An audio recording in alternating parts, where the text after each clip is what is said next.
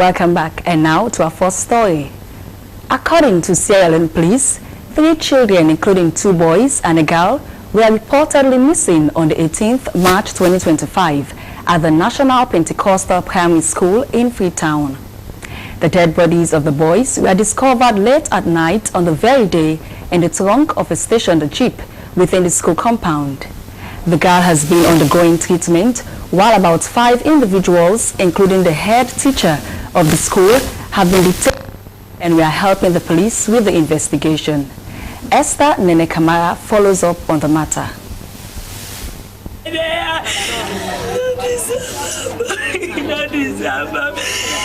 Marie, the mother of a 3-year-old Abdul Aziz Yusuf Kamara, is yet to come in terms with the death of her son, a pupil of the National Pentecostal Primary School in Freetown.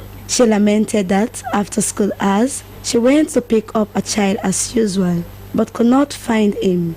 She then asked a teacher, and together they began chatting. After hours of chatting without success, they reported the matter to the police. Later that evening, she received a call informing her that the child and other 2 children had been found. Unfortunately, her son Abdul could not make it alive. I don't know if na go to away they go see them inside the school over the defenders is 12. It's just things like you know, sick. I don't go to the pharmacy, I don't buy medicine for that. That's why I go to a healthy one at school. On a visit to the site, the entrance of the school was barricaded with police officers, preventing people from going that point.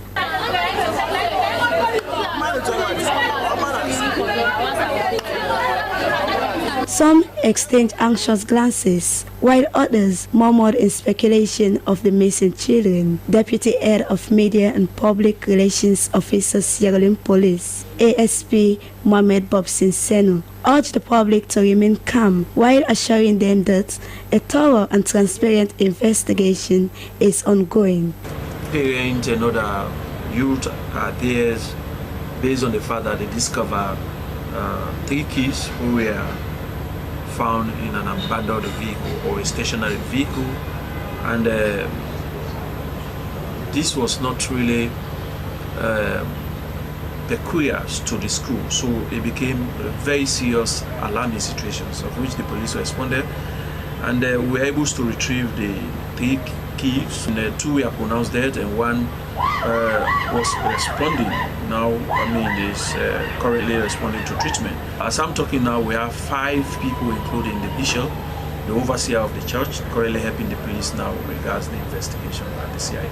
A relative of one of the deceased, Yusuf Bangura, corroborated the point by the mother of Abdul Aziz that they shut the entire school premises thoroughly on Tuesday's afternoon, but could not see anything. The Benji, what if nothing to nothing? We not see. In the afternoon, yeah, they say I can't see o'clock by myself. I can't see ID for my blood. I don't see him.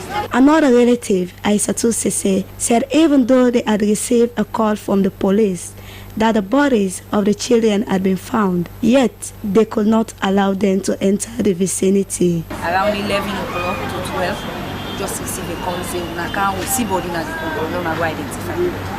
We go for go now, for why not to everybody able. But policeman immediately don't block me. We don't enter more. That aim for. Few minutes after I visited the police, there was rumor that the girl among the children involved in the matter had died. However, the parent discounted it, noting a child was responding to treatment. As the investigation continues, the parents demanded for justice to prevail and for safety measures to protect their children. The police assured the public that they are working tirelessly to uncover the truth behind the matter. For SLBC News Hour in Freetown, Esther Nene Kamara reporting.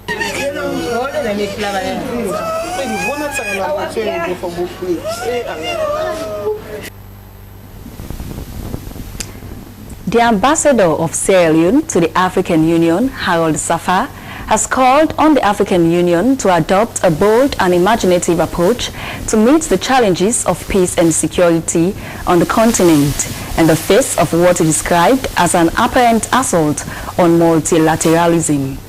He was speaking foreign policy Amani Africa in Addis Ababa, Ethiopia, on the theme Strengthening African Perspectives in Shaping the Future of Peacekeeping and Peace-Building Architecture. During the conference, Ambassador Harold Safa, in his capacity as a member of the African Union Peace and Security Council, as well as chair of the C10 group of ambassadors for the reform of the UN Security Council, declared that Africa's peace and security landscape has demonstrated that traditional peacekeeping models, originally designed for interstate conflicts, are increasingly inadequate in addressing today's multidimensional threats. The nexus between peacekeeping and peace building, including the roles of governance, development, and regional security structures, he said, must be at the heart of Africa's collective approach. The conference, which brought together diplomats and foreign policy experts, were discussing the unprecedented levels of pressure on peacekeeping due to the evolving nature of security challenges, geopolitical tensions, global divides, and diminishing receptive from member states.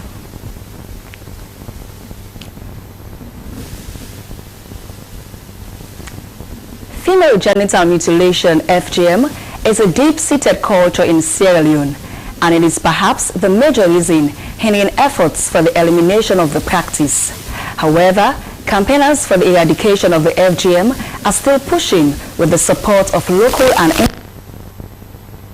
as part of the St. Patrick's Day and Sierra Leone in partnership with the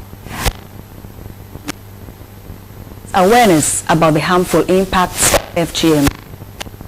Our own Kenema was there and compiled these reports.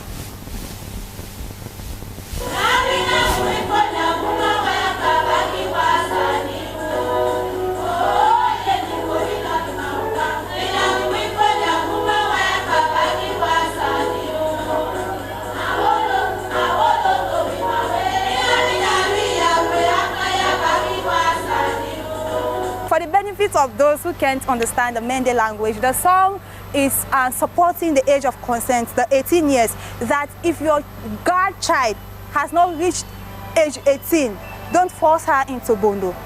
If she's not up to that age, if she's not matured to take decision on her own, our mothers, our fathers should not force them into it.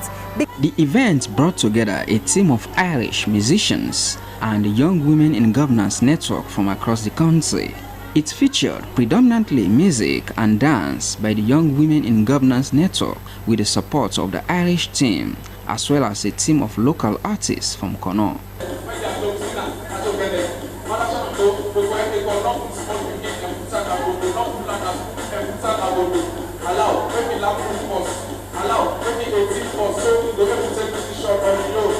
President of the Young Women in Governance Network, Bo I Abu, said they were not against their culture as Sierra Leoneans, but were advocating for parents to allow their girls to reach the age of consent so their children would be able to decide for themselves whether or not to join FGM. It was also a celebration of Irish and Sierra Leonean cultures, and especially it was an event to highlight the negative aspects of the Sierra Leonean culture, according to Head of Programs for Governance and Gender, Saint Sierra Leone, Brahma Mansare. Even though it is a culture, but we are concerned about the harmful practices within that particular culture. So once Ireland is celebrating their culture, we are also celebrating the positive aspect of our culture. So it is the negative aspect that we are pushing against. So this day is going to mark the joint celebration of the two countries' culture. And one of our culture, the negative aspect of it is what we are campaigning against on this very day.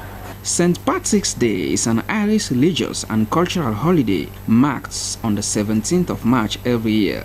It commemorates St. Patrick and the arrival of Christianity in Ireland and the culture of the Irish people in general. The day may be less popular in Sierra Leone, but the presence of the Irish team was a major highlight of the events and added gloss to the calls for the elimination of female genital mutilation in Sierra Leone. Suri Kamara, SLBC News, Freetown.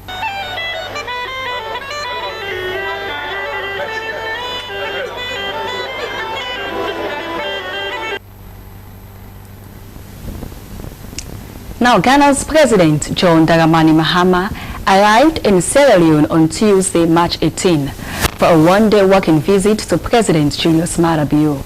The visit, marked by warmth and fanfare, underscores the strong diplomatic and personal ties between the two West African nations. SLBC's Emmanuel Samura was at the Freetown International Airport, where President Bio received his counterparts. Welcoming his guests at the presidential lounge at Freetown International Airport, President Bio expressed his delight at hosting President Mahama, describing him as not only a colleague head of state but also a great friend. He took the opportunity to congratulate Mahama on his electoral victory in Ghana's December 7, 2024 elections and his inauguration on January 7 this year. The two leaders engaged in high-level bilateral talks, focusing on strengthening economic cooperation, regional security and diplomatic collaboration. We have identified opportunities to further our development and democratic aspirations within the context of deepening regional cooperation. The bilateral talks explored key areas of cooperation, including trade and investment, agriculture, food security, tourism, public health, education, fisheries, defense and security. To achieve all of these objectives, we agreed to revitalize the General Cooperation Agreement that was signed in 2018 between Ghana and Sierra Leone for the establishment of a permanent Joint Cooperation Commission, JCC. I have also proposed that the inaugural meeting of JCC be held in Ghana at a date to be agreed upon by our foreign ministers. On regional security, the two leaders discussed threats posed by terrorism, violent extremism, conflict in the Sahel, and illicit trafficking of drugs and humans. Both reaffirmed their commitment to regional peace and stability. We reaffirmed our commitment to cooperating and coordinating efforts to address these challenges confronting the regional and the consequences on peace, stability, and prosperity. On the global stage, the two heads of state discussed United Nations Security Council reforms and the progress of the C10 in advancing the common African position. They also expressed their commitment to promoting peace through regional and continental mechanisms. We expressed our support and commitment to working for peace on the continent through regional and continental mechanisms and in consonance with continental processes. Following President Bio's remarks, President Mahama expressed his gratitude for the warm welcome and reflected on his past visits to Sierra Leone, particularly in 2018. He recalled President Bio's presence at his inauguration in Ghana, calling it a gesture of true friendship and solidarity. Purpose for this visit is a short working visit, but also in the spirit of African tradition to say thank you to my brother, President Maada Bio, for the honor he did me in graciously attending my investiture as president on the 7th of January 2025. And so, as we do in African tradition, I should have come the next morning to say thank you, but better late than never. I was busy putting the government into place, and today was the best opportunity. And we thank you for the kind hospitality. The visit concluded with a vibrant cultural display showcasing traditional dancers and drummers celebrating the enduring friendship between Ghana and Sierra Leone. Today's meeting reinforces the deep historical and political bonds between the two nations as they continue to champion democracy, peace and development in West Africa. Emmanuel Samura, SLBC.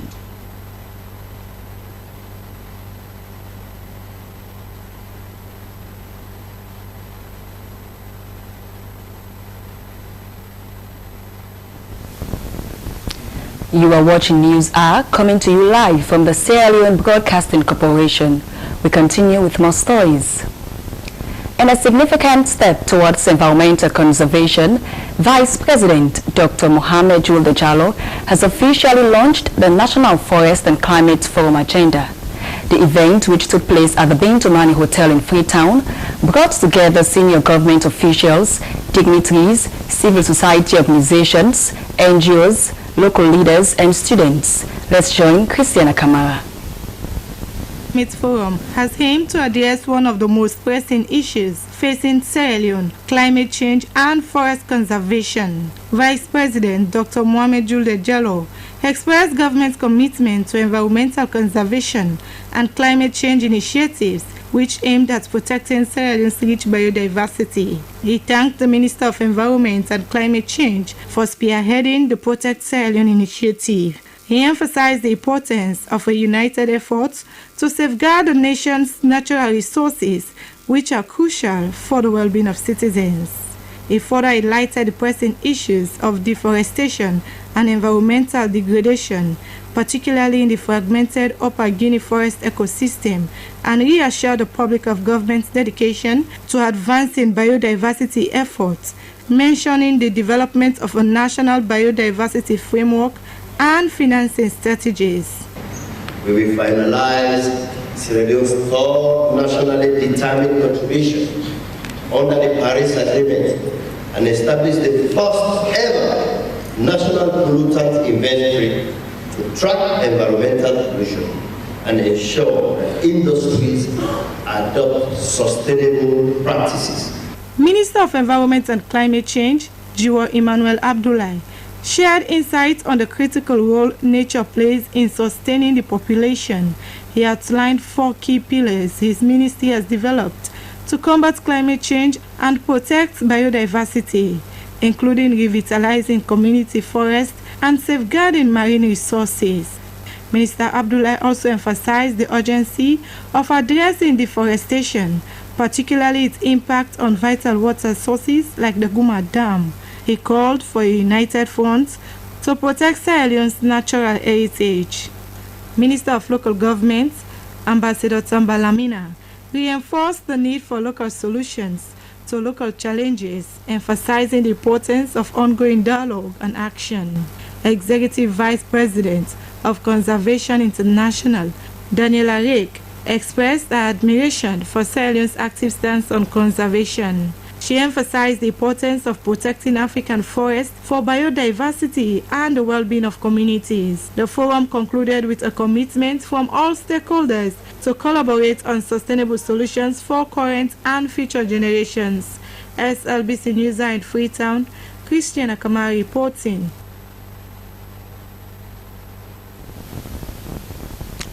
Now, the Food and Agriculture Organization with the Ministry of Lands, Housing and Country Planning has organized a 2-day session on strengthening inclusive and sustainable land tenure governance in Sierra Leone. The event also focused on consolidating the impact of the voluntary guidelines on the responsible governance of tenure of land, fisheries and forests through improved multi-stakeholder collaboration.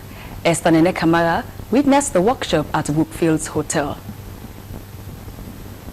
The event, which brought together paramount chiefs, government officials and civil society representatives, serves as a platform for stakeholders to discuss key challenges and opportunities in land governance across the country. Paramount chiefs, as custodians of customary lands, joined government officials and civil society actors to explore strategies for enhancing tenure security, promoting responsible land management, and ensuring fair access to land resources.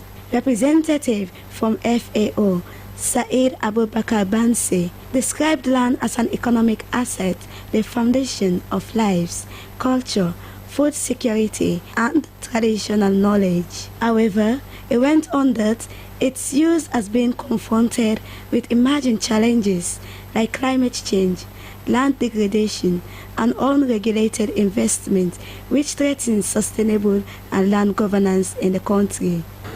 There are significant opportunities arising from the new land laws. The establishment of the National Land Commission the presidential initiative Freetown, land registration processes, and investments led by farmers, cooperatives, and small-scale producers. This workshop provides an opportunity to learn from the experience of the local multi-stakeholder platforms and the technical working group chaired by the Ministry of Land, Housing and Country Planning. The Minister of Lands, Housing and Country Planning, Dr. Truad Senesi, said Sierra Leone has made significant progress since the enactment of the Customary Land Rights Act and the National Land Commission Act. He reaffirmed the government's commitment to fostering inclusive governance and called on participants to actively participate and contribute valuable knowledge to help establishing a stronger and more effective framework for land governance. The voluntary guidelines for responsible governance of tenure VGT Technical Working Group has been at the forefront of land reform efforts, playing a critical role in facilitating national dialogue on tenure governance, promoting women's land rights, ensuring gender equity access to land, encouraging responsible land-based investment that benefits both communities and investors. Head of Operation Germany Embassy in Sierra Leone said land could be used for different purposes like agriculture, shelter, economic purposes, and more. He went further to confirm their commitment to support land reform in Sierra Leone. Sierra Leone has made enormous strides in the last years, and it was already mentioned with the Land Rights Act, the Land Commission Act. So these are the fundamental preconditions to distribute land in a way that is equitable and a way where it can be used at the best way possible to attain the goals of the country. Paramount Chief, representing traditional leaders, welcomed the initiative, addressing that better collaboration between local and national stakeholders will help resolve land disputes more efficiently. The FAO and the Ministry of Lands expressed optimism that the outcomes of the workshop will contribute to strengthening land governance and sustainability for future generations. For Slbc News in Freetown, Kenema Kamara reporting. The Sierra Leone Institute of Architects has celebrated the achievements of architects who have devoted in rendering their service to the nation for over 25 years. A group of new fellows were inducted as well. The program was also a call to youth's involvement in the field of architects. Here is the report. Well, congratulations, Mr. Poko Makati. Okay, that's yours. The gathering was not only a reunion of old architects, but a ground to celebrate their successes and achievements, and to set the pace for the generation that would take over them. At the event, the Sierra Leone Institute of Architects, representatives of Ministry of Lands and Country Planning, took the inductees through on the institution's bylaws and code of conduct, ethics, and other rules that the Executive Council of the Institute may pass. They called on them to be devoted in upholding the dignity of the profession. But even further than that, we are members of the International Union of Architects worldwide. So we have a tremendous responsibility to make this profession stand. We can no longer just be local champions in the pond. We have to step outside our domain. It's been the time of my presidency. The president of the Sierra Leone Institute of Architects, Manilius Gaba, stressed on the need of this recognition during the ceremony, pointing out that the architects under consideration had rather helped to define Sierra Leone's architectural landscape scene. He stressed both the difficulties encountered, mostly in carrying out their roles, and the value of the association. This is something that we've been fighting for over, I can't remember, maybe over 30 years. There's no country in this world that is developed, or what you see on TV, without the use of architects and planners. But where you disregard that profession, then everybody builds what they like and what they think. There is no regulation, there is no professionalism, and therefore, just like Freetown, we're having buildings one on top of each other because there's no planning done, no umbrella to say, well, look, this is the way we should do things. Everybody is doing as they please. The Sierra Leone Institute of Architects remains committed as it looks ahead to developing a vibrant, open, and progressive architectural society. So we need to have trainers, qualified lecturers, qualified professionals who can even train. I mean, members in our institutes should be given the opportunity to help train the young people even at the university, so that we produce enough members enough architects for this country. The ongoing support of mentoring and education by the SLIA guarantees that the next generation of architects will keep the nation changing for decades to come. SLBC News are Esther Susanette Bassi reporting.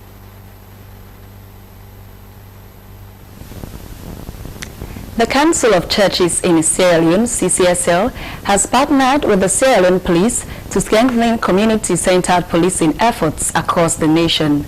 Program Manager Reverend Moses Kanu told the Inspector General of Police, William Fayaselu, that CCSL has extensive work in all 16 districts of Sierra Leone, focusing on advocacy, gender issues, and psychosocial counseling related to female genital mutilation, drug abuse, and sexual and gender-based violence. Reverend Khan said they have been faced with the challenge of referral processes despite deploying professionals in the fields. He lauded the SLP's transition from being a force-oriented to a service-oriented model, highlighting its alignment with CCSL's vision for community engagement. IGP Selu welcomed the new partnership and expressed appreciation for CCSL's initiative. He reiterated SLP's determination to build trust through community-focused policing and underscored the significance of collaboration with organizations like CCSL. To facilitate smooth collaboration, IGP Selu appointed Director of Gender and Community Relations to spearhead joint initiatives with CCSL, especially for outreach programs in schools. Now, water scarcity has long been a serious challenge for many students residing at Forabe College's hostels. This often disrupts their daily routines and adding to the pressures of academic life. In a show of leadership and compassion, Dahinda Ibrahim Sayo, one of the candidates for the Students' Union presidency, stepped in to ease the burden by providing 10,000 liters of water to hostel residents. Jonathan Turner reports.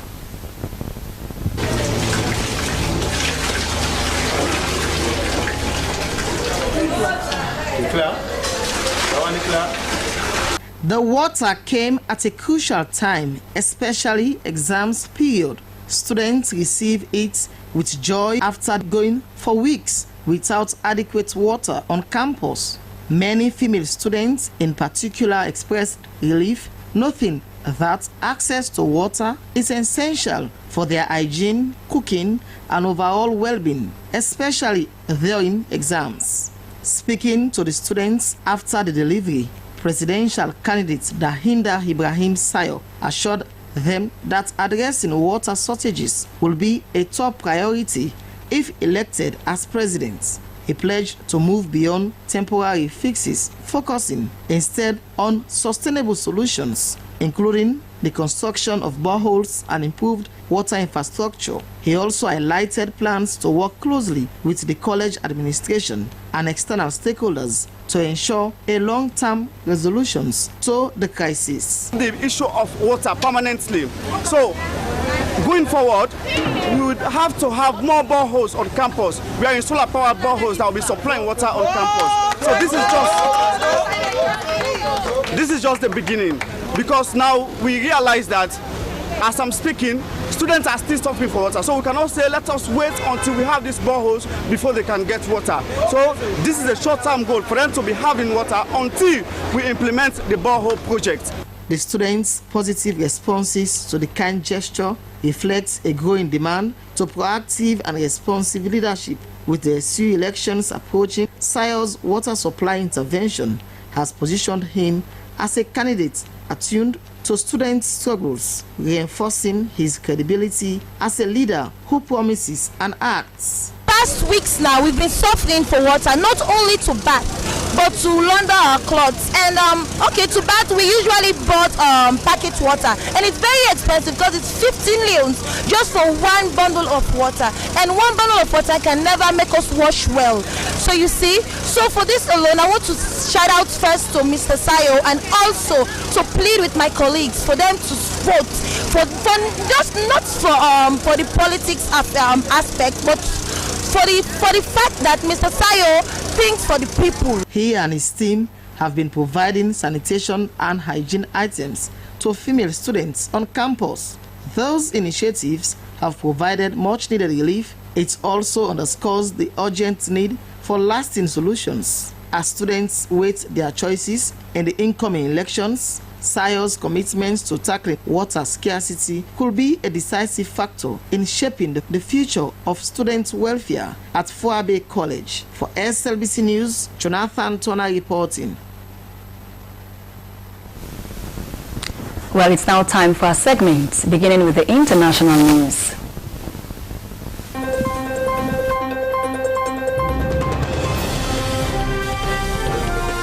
Hello and welcome. This is the international news segment, and I am Stella Bangura. The UN says that 2 of its workers have been killed and others injured after a compound in Gaza was damaged on Wednesday, adding that the circumstances of the incident remain unclear. The Palestinian Territories Hamas-run health ministry blamed an Israeli strike and said 5 critically injured foreign workers had arrived in the hospital. The Palestinian Wafa News Agency report says 2 civilians were killed and 5 others injured when an Israeli drone hit a tent near the Al-Mawasi humanitarian zone, citing Red Crescent medics.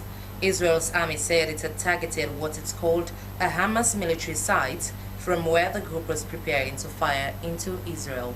Nigeria is facing an escalating political crisis after President Bola Tinubu declared a state of emergency in the oil-rich River State and suspended the governor, his deputy, and all lawmakers in the state's parliament for 6 months. In a nationwide broadcast, Tinubu said he had received disturbing security reports detailing incidents of vandalization of pipelines by some militants without the governor taking any action to curtail them. Tinubu made the announcement after one of the country's highest producing crude oil pipelines, the Trans-Niger pipeline, suffered significant damage due to a blast. Attacks on pipelines have in the past been carried out by criminal gangs or militants, halting production and exports. Governor Siminalayi Fubara is a member of the People's Democratic Party, which has been plagued by reports of infighting. The Malaysian cabinet has approved a fresh search for the wreckage of Malaysia Airlines flight MH370 more than a decade after the aircraft vanished. The search will cover a 15,000 square kilometers area in the southern Indian Ocean under a no-find, no-fee agreement with the exploration firm Ocean Infinity. Its disappearance is one of the world's greatest aviation mysteries, which continues to haunt the families of the passengers. The governments of the 3 nations involved, Malaysia, Australia, and China, said the search would only be resumed should credible new evidence emerge of the aircraft's location. A 2018 search for the wreckage by Ocean Infinity under similar terms ended unsuccessfully after 3 months. Investigators generally agree that the plane crashed somewhere in the southern Indian Ocean, though the reason for the crash remains unclear. And finally, for the international news summary, dozens of U.S. deportees from the United States were aboard a flight that landed in Haiti from Miami on Tuesday. The plane arrived in Cap Haïtien in the north of the country with 46 passengers, 25 of whom were convicted felons, according to a Haitian government source. The Trump administration discarded protections that shielded roughly 500,000 of Haitians from deportation. meaning they would lose their work permits and could be subject to removal from the country. Many of the Haitians deported had crossed into the United States illegally or were waiting for temporary protected status, which grants individuals legal authority to remain in the country, but does not offer a long-term pathway to citizenship for Haitians. And that's the end of the international news summary. I am Stella Bangura. Stay tuned.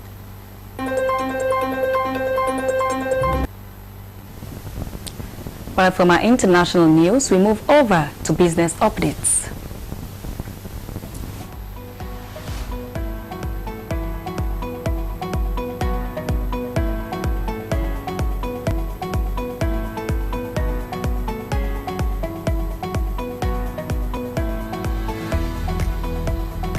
Hello and welcome to Business Updates. This segment brings you insight and latest developments in the business sector across the country.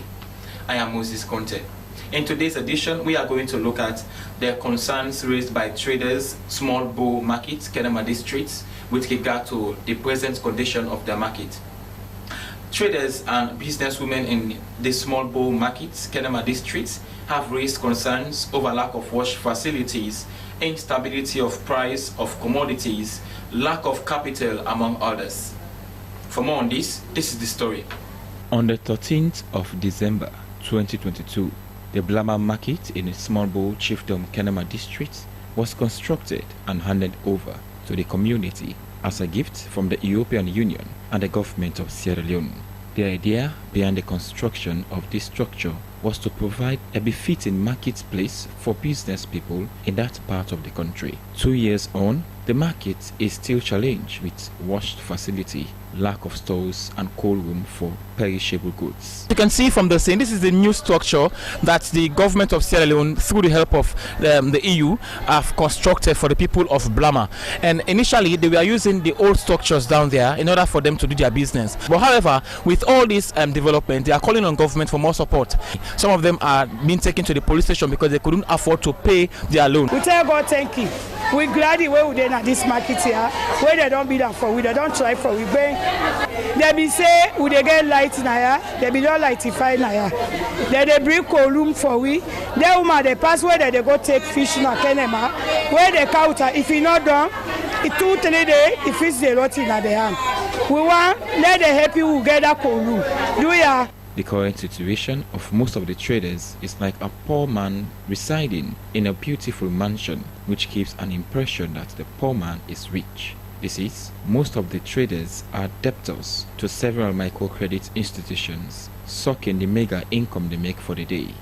Waiting with the challenge at this market here, we need money. Because this microcredit, it don't drop, but who man they here? Where they not get, they want to sit down and market, but money no they. No, we not there for people. At times past the care we go na court or police. You see? Even with these existing challenges, business has not been good for the business people in Blama market, as the traders complain of slow sales and are finding it difficult to access affordable capital to do their business. As it stands, the business people at Blama market in Small Boat Chiefdom, Kenema district are calling for support from government and development partners, thereby preventing them from going out of business. Moses Conte, SLBC. That's what we have in this edition of Business Updates. I am Moses Conte. Keep watching.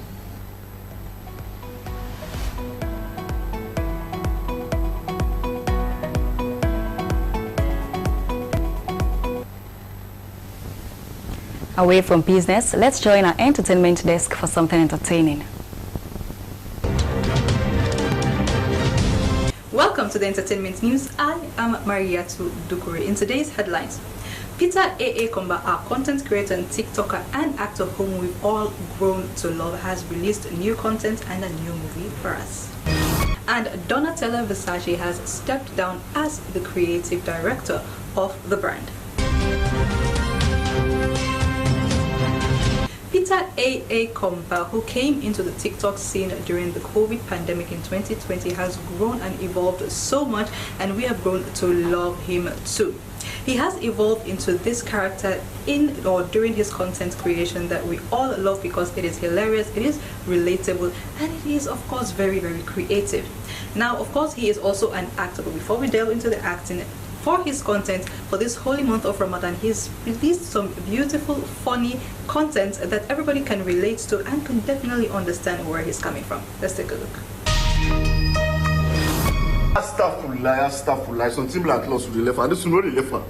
This is not the left, because now the imam have local lost. Now local vocal, no pray, no cut. The imam say no the pray, but see about come. Le ura take a le pula, ura take a le pu. Come here, no the joke. Now time no is so cut. Oh, man, not sure that what is the come. Until the last day, now the imam sleep at night and take now sacrificing you. I say when the imam says they don't take you, you are for prayer. All these sleepers are so make you work for gonna use. Now the imam in yebe in pam head don't cut it. I don't say what that thing, but this imam I know they give immunity. Oh, they are big. They want make habits. They want make a habit. They make another give immunity because me self forget for cut fast. Nobody don't sacrifice to keep you. Let us sacrifice this time. Oh.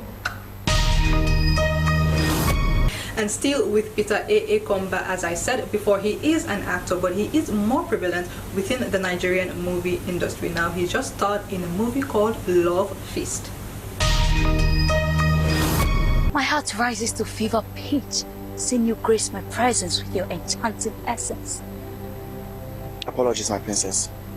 I came as you ordered me to. Have you accepted my proposal to be my husband? I do not take no for an answer.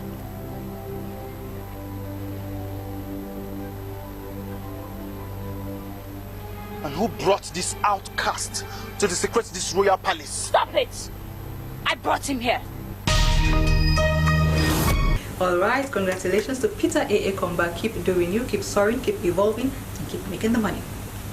Now, moving away from content creation and acting into the world of fashion, Donatella Versace has stepped down finally after 2.5 decades as the creative director of the Versace brand. Now, Versace is a luxury brand that is one of the most popular brands around the world.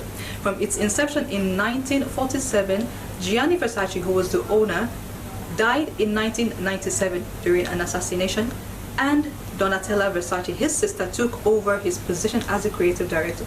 Now, after 2.5 decades plus, she has officially stepped down as the creative director, and a new person has assumed this role, and we will be seeing this new person's collection come April. I'm Donatella Versace, and I'm the creative director of my company. It's Versace, not Versace. Versace, Versace, Versace, Versace, Versace, Versace, Versace, Versace, Versace, Versace, Versace, Versace, Versace, Versace, Versace. Alright, this has sent shock waves within the entertainment industry because Donatella Versace is synonymous to the Versace brand, and she is an icon. So she definitely will be missed. And now we cannot wait to see what this new creative director has in store for us or for the Versace brand. Alright, ladies and gentlemen, that's all we have in the entertainment news edition for today. I have been yours, really, Maya Tudukro. Until next time, bye.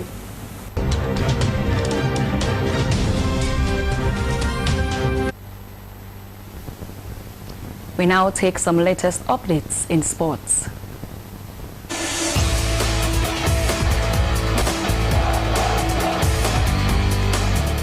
Hello and welcome to Sport Update with Mohamed Simbi Kouma. For today's edition, we take a closer look at the recent call-up of the Leone Stars' home-based players for the upcoming matchday 5 and 6 of the World Cup qualifiers, where they will face Guinea-Bissau and Egypt, respectively. Here is a snippet of their excitement during an interview with Slbc TV.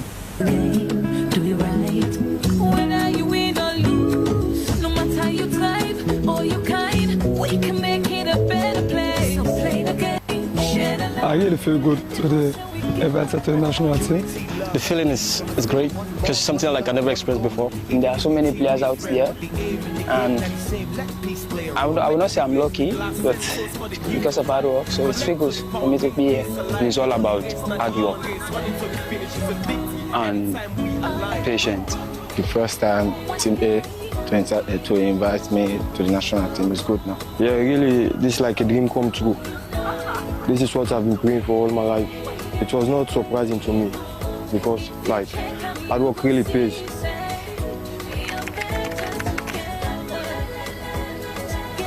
It's a dream come true to train with the national team, especially the Team A, with a lot of professionals. It feels very good. The tactical work, like the movement in and off the ball, and the passing, what we want to try to move on, the play we want to try to play. It feels amazing. Other players in the national team encouraging us, telling us what to do and what not to do.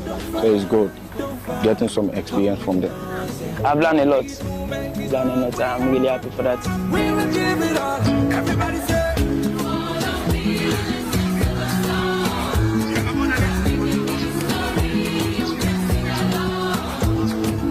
I just hope it continues the way it is right now, and I just want my country to partake in tournaments. As you can see, I don't even know what to say anymore because I'm joyful. I'm joyful because of this moment. I was waiting for this moment. I'm really happy for this moment, and I hope for Sierra Leone to be at the top. My dream is to play for the national team. Give my best, my 120%. I wish my country to be part of the qualifying World Cup and more. I want to see myself at the top and my country as a whole. I want to see my country be consistent in every international tournament. If you check them, you go see, say, we are better together. Switching to the international scene, it is time to talk about basketball. The Junior NBA Regional Tournament is creating a buzz for up-and-coming basketball stars in Kenya. Abdul Kabir tells us more about this exciting event. The NBA Africa Regional Tournament proved to be an unforgettable event, featuring 27 talented teams, both boys and girls, who brought their best to the court. The competition was impressive, with players displaying exceptional skills and passion, making every match an exciting spectacle. In addition to the high-energy games, participants had the opportunity to learn about M-Pesa Go, a service designed for children aged 10 to 17. M-Pesa Go provides safe and independent access to select M-Pesa features, giving young players valuable financial tools to manage their money. Players also participated in financial literacy sessions, learning essential money management skills that will benefit them both on and off the court. The day concluded with an electrifying matchup between major teams from across Kenya. Schools' competition is now a must for them to gain new grounds in terms of basketball development. With the competition intensifying, all eyes on the upcoming matches. The energy is high and they can't wait to see what is in store as the tournament continues to unfold. That's all for Sport Update on SLBC. I am Mohamed Simbiko Omar. Thanks for watching.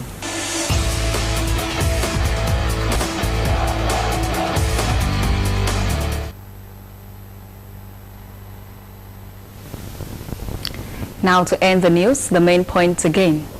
According to Sierra Leone Police, 3 children, including 2 boys and a girl, were reportedly missing on the 18th of March 2025 at the National Pentecost School in Deputy Head of Media and Public Relations Officer, Sierra Leone Police, ASP Mohamed Bobsin Sinu, urged the public to remain calm as a investigation. The Council of Churches in Sierra Leone has partnered with the Sierra Leone Police to strengthen community-centered policing efforts across the nation. IGP Selu welcomed the new partnership and reiterated SLP's determination to build trust through community-focused policing. And as part of the St. Patrick's Day celebration, Saint Sierra Leone, in partnership with the Irish Embassy, has hosted an event in Bo to raise awareness about the harmful impacts of FGM. Well, that's how we wrap up this morning. I am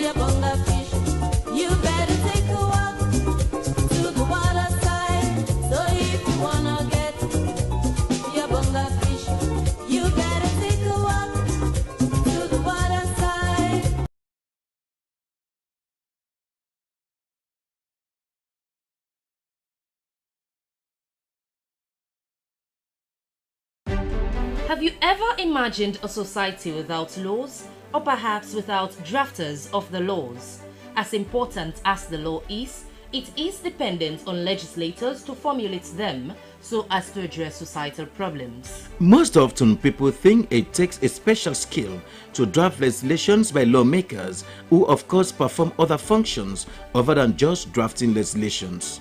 This latter becomes the business of the old House of Representatives to factor the interest of the electorates. Critical debates, inside stories. This Week in Parliament does not only bring you intermittent stories from your House of Legislations, which has the supreme mandate for making laws, but also brings you expert views and critical insights in and around Parliament. The program also brings you expert analysis to take care of your apprehension while dissecting the political correctness of the states. With a current political climate, the stakes are high and there are vested interest, and the geopolitical dynamics are ever changing.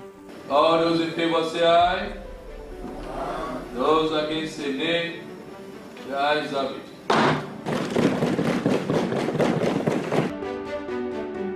I'm Dennis Fraser. You know me as your parliamentary reporter. But Parliament goes beyond a single report. That's why I will be bringing you This Week in Parliament every weekend live on the SLBC. Your voice, my voice.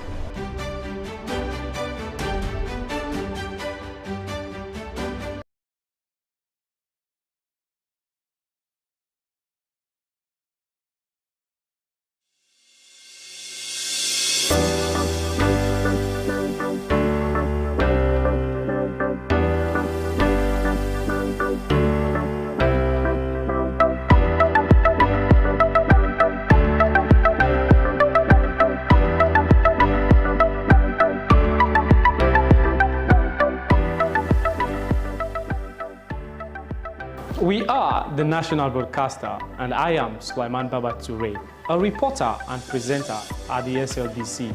Your voice, my voice. From the commercial department, I am Regina Bangura. You are watching SLBC. Your voice, my voice. I am Jonathan Turner, a reporter for Sierra Leone Broadcasting Corporation, SLBC. As a reporter, I do stories on education, health, politics, and more. Stay glued with SLBC to watch my stories. Your voice, my voice. Lucian Ganda, producer Weyus, and producer and presenter Christian Editions on TV. This is the SLBC. I am William Wise, presenter Weyus and also reporter at the SLBC, and this is the SLBC.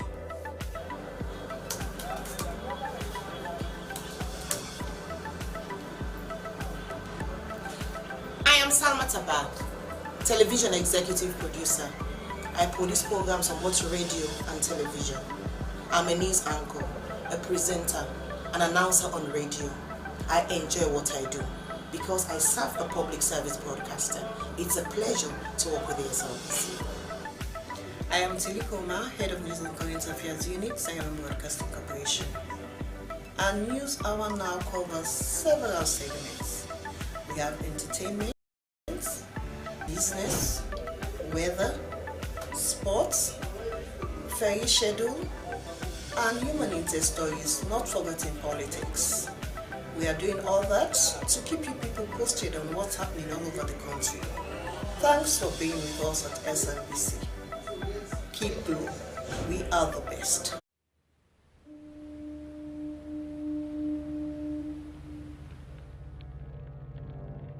A place cannot produce poems. It can only not prevent them. And Freetown is good at that. For Freetown has its own sudden elegances. People are slow to leave it, quick to return. And there are others who come for a year or two and stay for a lifetime, sensing that they found a city that is in the world, yet sufficiently on the edge of it to have a different resonance. Let me tell you something about this city. All of us, we're all just passing through, and we've all been here forever. Those who came, those who stayed, those who never returned. Tides turn, seasons change. We've waited and we've watched. But we've always been here. We've always listened. Because there is a different resonance here. It comes from the river, and the land, and the sky. It's our place, all of us. This city belongs to everyone. And you know when it's your time. And it's our time. Listen, we are Freetown.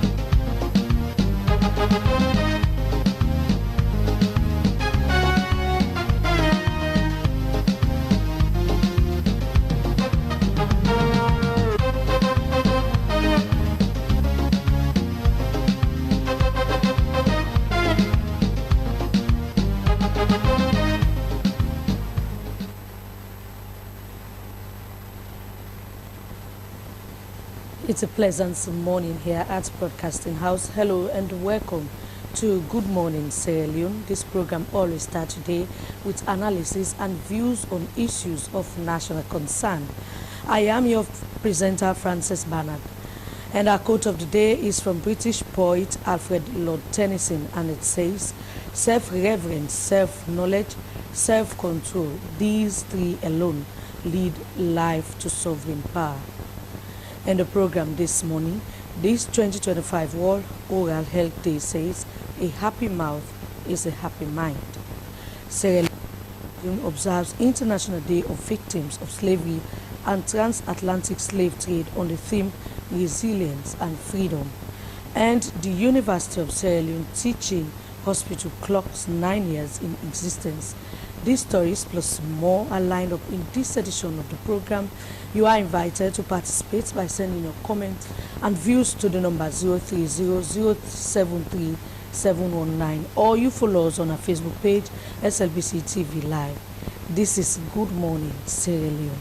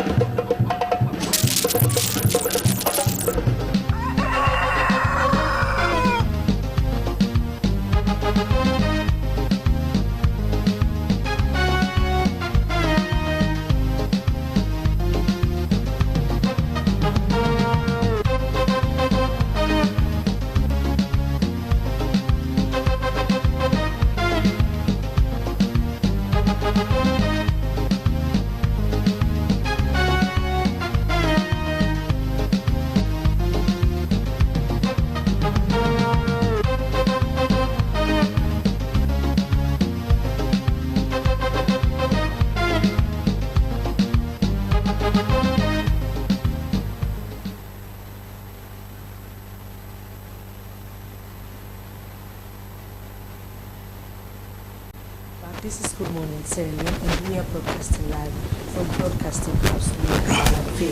We now start with our first issue.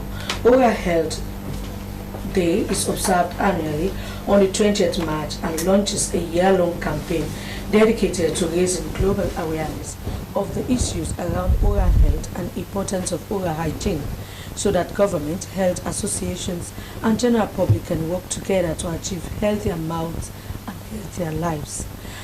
Of the world's population, 90% will suffer from oral disease in their lifetime, many avoidable. The theme for 2025 World Health Day is A Happy Mouth, A Happy Mind. The theme aims at motivating people to value and take care of mouth and protect their general health and well-being. In Sierra Leone, oral health care is very limited, with services largely private and concentrated in the capital, Freetown, where a shortage of dental professionals exists.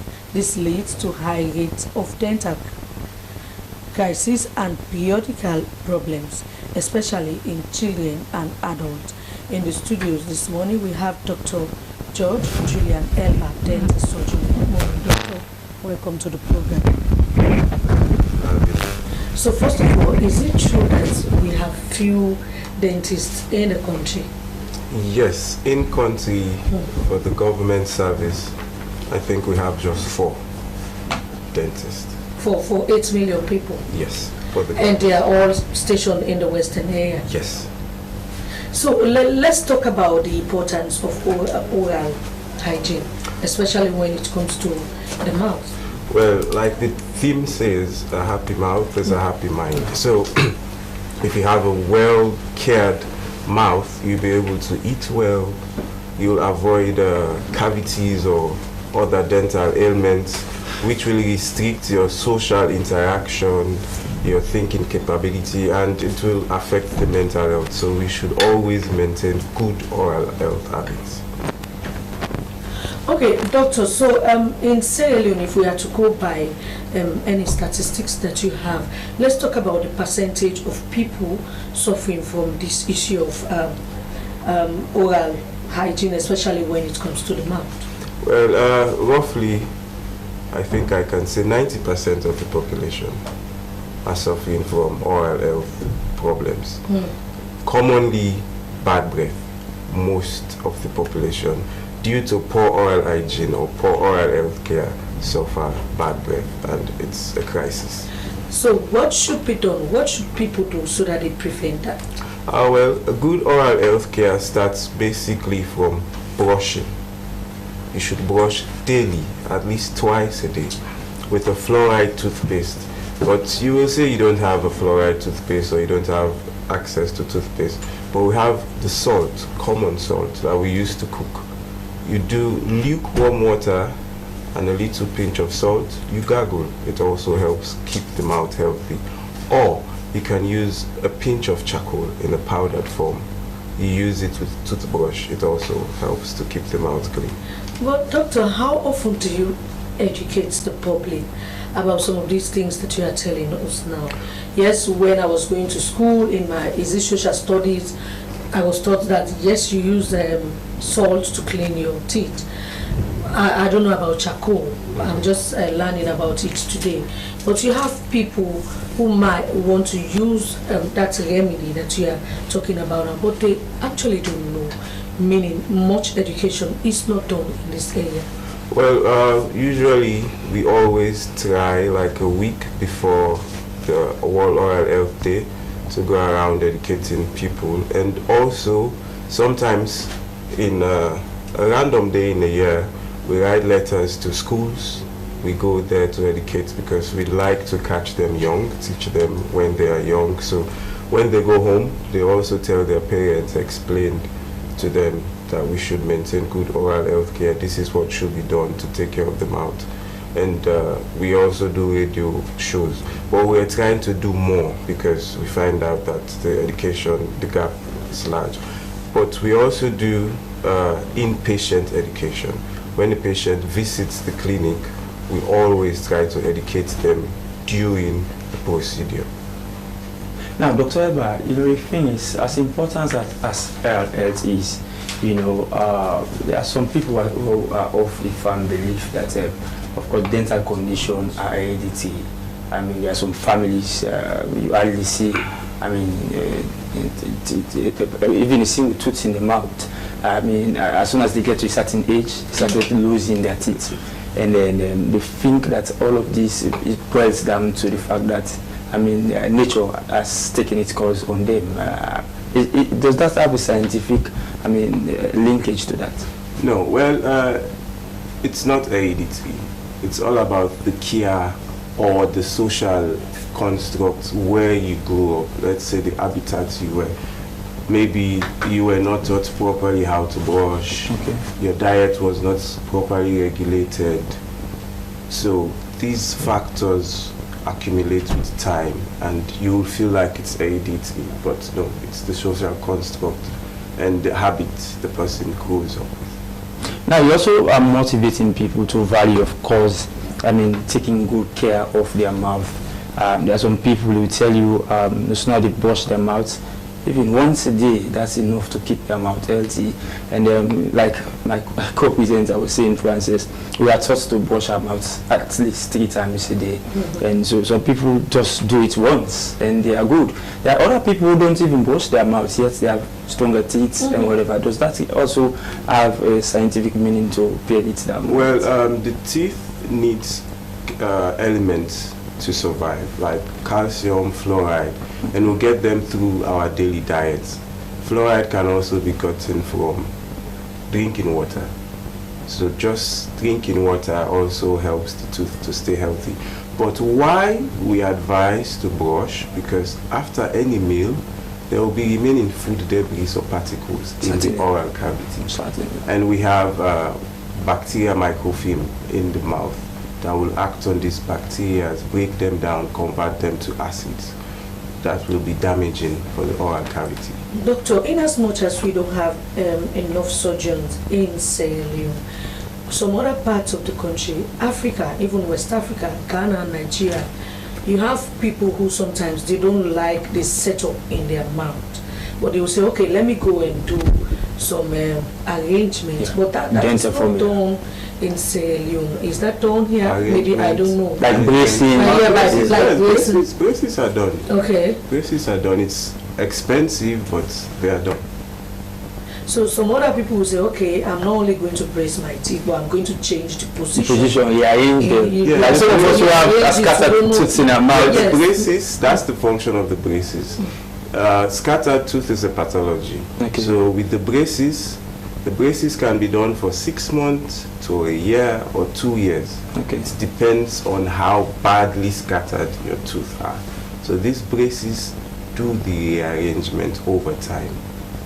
Okay, doctor, quickly before we go to another issue in the program, you know, many a times we've seen people, in fact we've heard of people after going for a tooth surgeon, they will say, okay, he or she passed away during the process, or after that, you see people saying, I can't hear anymore after I remove my tooth in my mouth. So these are all concerns. I don't know if you want to discuss something around that. Well, yeah. What is responsible for that? We have those occurrences are getting a little bit common now, because some people opt to go to quacks, or they go for cheaper services, and most of these cheaper services comes with complications, because the people might not be trained, or they are not professionals, or also on the patient's part, after extraction is done, they are given precautions that you should take when you go home.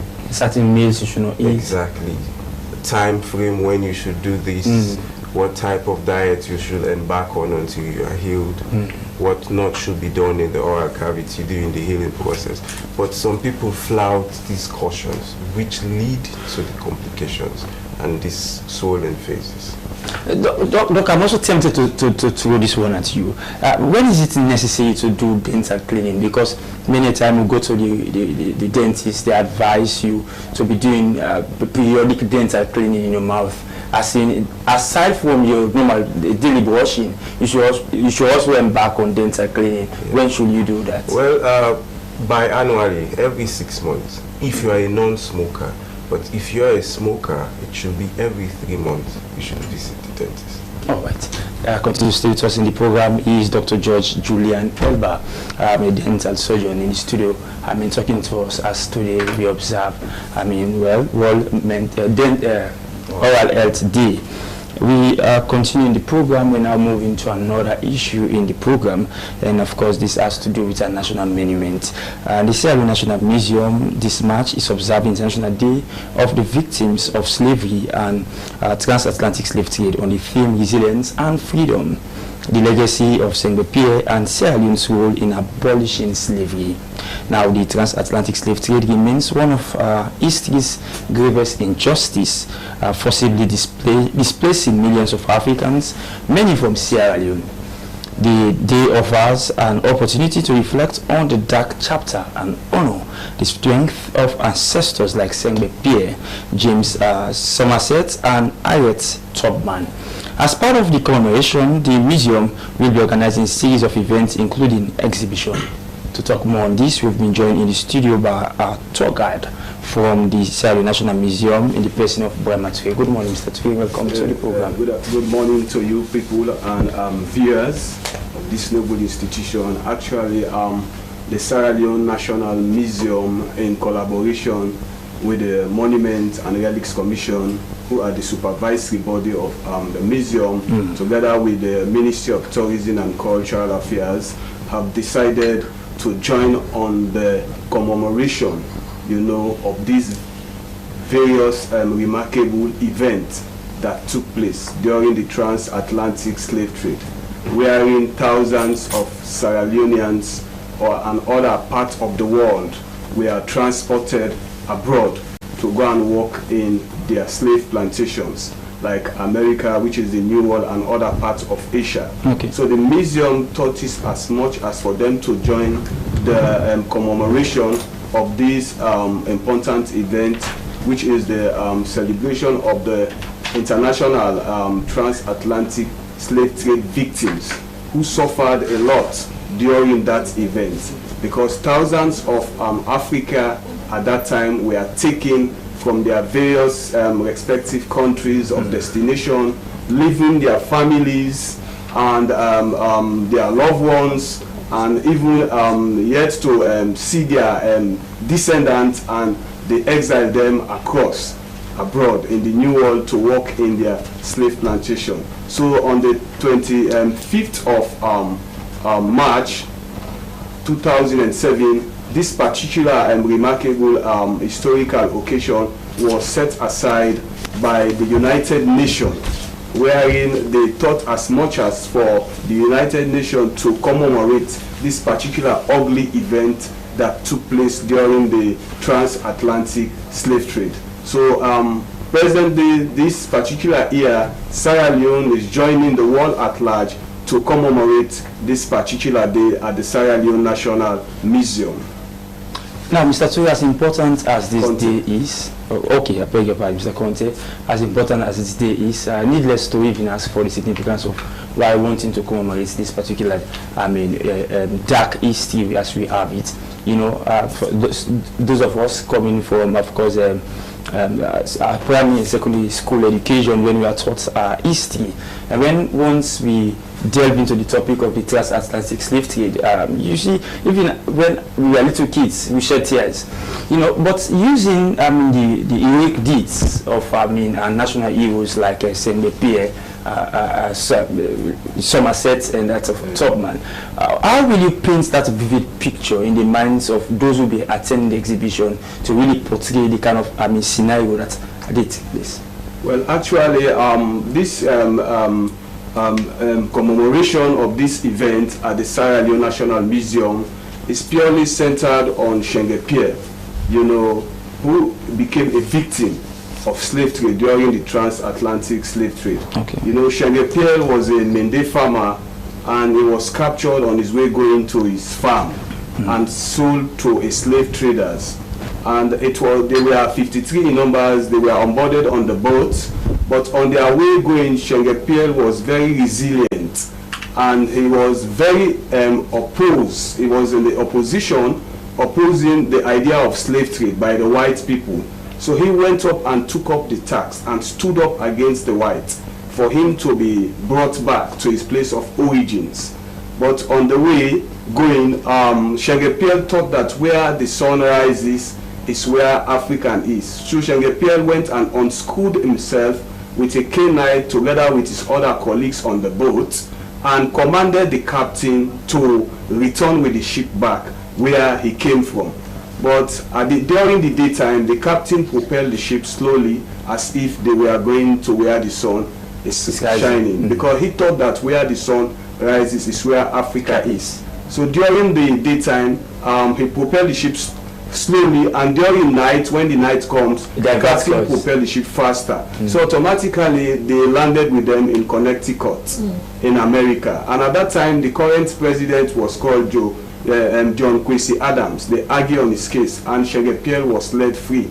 And presently, as a Sierra Leoneans who have created that remarkable mark in the history of the transatlantic slave trade, his boss is currently at Connecticut, where he was jailed, you know, as a kind of legacy for the bold step that he stood up against the white people, for him to be returned back to his place of origins, because he believes that he was living in an happy life, happy atmosphere. So why should the white people capture him and exile him from his family? So that is why he decided to stood up. Mr. Conte, quite an interesting story, and I'm sure our young folks will actually want to learn more about what you are saying now.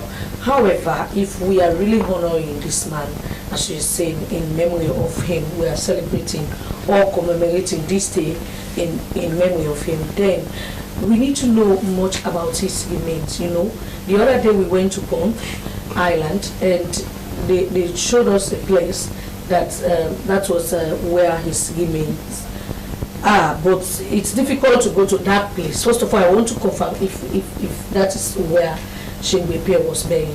Yeah, actually, yes, that was where Sierra Pierre was buried, because he was returned back to his place after he won the case in Connecticut, and he was returned back. And presently, his grave is there, and the Monument and Relics Commission has already declared it to be a monumental site for sightseeing. But are you aware that his grave is in the Poro Bush in Bond Island?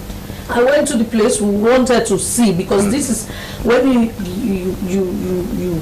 you get the name Sierra Pierre, and as a kid, it becomes a national monument. You become interested to know much about him, even though I've read a lot about him during my school days. But I wanted to just visit his grave site to see where to see and get pictures of it, because you have other friends in other parts of the world. They normally ask, when you say you are from Sierra Leone, they ask you about Sierra Pierre. So we wanted to get that. But that particular grave that we are talking about, we learned that it's in the Poro Bush, because we went there but we could not get onto the grave. And if you really want to honor this man, then that grave must be put in place. You make it very attractive so that people will visit it. Otherwise it becomes a very unfair history. Actually, we have made mention about the right story, you know, because he's a hero. Actually, so his grave should not be isolated, because people from other parts of the world haven't learned about Sierra Pierre. They had wanted to come to Sierra Leone to know about the family of Sierra Pierre, the descendants of Sierra Pierre, and where Sierra Pierre was buried. So as you have made mention nationwide, I think the Monument and Relics Commission will be in attendance to respond to it. That should have been part of your plan. Since you are honoring, this is a commemoration. We are proposing this now to you. Yes, I've got it clear actually. So I have to raise it to the curator, the dynamic curator, in collaboration with the commission, to find a way wherein this monument will be visualized to people coming. Because you have made mention, for the grave to be at the Poro Bush, you know, it does not go well, because there are certain people coming, they are not okay with that kind of traditional way. So for it to isolate it, you know, with that kind of role that he had played during the transatlantic slave trade, I think it has to be visualized by people. So the information has to relate to the Monument and Relics Commission. Certainly, we need to, correct that version of the history of national hero in the person of Slbc. But just quickly, before moving to something different, Mr. Conte, there's this thing about this Sierra Leone National Museum. You do call on members of the public to bring artifacts, things left behind by, it can be national heroes or people who are closer to them, and some of the things that they left behind. The other day it was Madame Yoko. They said some of the utensils she used when she was in Muramba, some of these things they were taken and brought to the National Museum, and all of those things were neatly packed and were stored at a very special place at the National Museum. What other things do you really bring on board to the National Museum to make it, have that national face for even a tourist coming to visit the place? Well, actually, the National Museum is one area where we got vast amount of our collections, through by people coming to the museum to donate those kind of relics to the museum. Okay. And as you have made mention, we have a storage where we can preserve them for display, because it's one fundamental function of the museum. We collect and some of the artifacts and we preserve them for historical purpose. So the museum is working in collaboration with the Ministry of Tourism to find a way where more artifacts will be coming to the museum and store it for historical purpose. All right, thank you very much, Mr. Conte, and continue to stay with us in the program. Good morning, Sierra Leone. You are also invited to participate. If you have questions about Slbc, send them to us to the number on your screen, or you go to our Facebook page, Slbc TV Live. Even the other man, Somersault and Top man. So this is Good Morning, Sierra Leone. We now go to another segment. As the world observes World Oral Health Day, let's take a look at dental hygiene. Dental hygiene involves practicing good oral care, including regular brushing, flossing, and professional cleanings to prevent tooth decay, gum disease, and other oral health problems. Please watch this video and find out all you need to know about dental hygiene. Certainly. Based dental health information. Let's talk.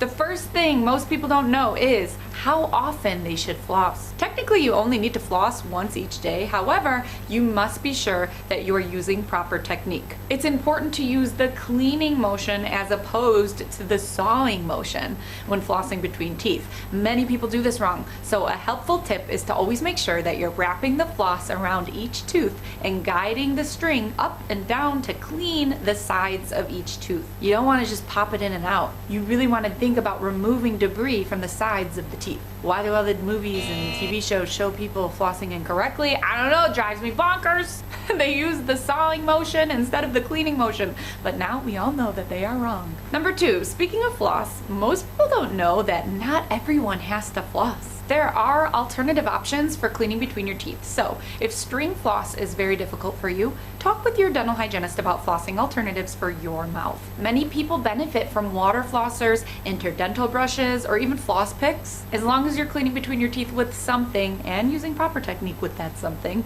then you are reducing your chances of cavities and gum disease. But always talk with your personal dental provider to decide which cleaning between your teeth method is best for your individual mouth. The third thing most people don't know is how often they should brush their teeth. So it's important to brush teeth at least twice each day, once in the morning and once at night. For the morning, you should brush immediately after waking up. If you want to brush again after breakfast, that's fine, but try to wait about 30 minutes before you brush after eating. Just remember that it's more important to brush right when you wake up. For the evening, it's important to brush before bed. I always recommend flossing before bed as well, since it is the most optimal time to floss, but if flossing in the morning works better for you, that's fine, as long as you're flossing at least once each day and brushing at least twice each day. The fourth thing most people don't know is how to remove plaque. Plaque is removed at home simply when using proper brushing and proper flossing techniques. That's all you need. Tartar now, on the other hand, cannot be safely removed at home. That's why you visit the dentist routinely for cleanings so they can properly remove the tartar, which is hardened, mineralized plaque from the spots you may have missed at home. Some people build up faster than others, so again, it's important to always discuss individual home care recommendations with your personal dental hygienist. The fifth thing most people don't know is how to avoid cavities. Never go to sleep without brushing and flossing. Literally skipping one night can set you up for failure in the cavity department. Also, be sure to drink water after every meal, snack, and beverage you consume throughout the day to lower the contact time the food or drink has on your teeth. Chew xylitol gum and or suck on xylitol mints after eating.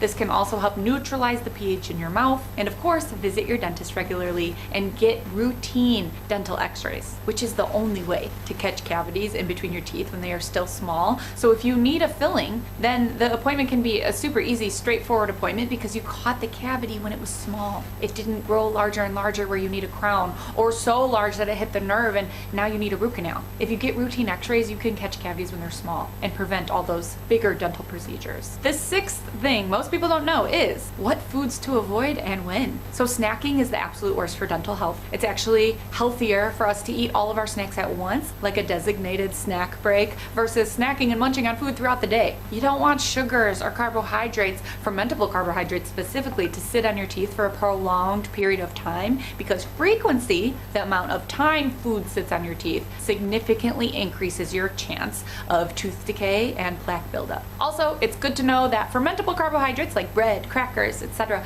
those are actually worse for your teeth than most candies. I do have a video explaining all about this concept. If you're interested in learning more about it, I'll link it below. And the seventh thing most people don't know is the actual signs and symptoms of dental problems. Here's the thing. Oftentimes, dental problems will not be noticed until they are at a very severe stage. For example, small cavities do not hurt. And when you fix them when they are small, you are preventing any future dental issues such as abscesses and infections. Same thing with gum disease. When you catch it at its earliest stage, there is still a chance to reverse it. However,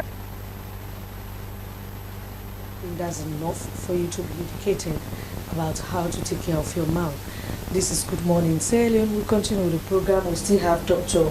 Elba with us in the studio, dental surgeon. Now, you've just watched this video.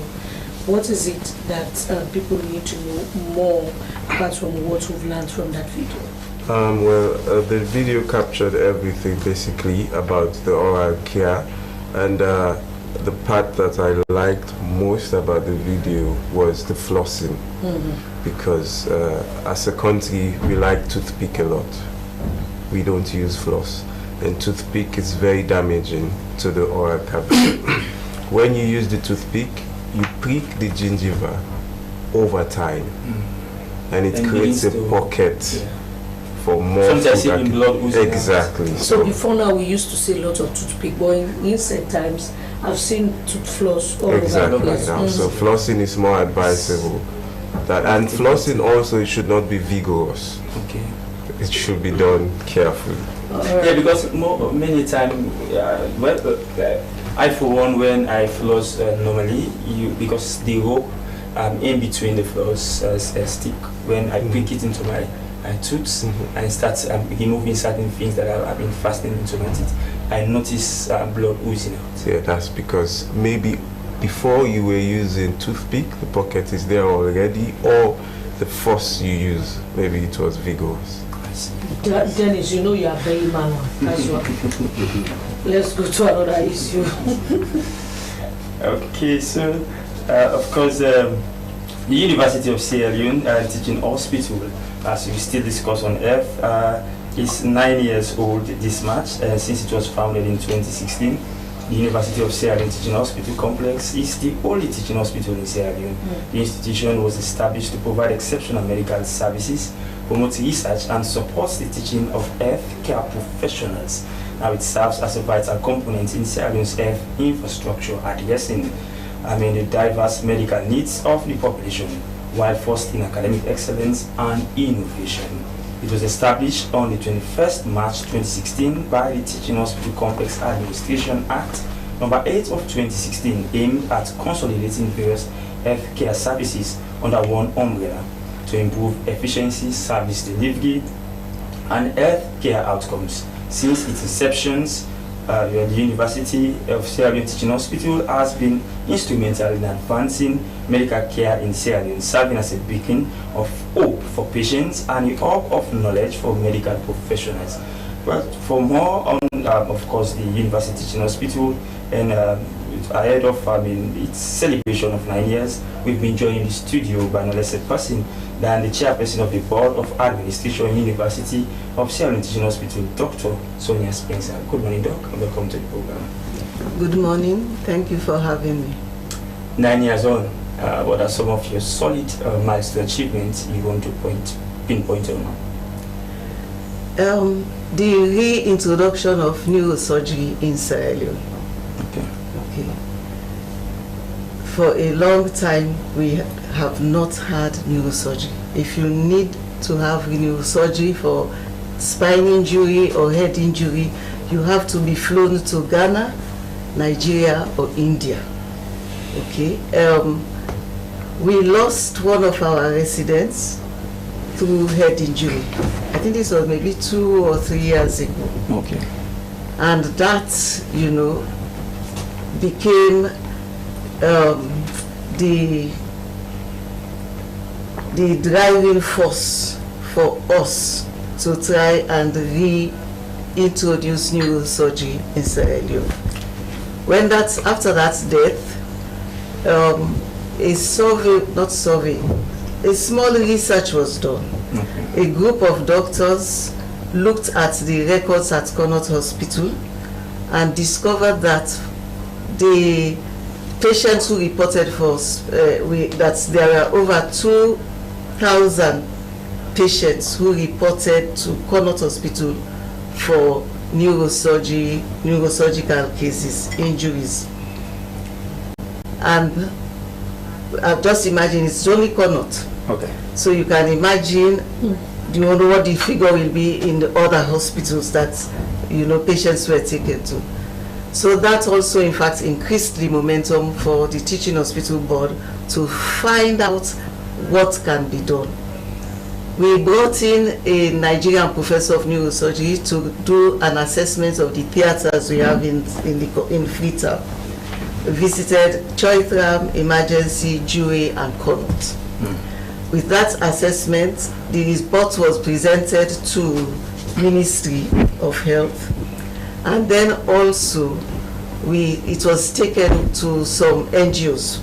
One of our doctors also went to the state for vacation and now got in touch with NGOs that mainly work with neurosurgery. We got to the World Federation for Neurosurgical Societies and Mission Brain. They were interested, and the discussion started. Ministry of Health was also involved, so we were able to get sponsorship for 2 Sierra Leonean doctors to study neurosurgery in Rabat, Morocco. All right. As you say that, Dr. Spencer, that's a very fascinating story, and we believe it's a success story for the only teaching hospital in Sierra Leone. We want to continue with that fascinating story, but for now, let's have a short commercial break, and when we come back, you tell us more. The mother of the house. Whenever I want to prepare palm soup, there's no need pounding palm fruit. All I need is Nkulenu's Ghana's original palm soup base. My soup is done, and its preparation, it is not difficult at all. Nkulenu palm soup base, it's easily done with no difficulties. Just take few ladles and your soup is done. And its flavor, it's amazing. This is Nkulenu's Ghana's original palm soup base. And this is Nkulenu's Ghana's original spiced palm soup base. Iron fruit and turkey berries are naturally added. Also available brown gold natural cocoa powder, sunny gold brown sugar, neat fufu flour, shito, pisa, and moringa.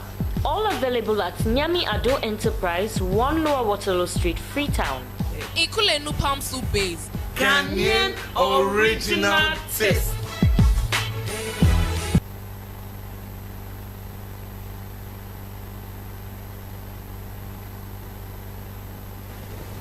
All right, certainly welcome back. The program is Good Morning Sierra Leone, reaching you live from the Sierra Leone Broadcasting Corporation television. We are so engrossed in the discussion this morning, especially so when the only teaching hospital in Sierra Leone is clocking 9 years of existence. And Dr. Spencer has been telling us more. Before going for the short break, Dr. Spencer, you also was talking to us about your intervention in securing 2 neurologists to go and acquire more knowledge to serve the Sierra Leonean population. Perhaps even Dr. Elba might want to know your intervention into the dentistry. Please go on, madam. Okay, so the 2 doctors who went to Morocco, one is doing a full course in neurosurgery. Okay. The other one went for an 18-month fellowship in neurotrauma. He has returned. He returned in December last year. We received from the World Federation of Neurosurgical Societies, we received 2 sets of equipment, one for the spine and the other for the head. Okay. Okay, so we have 18 nurses as well who were trained online by Mission Brain. In fact, Mission Brain will be here in May to do face-to-face training with these nurses. So with this equipment and the nurses, this doctor who returned has been able to perform over 5 neurosurgery operations. You see, if this unit had not been established, I can tell you those people would have died. Okay. So, doctor, now let's talk about, this is a teaching hospital. Let's talk about the people or the number of medical doctors you've trained so far since its establishment in 2016. Okay. We came on board in 2019, July 2019. Okay. When we found 15 doctors in training. And let me make one clarification. Okay. Before you join the residency program, one, you should have completed your degree at Commerce. You should be a doctor. You should have done your 2 years of internship. Okay. And then you should have also passed what we call the primary exam. It's like common entrance to enter secondary school. Okay. You should have passed that. And then you apply. So you apply to the teaching hospital and you may or may not be accepted. But if you are accepted, you now start the 6-year program. Like you have in the secondary school, after the first 3 years, there's an exam to take. You can take the exam, which is the membership of Part 1 exam, and then if you like, you can stop there. Success at that exam makes you a specialist. Oh, wow. Okay, so you can continue and do the next 3 years, the fellowship program, and then you finish as a consultant. Okay. Okay. So when we came on board, there were 15 residents, and their training had actually stopped because the trainers who were here then had left. They left. Some left in October, the others left in December because the funding for these consultants had run out. We came on board and we started, negotiating it with government. Eventually, they agreed to support the payment of salaries for these people. Today, we have about 17 trainers. 8 are being paid by Sierra Leone government. The others are being paid by NGOs, international NGOs. Okay. Okay. This number of residents has grown from 15 to over 100. And these over 100 plus are in anesthesia department, surgery department, family medicine, internal medicine, O&G, obstetrics and gynecology, pediatrics, and the psychiatry hospital. And talking about psychiatry, this is another area that Sierra Leone has been lacking. We had few, if not one, before now. We want to know how far you've gone. Even with pathology as well. We have issues in that area. We'll start with psychiatry. It's no longer a one-man show, right? At present, we have 11 doctors, Sierra Leonean doctors specializing in psychiatry. Oh, wow. I don't know when was the last time you visited the place. Okay. But it is not what you used to know. Okay. It is no longer That's good news. yard. That's good right? news. Yeah. They have very modern facilities, if not the best in the sub-region. Wow. Yes. We have psychiatrists, we have clinical psychologist. Okay. We also have an occupational therapist. We have people who are doing the drug rehabilitation. We have the children and adolescent unit as well. So it is a properly structured facility. Okay, I remember once when we went there, and one minister, when we were taken around, he said, this place so fine, I feel for Chris. We had to beg him, please not. I know, maybe not literally. You see? Yeah. So, in fact, either this April or maybe later in the year, some of them are going to take the exams, the membership exams. So, Dr. Spencer, with all the facelifts you are giving, certain institutions that are organs under the Sierra Leone Teaching Hospital, I mean, having specialist doctors have always been, a bottleneck for Sierra Leone. I mean, more so when a lot of them have been sent abroad to go and study, you hardly see, quite many of that number will return to come and really practice and service and render their service to the Sierra Leone population. Quite recently we saw an intervention by Commerce wanting to train some specialist doctors in country. How have you been as well, collaborating to ensure that you partner, to ensure that you have doctors being trained in country? That's not strictly correct. Commerce does undergraduates. Okay. Our program, the teaching hospital, the residency program is postgraduate. Okay. As I said earlier, you can only be admitted into the postgraduate training after completion of commerce. Completed commerce, or whether your first degree in medicine, even if it's done outside the country. Okay. Yes. All right. Thank you very much, Doctor. Continue to stay with us. She is Dr. Sonia Spencer, and she is from the University Teaching Hospital. The program is Good Morning Sierra Leone. We continue. We go back to Mr. Conte from the Sierra Leone Museum. Now, you are commemorating this year slavery, transatlantic slave trade. Yeah. And you must have activities lined up. Quickly, do you want to stick on? Well, actually, the commemoration of this year of the transatlantic slave trade has been divided into twofold. On the 22nd of March, Saturday coming, the museum will going to undertake a kind of family day out where people will be invited from various different kind of facets of lives to enter into the museum, and the entry fee is free to the general public for them to come into the museum and learn about the heroes of Shengepiel, and also to organize a visual scene of Shengepiel while Shengepiel is displaying during the transatlantic slave trade. And also, we have a video show that will going to stage out for children to see, and also we have to organize a game, the traditional game that our forefathers used to play with, like Ludo. We have drafts,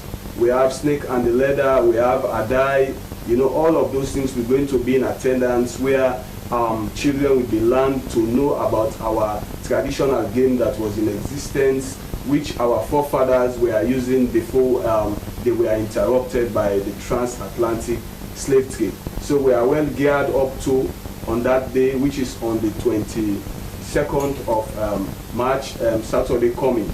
So everybody is invited into the museum to go and see a lovely performance of a visualized form of Shengepiel, and also a video show.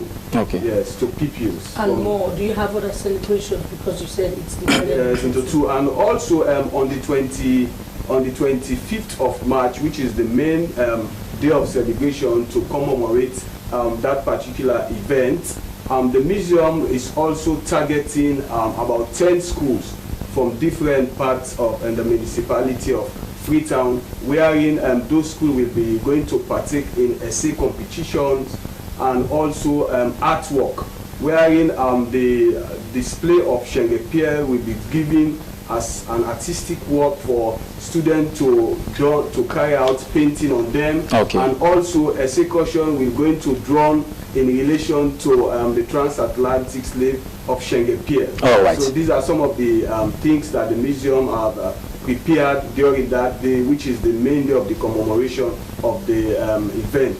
I believe attendees are going to be finding this very fascinating. But just quickly, Mr. Conte, before moving to something different. Months ago, or just last month, in February, on the 14th exactly, we saw you celebrating, a day, characterizing the character of that of Madam Yoko, which you as well visualized for children who came to the Sierra Leone National Museum, to witness and see some of the character traits of Madam Yoko. But I wanted to ask the question, when you be organizing such an event, even ahead of, the day meant for commemorating or celebrating victims of the transatlantic slave trade, have you been as well as a museum going into the interior areas, searching for descendants of these national heroes, whether some of them are still around or places they used to live or whatever? All of those things, they might be fascinating to our young kids coming up, and they might want to learn and know more, like Francis was saying. Yes, actually, the museum has been doing that way before.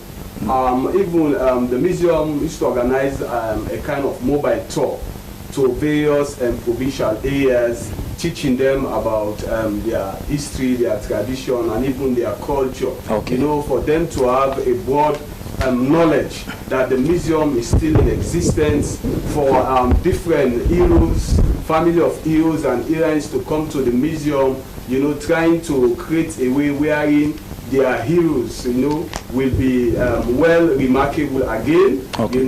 Try to recognize them as a family members. The museum is open up.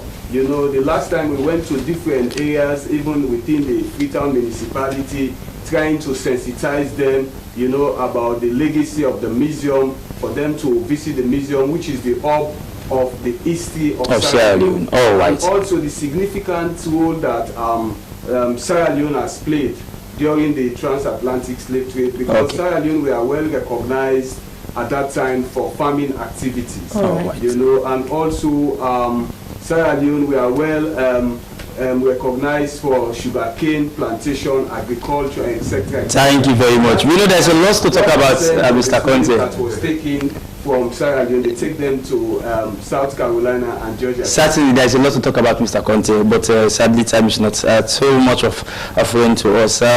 Continue to stay with us in the program. Is Brahma Conte, tour guide from the Sierra Leone National Museum, and that takes us to another segment within the program, which is a review of the front pages of our local dailies. For that, I begin with the Independent Observer newspaper. It's open to the banner headline, Mr. President, can we talk? Part 122, social events no longer free in Tonkolili, according to Independent Observer, and that is quoting the particular press release from the Tonkolili District Council. Leon Oil provides iftar to community masjids. Outcome of court martial, I beg your pardon, trials. Our stories you can find on the front page of the Independent Observer newspaper. From the Independent, we go to the AYV newspaper. The AYV newspaper with so many stories, but because of time, we only go through few. Aiming at economic growth and regional trade, Yakuba Bio vows to build world-class ports. Keep for the Bambai promo, okay? And another story here is government debunks tales of U.S. visa restrictions. These stories plus more. And also for those of you who are interested in sports, go out there and grab the AYV newspaper. For Star Times newspaper, it has on its front page 619,000 loans fraud at Bloom Bank. Human Resource Officer in court. Our President Dramani Mahama commits to strengthening bilateral ties. Our story you can find on the front page of the Standard Times newspaper. From the Standard Times, we go to the Awoko newspaper. The Awoko newspaper, West Africa set 2027 targets for ECO single currency implementation. And IMF study smart economic policies can prevent conflict and save billions. And survey reveals only 24% of businesses prioritize employee training. And final one for now is EPA secures $28.6 million United States dollars for coastal adaptation and leads climate action in Sierra Leone. These stories plus more, including sports, you find in the Awoko newspaper. Inflation is down at 13.8%, and that is quoting our finance secretary from the Ministry of Finance. And to go with that story is a portrait of our finance secretary, Matthew Dingy, and that is according to Africa Communications 24 newspaper, which happens to be my final paper. APC grassroots aids Chaikuku, ECSL declares PCMP and a social event monitors public outcry in Tonkolili. Our stories you can find on the front page of the Africa 24 Communication newspaper. My final paper is the satellite newspaper. The satellite newspaper says, as he denies social media reports, no U.S. travel ban on Sierra Leone. This goes with a picture of the Minister of Foreign Affairs and International Cooperation, Alhaji Musa Timothy Kappa. And another story, NASIT to give progress report on the informal sector scheme. NASIT on working visit to ILO in Abuja, Nigeria. To strengthen community policing, CCSL, SLP forge partnership. The stories plus more you find in the satellite newspapers, where that's all we have time for the review of the newspapers for today. But you must be informed or reminded that views expressed in these newspapers does not in any way reflect the views of the SLBC. We are merely reviewing what are in the papers. Dennis, is that so? Certainly so. And from there, we want to talk health again. For closing the program, we go over to Dr. Elba with an alarming statistics of 90% of people globally will suffer from oral health in their lifetime. And of course, pegging that to Sierra Leone with limited access and to services, dental health services. And of course, largely, many of them are private. How does your association really, intends to really, partner with governments to ensure that, of course, some of these issues are being curtailed? Well, yeah, there have been talks, and Commerce started to try a pilot session of a dental school, but it's still in the pilot stage, not yet started. But people opt for scholarship to go study outside. And also try as best as possible to collaborate with the teaching. Yes, now that Dr. Spencer is here as well. So we'll collaborate with them also, so they will give us more dental. Yes, so they need to help in that area, because as you heard from her before, now we only have one psychiatrist in the country. But now she's boasting of more than 10. And I think that could also be replicated in the dental surgery. Dr. Spencer. Well, they have to establish the school first at Commerce. Okay. We deal with postgraduate training, so they have to complete, whether they are dentists or ophthalmologists, they have to go through Commerce. Okay, before coming to us. Once the department has been established at Commerce, then of course we know we'll be getting the doctors from there. We will also get trainers for dentistry. Doctor, going forward, 9 years back, you've reflected on the things you've achieved, and now we're moving forward. What next? Well, going forward, we want the Ministry of Health to hand over. We want to be completely autonomous, because that's what the Act gave us. You have enough funds to government. It's an MDA of the government. Government will play its own part. In fact, they should increase the funding they are giving us now. Right? And then we will also reach out to donors. God will definitely take control, just as in the name of Dr. Oluwadia. I will say God will take control. We would have loved to come to our content to share one or two sentiments before closing the program, but sadly time is really not our friend. We have to go, even though we're to go. But this is where I would go down the curtains into this edition of Good Morning Sierra Leone, which came to you from the Sierra Leone Broadcasting Corporation Television. Many thanks to our beautiful production team, and special thanks to our producer, Madam Daphne Zainab Kamara. And many thanks to our guest, Dr. Sonia Spencer from the University Teaching Hospital, to you, Dr. Elba, and also to Mr. Conte from the Sierra Leone Museum. The program is Good Morning Sierra Leone. We have to go, but quickly a reminder of our quote of the day, which is from British poet Alfred Lord Tennyson, and it says, self-reverence, self-knowledge, self-control, these three alone lead life to sovereign power. Well, Good Morning Sierra Leone returns tomorrow. Have a lovely day. Goodbye. As a mother of the house, whenever I want to prepare palm soup, there's no need pounding palm fruit. All I need is Nkulenu's Ghana's original palm soup base.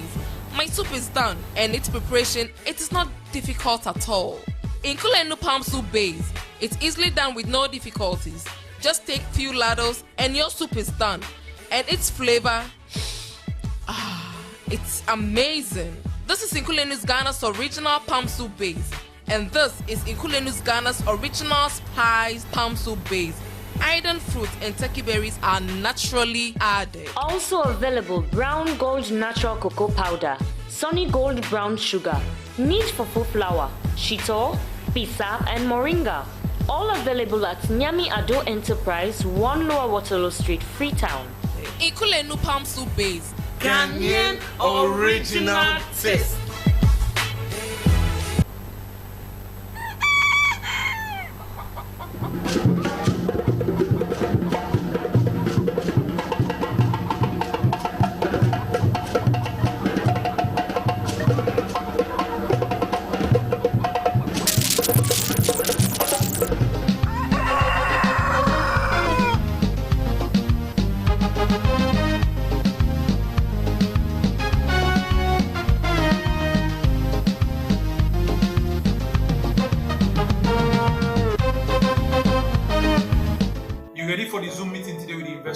Yes, boss. I'm ready for the meeting today. And I don't download all the reports they sent to me on the internet. Make sure so you get super connection, because I don't want one problem during the meeting. Everything is okay. Everything is fine. Counting on you, even though we're not in the same office. I will be with you every step of the way.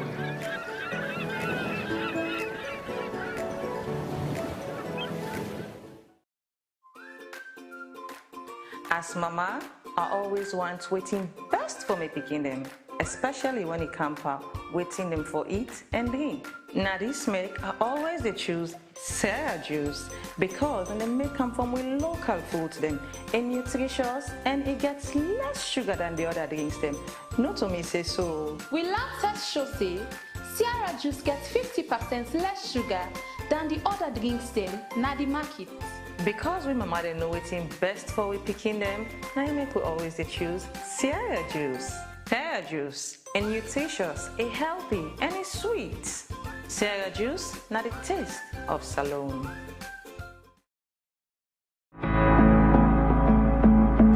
Hey! Me, for can go na junction for go buy EDSA credit. It want more than say you want for Gona State. Because the last EDSA credit when me buy na ya asidom where I buy am. This one hard for believe. Na true. Dial *363# with QCell and tell me what it say. It say buy Q Power, get last 3 tokens, register meter and exit. Easy. But I no get QCell money. Now it make it sweet and easy. Just top up your QCell and buy EDSA credit. No mobile money, no problem. It will be one day na salon. Okay. Pass with QCell. Make a try, man. Hey! Lights on car! Yes, use your QCell top up and buy EDSA Light anytime, any size. Just dial *363# and follow the instructions. Make sure say you register your meter number before you continue. For more information, dial 111. Terms and conditions apply. QCell Salon Pride.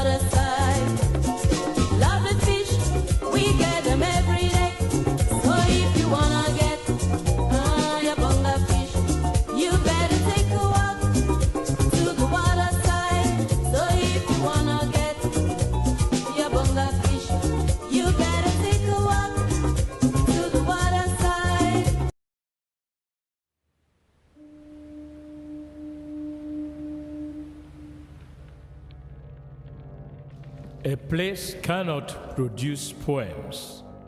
It can only not prevent them. And Freetown is good at that, for Freetown has its own sudden elegances. People are slow to leave it, quick to return.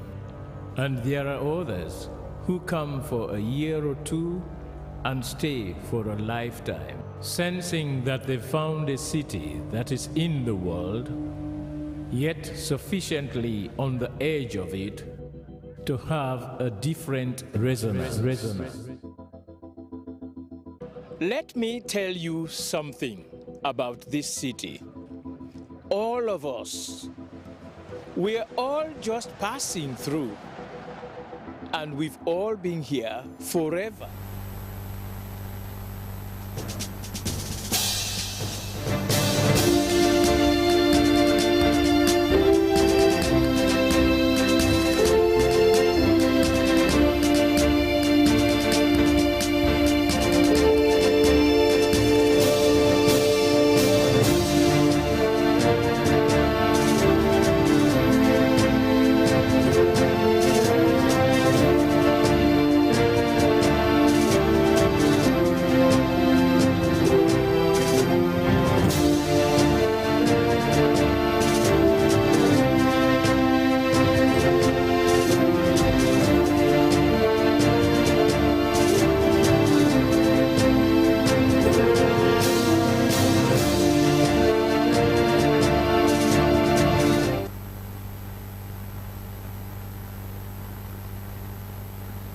Morning and welcome to News Brief. I am Aminata Fofana. According to Sierra Leone Police, 3 children, including 2 boys and a girl, were reportedly missing on the 18th March 2025 at the National Pentecostal Primary School in Freetown. The dead bodies of the boys were discovered late at night on the very day in the trunk of a stationed jeep within the school compound. The girl has been undergoing treatment while about 5 individuals, including the head teacher of the school, have been arrested and have been helping the police with investigation. According to the mother of one of the children, Marie Kanu, she went to pick up her child as usual but could not find him. She then asked a teacher and together they began searching. After hours of searching without success, they reported the matter to the police. Later that evening, she received a call informing her that the child and other 2 children have been found. Unfortunately, she said her son, Abdul, could not make it alive. Deputy Head of Media and Public Relations Officer, Sierra Leone Police, ASP Mohamed Bobson Sengu, urged the public to remain calm as a thorough and transparent investigation would be done. The Commissioner General, National Revenue Authority, Kenema Bangura, has said during the government's weekly press briefing that the Commission has met its targets for the first quarter due to the enforcement measures on GST receipts. She said since 2022, revenue has increased significantly, noting that their 2025 revenue target was 18.5 billion leones. She said 21 measures have been identified to ensure all leakages were cut, and they also improved on the GST to meet annual targets. The Financial Secretary, Ministry of Finance, Matthew Dinjin, said the ministry's revenue mobilization was vital for governments to implement development programs.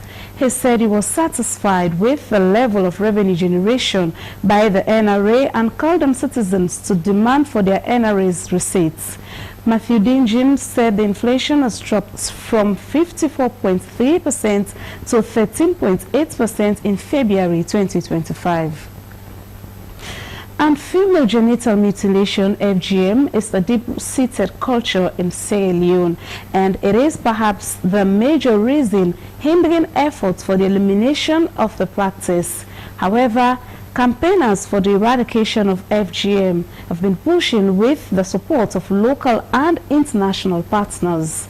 As part of the St. Patrick's Day celebration, St. Sierra Leone with the Irish Embassy has hosted an event in Bo to raise awareness about the harmful impact of FGM. president of the Young Women in Governance Network in Bo Ai Abu, said they were not against culture as Sierra Leoneans, but were advocating for parents to allow their girls to reach the age of consent so their children would be able to decide for themselves whether or not to join FGM. It was a celebration of Irish Sierra Leonean culture, and especially it was an event to highlight the negative aspect of the Sierra Leonean culture, according to Head of Programs for Governance and Gender, St. Sierra Leone, Brahma Mansare. That's all in News Brief. I am Aminata Fofana.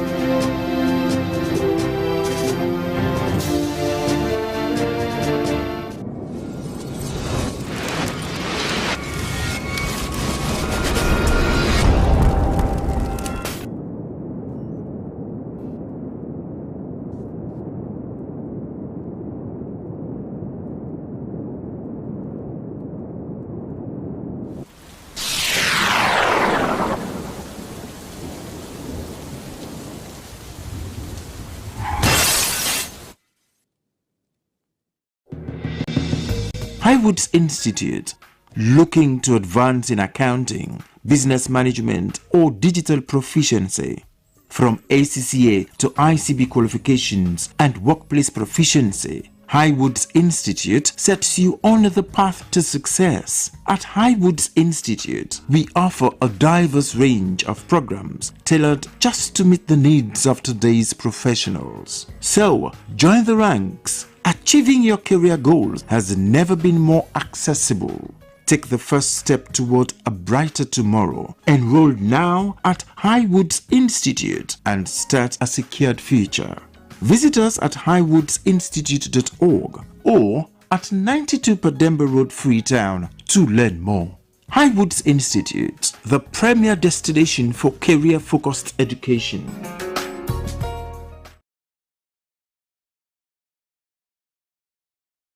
In the name of the Father, and of the Son, and of the Holy Spirit. Amen. Brothers and sisters, I would like to welcome you to the 8th Sunday in Ordinary Time. Today, we are just a few days away from the beginning of Lenten season. Lenten season is going to start on Wednesday with Ash Wednesday. This is an opportunity for us to come back to God. This is an opportunity for us to realize the foolishness of our ways and to come back to God, who is all merciful, all forgiving. The reason I'm saying God is all merciful and all forgiving is because this is the only time we get to experience the mercy and forgiveness of God. There is no other time in the life of a Christian where he will experience as much mercy and as much forgiveness as the moments that we have right now. And the reason I say that is because we're living in the age of grace. You see, before Jesus Christ came into earth, before he was born, before his incarnation, right? During that period was the age of the law. It was very simple. After Moses brought the 10 Commandments, there was one very simple instruction. Follow the law to the letter or die forever. It wasn't follow the law to the letter or God will frown upon you or you will miss certain important blessings that you were going to, possibly get if you had followed the law. No. It was follow the law or face eternal damnation. This was the era of the law. During this era of the law, during this time of the law, there were still people who were faithful to God. There were still people like Moses, like Elijah, like Elisha, like David, there were so many of them, Enoch, who were faithful to God, who were doing what God wanted them to do. These people still found favor in the sight of God during a period that was most difficult to experience God's favor. Then Jesus Christ came, and with Jesus Christ we got grace and truth. It wasn't just about finding the law and sticking to the law and doing everything according to the letter of the law. It was learning to understand the will of God, to know what the mind of Christ, like St. Paul say, to have the mind of Christ. What does God really want? How can I understand what God wants? And it was in this moment that more people could now understand how to get a relationship with God, how to live the life that God wants us to live, to have a real relationship with God. So it wasn't just, oh, I'm living this programmatic existence where if I wake up, I know I'm supposed to pray 5 times a day and go and do this, don't eat this, don't do that. No. We were not outside the kingdom of God or outside the body of God trying to find our way in. With Jesus Christ, we could experience the life of God himself. And that is what happens when a Christian is baptized. A Christian gets to enter into the body of Christ, to experience the life of Christ, receive the gifts of the Holy Spirit, live the life of God himself. Although nowadays, and especially in many churches where we have poor excuses for priests and bishops, we see that these things are not being taught. People feel like they are still in a situation where they should always and forever be afraid for their lives. What is going to happen? Am I going to be eternally damned? Am I going to lose my life and my eternal salvation? Everybody is afraid. And the reason everybody is afraid is because they do not understand the mind of God. They do not have the mind of God, which says that if a person is in a relationship with God, and if a person truly wants to please God, and a person truly wants to enter into the kingdom of heaven, that person cannot be damned. That person is immune from damnation. And before you come at me with theological pitchforks and hammers and axes and cutlasses and you're saying, this guy is preaching heresy, how can he say that a human being cannot be damned? I'm going to explain it to you as simply as possible. Let me first repeat what I said. If a person's sole intention is to please God and to do everything that will make God happy, that person cannot be damned. If a person, I'll say it one more time and then I'll explain very simply, and I'm sure you have already gotten it by now. If a person's sole intention is to please God and to do everything that will make God happy, that person cannot be damned. Now, why do I say it? And I say it so boldly and so confidently. Why do I say it? I say it because if it was impossible for us to do the things that will please God and to do the things that will help us to enter into the kingdom of heaven, then God will not have commanded it. God cannot command an individual to do an impossible thing because that will make God psycho. That will make God a narcissistic psycho who is only interested in seeing people suffer and burn in hell. Right? But the reason God has commanded it is because God knows it is possible for us to do it. When God tells us to worship him, he knows we can worship him. When God tells you to forgive people, he knows you can forgive them. When God tells you to stop lying and to stop sinning, he knows you can do it. You may give all these excuses. I'm only human. It's difficult. I wasn't born in this part of the world. I had bad parents. I had bad upbringing. I had a bad school, bad teacher. I was molested. I was abused. You can give all the excuses you want. But when it comes down to it, you and I know that they are just excuses. If you're true to yourself, Scripture says they shall know the truth, and the truth shall set them free. Before we talk about existential truth. And before we talk about Jesus Christ, creator of the universe, those high truths, we need to talk about telling the truth to ourselves. If you know the truth about your own self and you tell yourself the truth, you will be saved. It's as simple as that. You tell me you're only human. It's okay to go relax, have a drink, get drunk. People say that, and then they get the diagnosis of liver cirrhosis. They get the diagnosis that they have cancer, they are going to die. And what happens? They are no longer human. They can now stop drinking alcohol. They can now stop going to parties. They can now eat healthy. They can now exercise. They can now do all the other things that they were saying that they are only human and they can't do. This tells us what we prioritize. You value the doctor's statement more than you value the word of God. You value the diagnosis of a doctor more than you value the word of God. If the word of God tells you, if you do this, you will die. You will not die on earth. You will die forever. You will be in the fires of hell, burning and burning and burning forever. If the word of God tells you that, and you don't believe it, and you're doing a whole bunch of nonsense, and you're telling yourself, oh, I'm only human.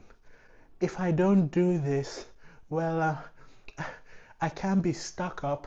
I don't want to appear holier than thou. I don't want people to look at me and think that I am so. No. If that is your approach to Christianity and to holiness, then your number one focus isn't about pleasing God, now is it?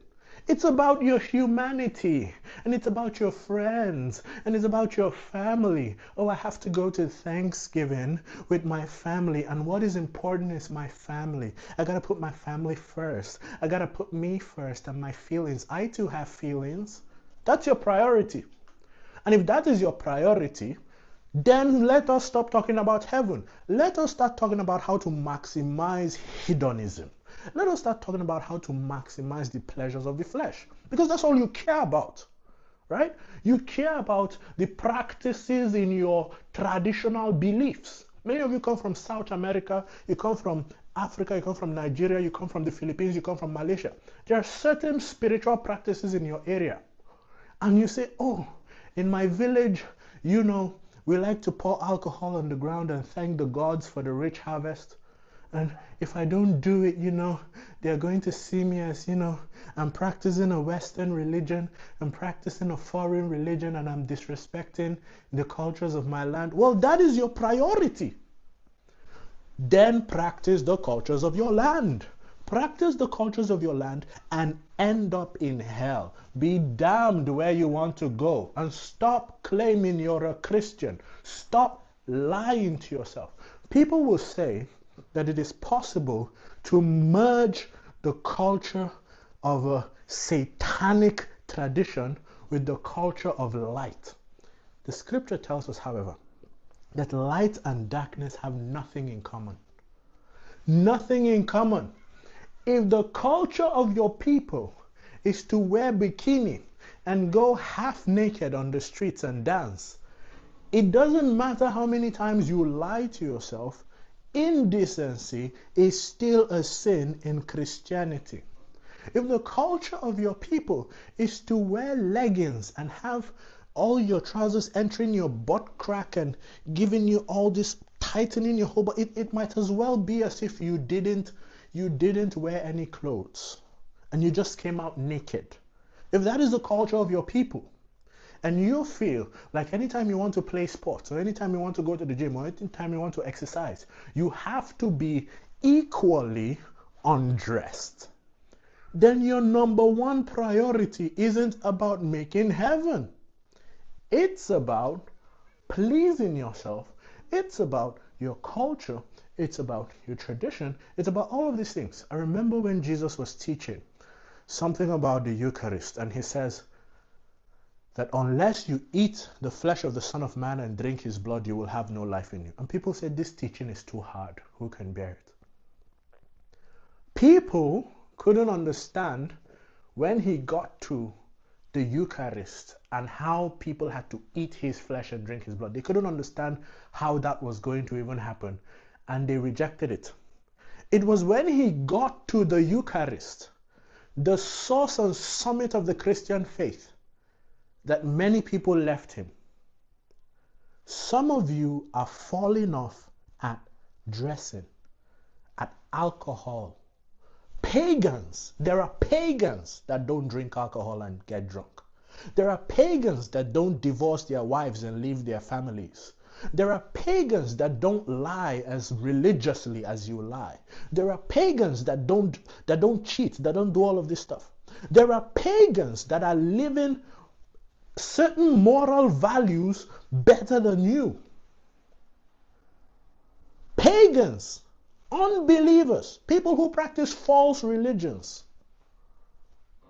And you're telling me that your humanity and your culture and your tradition and all of those things are the things that are making it impossible for you to make heaven. Let me tell you, Lent is coming in about 4 days now, 3 days. You have the opportunity, and I don't care whether you're watching this video before Lent, during Lent, after Lent, I don't care, because God is not going to wait for Lent to demand of your life. You can die any day. You can be in a plane and the plane will crash. A lot of planes have crashed recently. You can be walking on the street and a car is going to hit you. Lightning can strike anywhere. Lightning doesn't give warning before it strikes on people's houses and on trees and on actual human beings. Google it. People have been struck by lightning. You can be on a boat and the boat capsizes. You can be driving a perfectly safe car and a drunk driver comes and hits you. You don't know when you will die. You can be in your house, chilling, locked down, and somebody breaks in to steal your plasma screen TV, and next minute is pointing a gun at you, boom. You're in front of the Creator, and He's asking you questions you can't answer. It doesn't matter when you're watching this. I want one thing and one thing only from you, right? I want you to decide. Do I want to prioritize doing the will of God, doing things that make God happy? They're very easy to know. Pick up a Bible, read. Pick up the Catechism of the Catholic Church, read. Pick up a random book about spiritual growth or morality. Pick up any book, right? St. Teresa of Avila, St. John of the Cross, Diary of Divine Mercy, anything, even the book of Psalms, the book of Proverbs. Read anything. You will learn something about what God wants you to do. Anything. If you prioritize making God happy, it is very, very simple. I'm not going to say easy because it's not easy, right? You have to constantly fight against the flesh. The flesh is one of the most stubborn obstacles when it comes to doing the will of God. And that is why Jesus Christ always tells us to fast and to pray. Because when you fast, you subdue the flesh, right? You give it a big blow. And very important, when you're fasting, which we're going to be doing a lot of during this season of Lent, when you're fasting, do not just starve yourself. That is hunger strike or starvation or whatever you call it. Do not just starve yourself. Instead, fortify your spirit with prayer while you're subduing the flesh.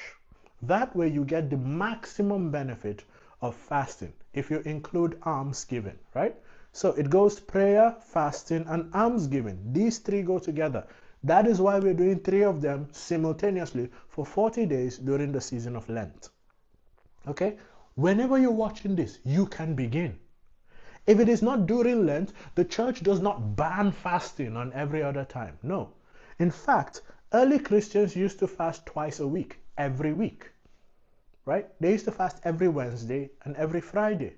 Before them, the Jews used to fast twice every week, every Tuesday and Thursday. Okay? So, it's not something that we invented. It's something that is historically proven by people who serve God, that it helps them to subdue the flesh and get closer to God. In fact, pagans, and I'll repeat this, pagans, people who don't even believe, people who practice false religions, all of them, many of them fast and get benefits, physical benefits. Obviously, they don't have any spiritual benefits because they're not adding any of the spiritual aspects, any of the prayer and the almsgiving and the dedication to God. They're not doing any of that. So they're getting physical benefits. You, Christian, You're telling me that the reason it is impossible to do is because you're always human. Oh, come on. Oh, come on. Come on. Tell yourself the truth. You shall know the truth, and the truth shall set you free. If you can look yourself in the mirror and say, this is the truth about your life, and you actually tell yourself the truth, I 100% guarantee you, you're going to get much holier, much more knowledgeable, and it will lead you closer to Christ. And if you can tell yourself the truth about Christ 100%, you will be in heaven. Undeniably, 1000% you will be in heaven. But we must start with mundane truths. I want to take you to the level where you can think, you can have the mind of Christ, and you can have power, and you can understand grace, and you can walk in favor, and you can have all these experiences. But I can't do that if we're still struggling with you telling yourself the truth. I want you to tell yourself the truth. Tell yourself the truth about your life. Tell yourself the truth about your faith. You say, oh, I can't wake up and pray because I'm only human, I get tired, I need to sleep. The other people that get up and pray, are they horses? Are they dragons? Are they mystical beings with big fat wings all over them? They're humans, just like you. But you have this problem where you think that if you can design a perfectly, shaped excuse, an excuse that looks so beautiful and so presentable with data and facts and research articles and all these, beautiful graphs and all of this stuff. If you can bring something so presentable, then you're off the hook. There are studies on every side of an equation that quote unquote prove every side of an argument. There are studies where people have documents upon documents saying that the earth is flat. There are studies with pages upon pages of documents upon documents saying that a man is better off if he has 4 wives. There are studies with pages upon pages, with stacked documents upon documents, that black people are not even humans. They are a subspecies together with monkeys and baboons, and only Caucasians are humans. The Mexicans and the Chinese are in between their transition from black monkeys to white humans. We've had speeches upon speeches about how black people don't need any rights to vote in America. We've had look, if you want anything, if you want a paper or a speech or a research article or a person with a doctorate degree, a person with a very big title to tell you something, just Google it. You will find it. You can find stories and research and anything about anything. You can find anything. You can prove anything. But in all these things, there will always be the truth. There are not truths. There are not multiple truths. No. There isn't your truth and my truth, his truth and her truth, their truth. No. There is only the truth. One, not even two. One. Pick one finger. It's only one truth. There is only one truth. When you can see the truth and you can speak the truth and you apply it to yourself, you will be in heaven. There is nothing else. If you know what else can prevent you from being in heaven after you know the truth and you tell yourself the truth and you act upon it, put it in the comments below. Tell me what that thing is. Look, God, when He created us, He gave us a very important power, right? He gave us a couple of powers, but I think one of them is most important than the others. Do you know what that power is? That is the power to do whatever you want. God said,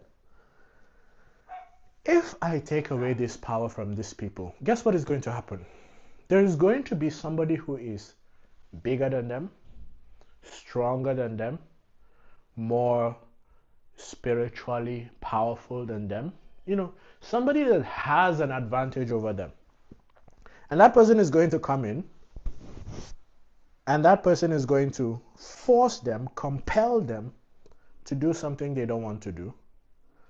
And it will affect their soul, and then they won't be able to be with me. So God decided, I'm going to give everyone free will. When I give everyone free will, this is what is going to happen. Some are going to choose not to serve me, not to love me, not to want to have anything to do with me, or my kingdom, or the benefits that I want to bestow upon them. Some will just decide and say, no, I don't want it.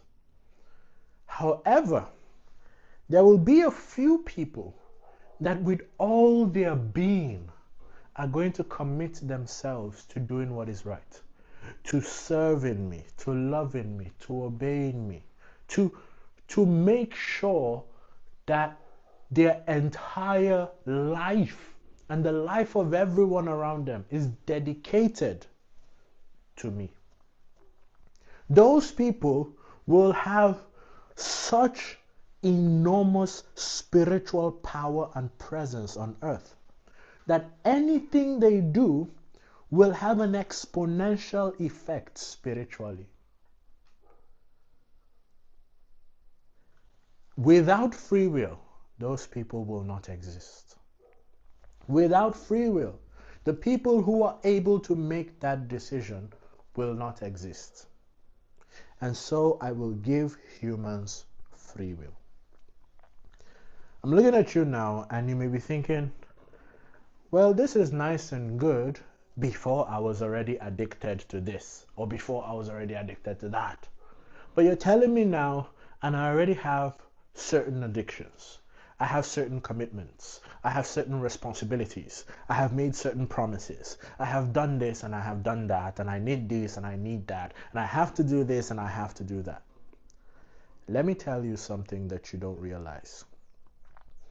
Is that at every moment of your life, you can completely detach from who you were the previous moment and decide right now to begin to be a good person. You can decide right now to begin to be a holy person. You can decide right now to begin to be the person who is completely and entirely dedicated to Jesus Christ. You can decide that now. You can decide that now. You don't have to wait for Sunday, for Ash Wednesday, for Saturday, for this project to be completed, for us to travel to this place, for us to get this stuff, for me and my family to have this. Discover Sierra Leone, a hidden gem of West Africa, where the radiance of life danced in harmony with the beauty of nature.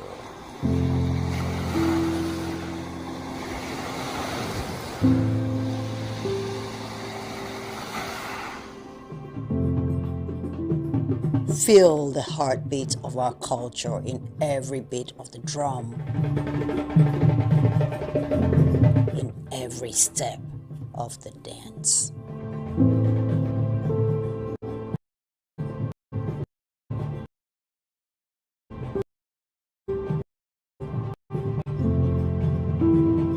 Experience the tranquility of our shores where each sunrise brings new stories and endless possibilities.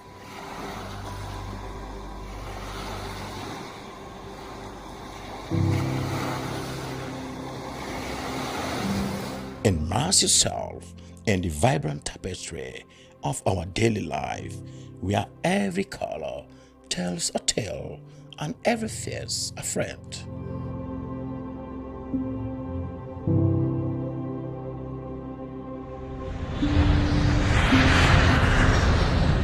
Come, be enchanted by the sights and sounds of Sierra Leone.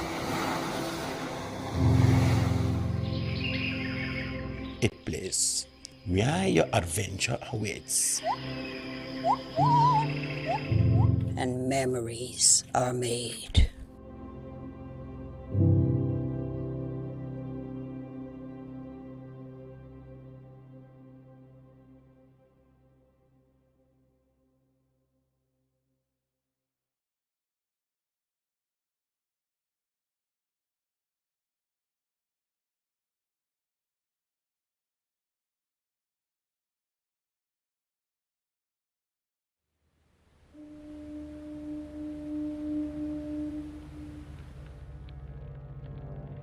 A place cannot produce poems.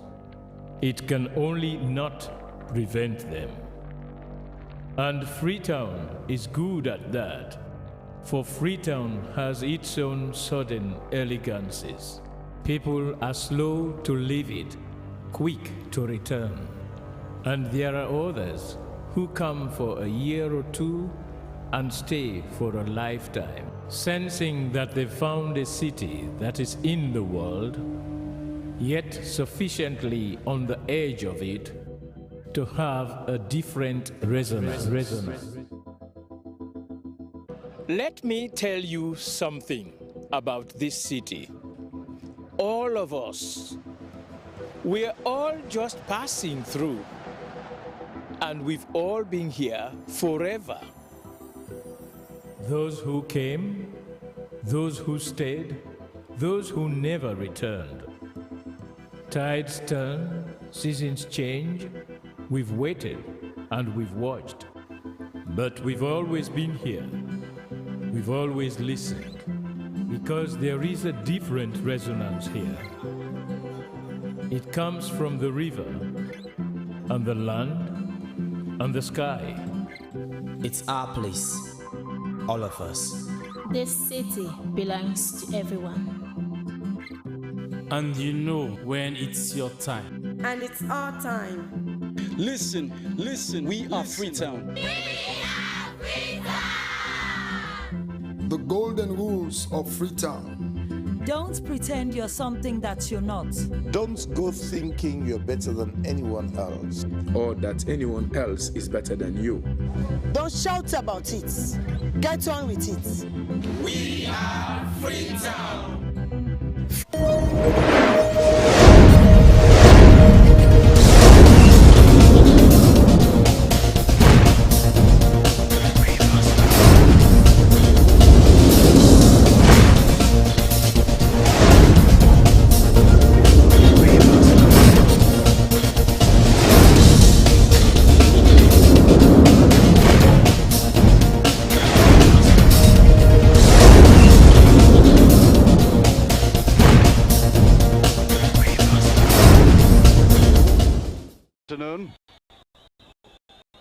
The holders Ivory Coast in action against Sierra Leone.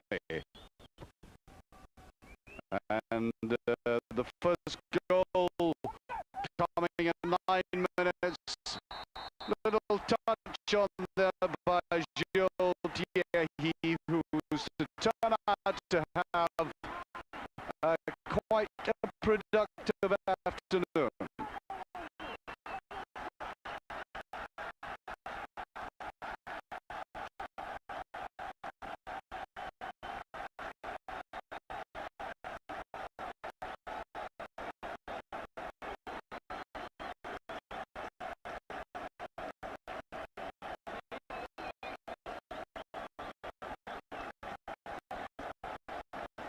Just Coming up at the right time.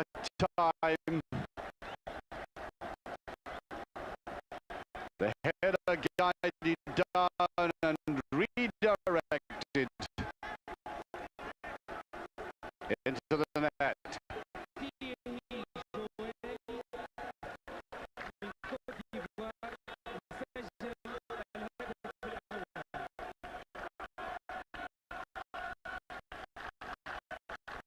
And they're taking the goal well.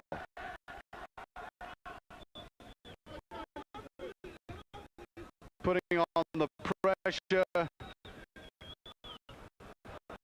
and all the really effective football coming from the Ivory Coast.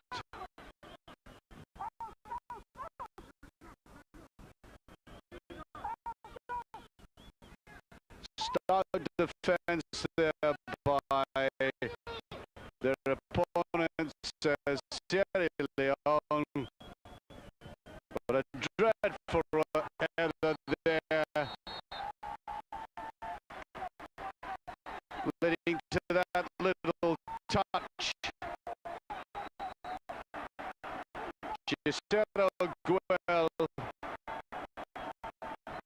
only 19 years of age, and that second goal seemed to have put it well beyond the reach of their opponent, Sierra Leone.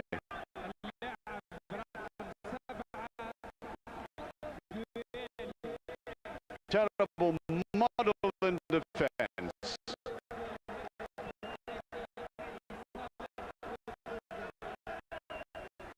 And when you hesitate like this, all is lost.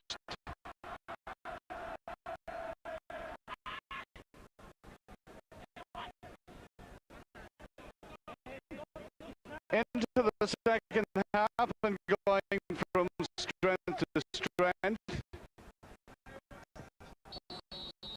Winning a free kick right out of the touchline as Basoli was brought down quickly and quickly taken.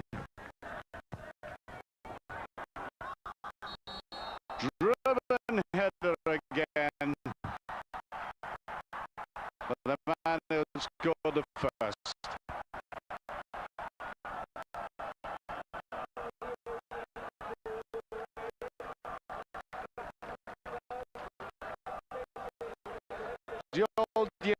He from Le Havre. Neatly taken.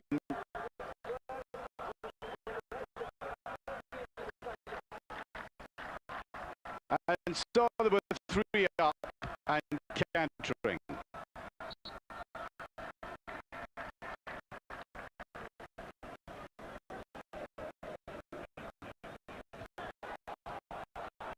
And when the goalkeeper came right out there, he'd already involved himself in some pantomime in the first half.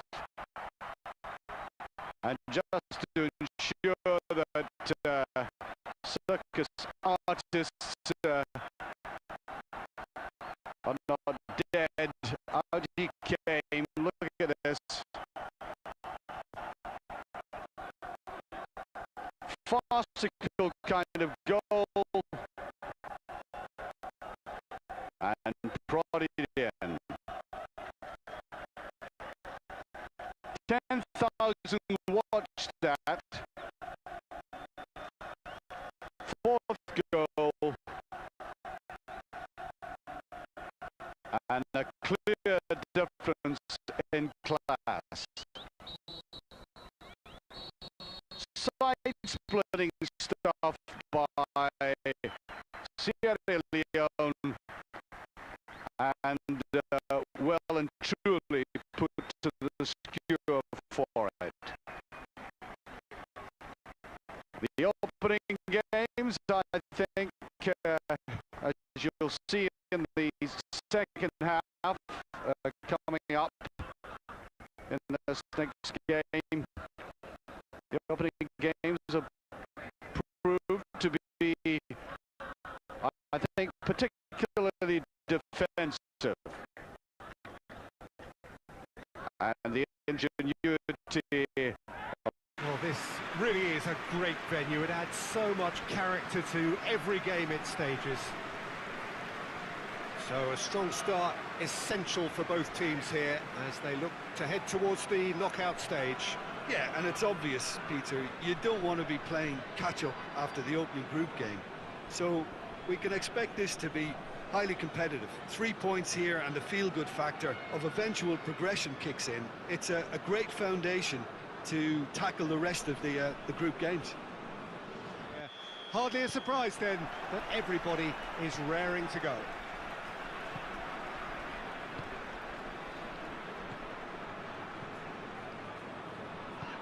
Well, this really is a great venue. It adds so much character to every game it stages.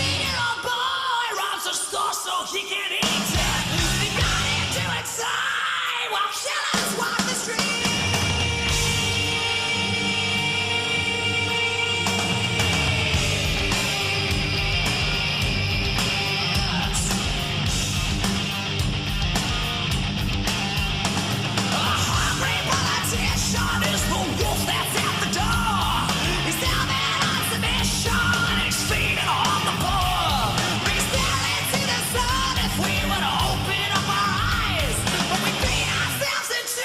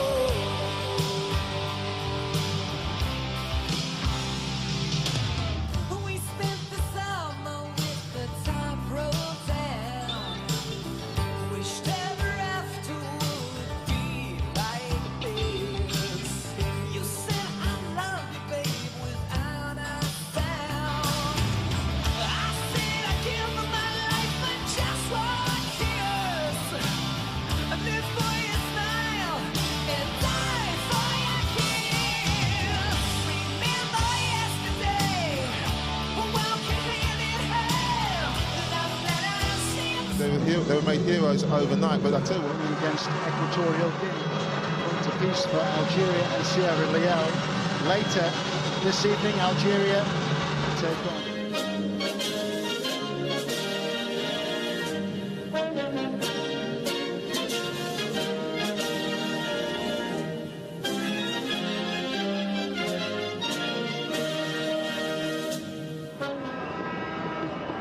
Of length out of Max Gradle, who scored a spectacular winner against Equatorial Guinea, the former Bournemouth Leeds. 5 years old at Milan, playing fantastic football. Few people in Europe have got an eye on him, and so they should, because he's got unbelievable 50 appearances for Ivory coach. Number 10 and the number 9 who won a link play like he just has. Zaha, the usual trickery, and Zaha goes down. What a big shout for a penalty. Will be looked at by VAR. Magoud Ndai is our referee.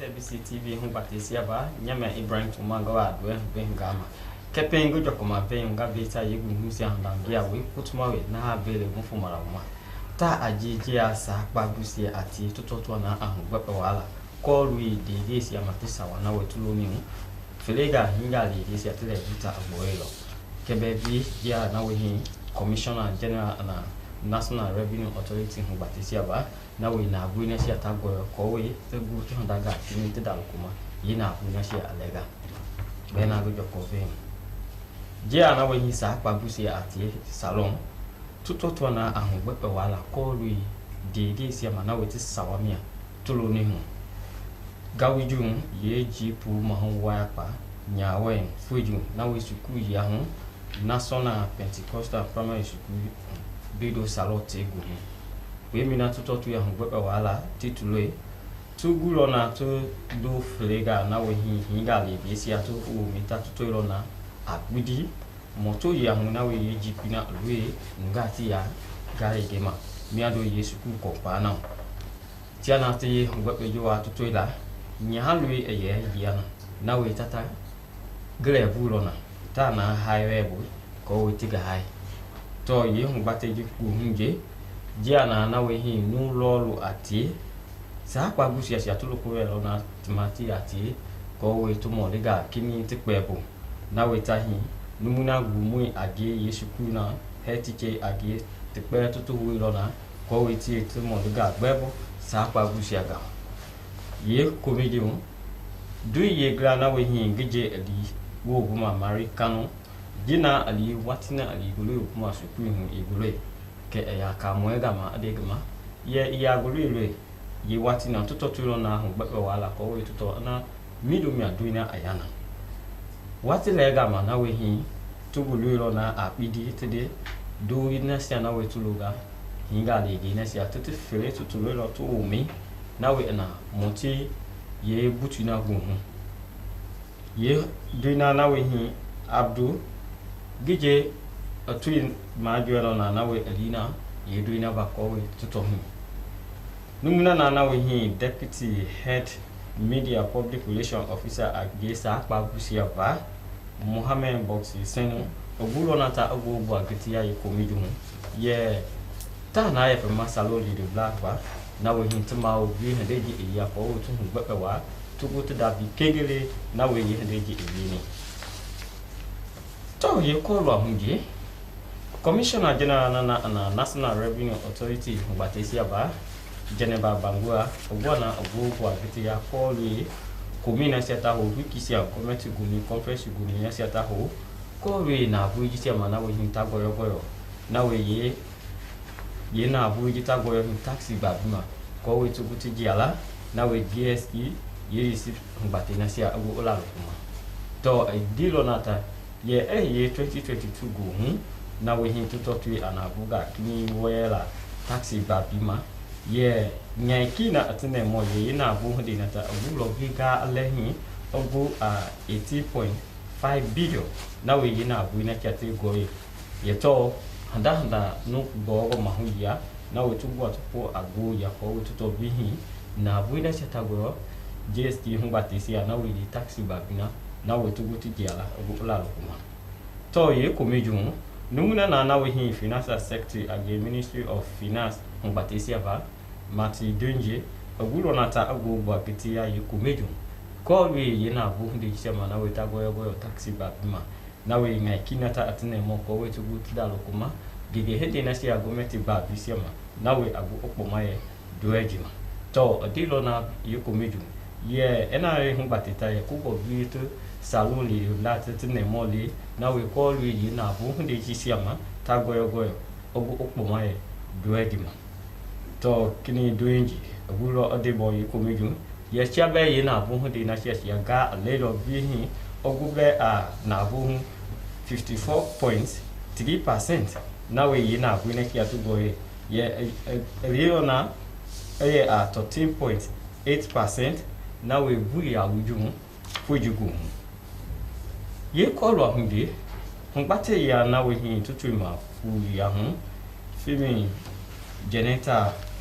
Ngbate ta na we FGM Ngbate ta tugo na tugo bua gete ya ye komeju na we hin ye Ngbate ta ko we tugo tidalo kuma ko lu FGM Ngbate siama na we te hi go tugo ma adia international Ngbate siapa na we ye de jisia ya tugo tidalo kuma ago opoma ye nyahange siama to ye Ngbate je te we te de kuma St. Patrick Ngbate ta na we hin ye kome wana tata ko dia na we hin sen salo ati tibego Aris Embassy ma tugu na ati kome bibu wa tata ko amiado bo disibim ko we te nugati ne mole ahade na se aye dege na se na we nyale ge se ati FGM Ngbate ta na we ye de se se ko we tugu tidalo kuma to tugu lo na ati pe muna na we hin project age young women in governance network Ngbate sia ba bo ai abu ogulo nata ogu agitia ye komeju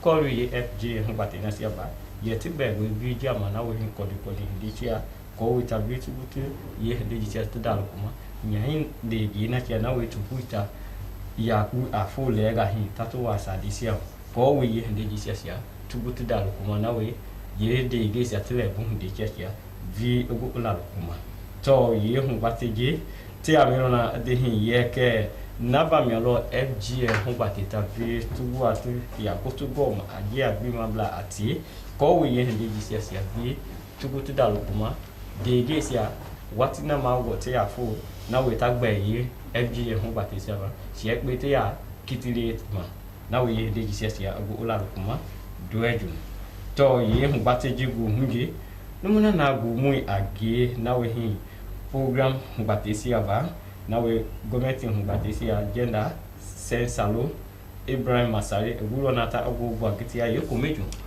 ko we ye de gisia akpere tugu to dalukuma okpoma ye dueji ma to ye ko lu ahunje dia na we hin Council of Churches salon ba to go na ti ya go to go ma adia na we sa pa busi ati ko we te ndaga kini la kuma na we abu okoma ga ye he bisi ma ha de chetia ogu ola kuma duejo to ye kumeju numuna na we program manager age ye hubateji ba Reverend Moses Kanu ogulo na yepe Inspector General na sa pa busi ati ma ha de chetia ba we are fire cell na we hin gigi na sia kini ti pia hin DCB no pu ma waiter na we hin ko we ti hande sia sia tribal kuma ogu opoma ye duejima to ye hu bateji gu hunji AIG selo ogu hu ne lo wa hin ye hu bateji ma na we hin he go to go mi gita to go atdalo kuma ko we ta bi to bi hin gigi hinde na sia sia na we hin poma ga le ti pia hi bisia ko we ye hande sia sia pe ogu ola kuma ogu opoma ye duejima to ye hu bateji gu hunji te ro na go to go ma AIG Selu na we director na gender community relation batisia ba na we te peti hi ro na go to go ma ko we ye de gisia to go to dal kuma fo shukuru sia bodisia ji me ha bere go fu la uma ka penge ya le na sia na me ogwe ma ne mbubo ake ma na ha beta yu sia le bi mo fu la uma ta aje sa pa busia tugu yu to wa ko ri de sa we ma na we ye do sa we na sia to lo ni felega inga le gisia mia tutu mi talo elo kebebi commissioner na general national revenue authority humbat isiaba na we tana buri fundi tia we taxi bag ma ko we ye de gisia sia pe la kuma dueju buri sia jime ha bele wo fu la uma ogoma Slbc Tv humbat isiaba nyamia Ibrahim kuma go due hu ve hunga ke amolo wati ke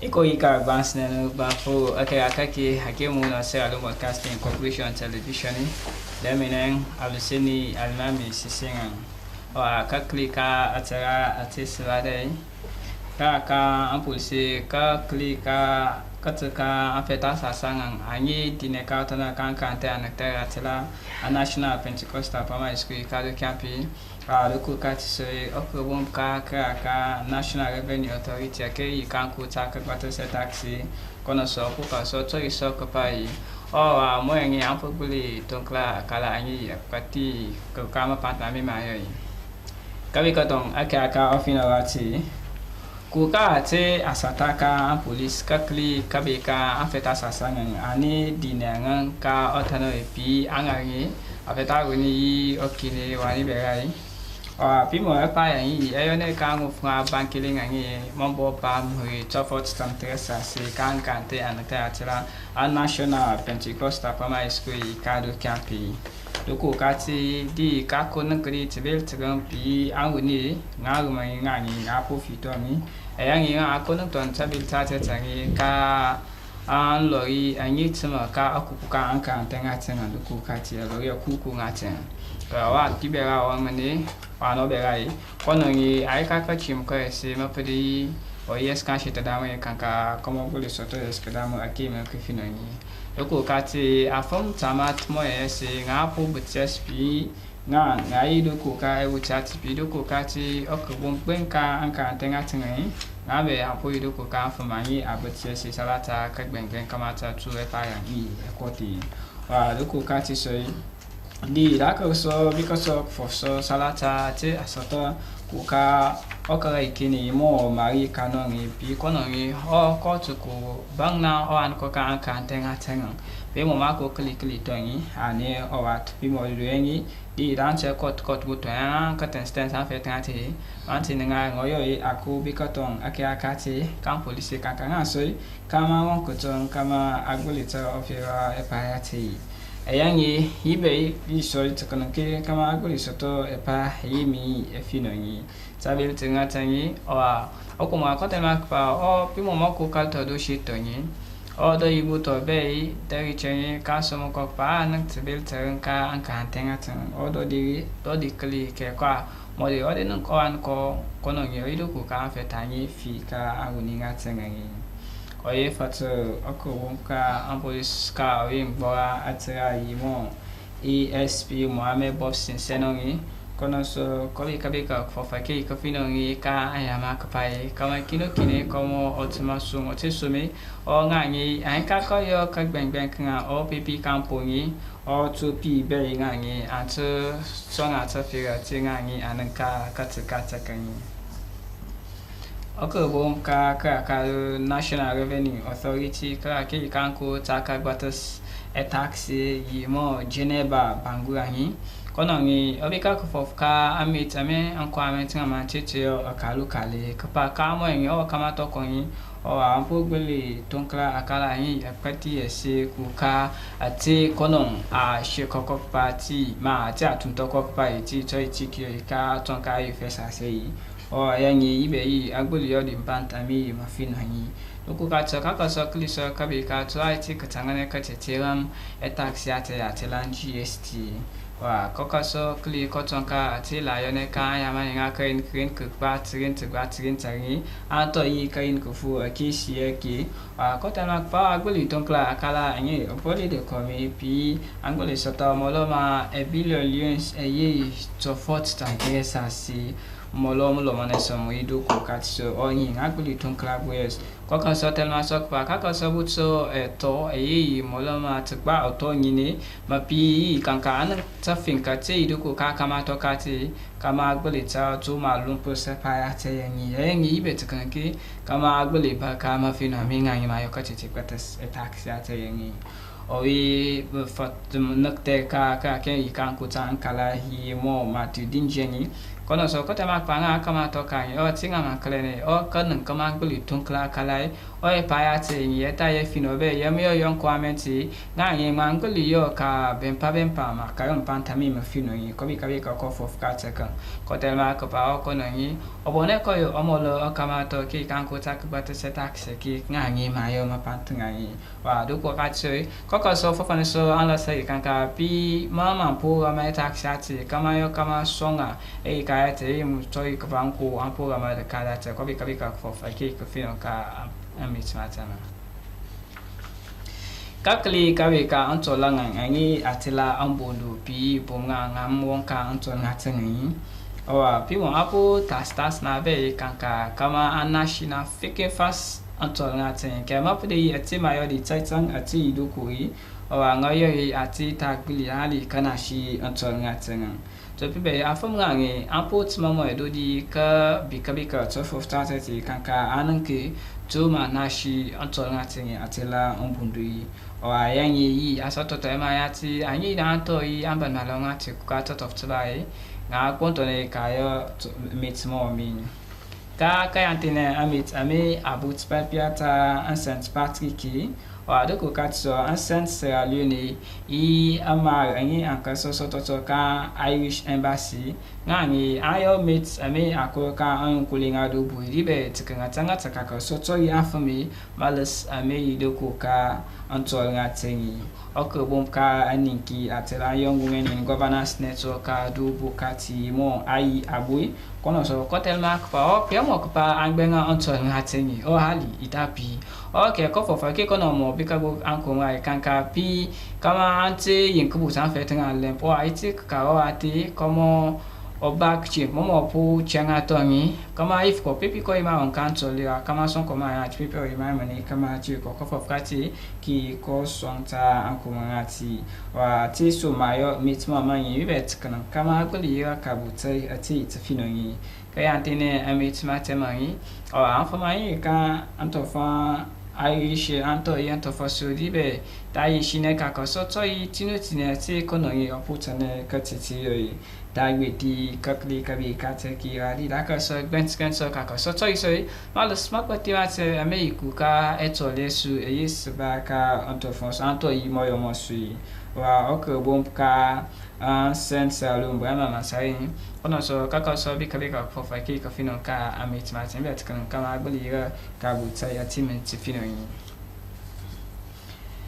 Akata ke anata atila an council of churches in Sierra Leone agopta atila CCSL kontone yi ka an police o angangi ayoti kan ka aba kabuto foso mai ma kakli kama kum ko finangi kama kubali to ta antof to pe owi o mai aka amit mateme mo regre Moses kanongi ko bika fof ka okrum kan police mo William Fire Selongi kapai o nga kama to kangi o ampuyo kak pelikan ka kot ka ayon kolito fotam tu kimbe kantof o tima yo tangi tibet kan kama fofane fomanton kaka so tori ata atem sompa pito wandu ni bumi anto imata mulom sompa san fakpetu tibet kan kama ta chen tibili do ko ka ampuyo kabili kati wa ngani ka okwom kan police kono soi ko gbasne omoloma kama to ki ko gontone angontone tinga ngi ayo tangi akoka so bika for fake ka finan ka pai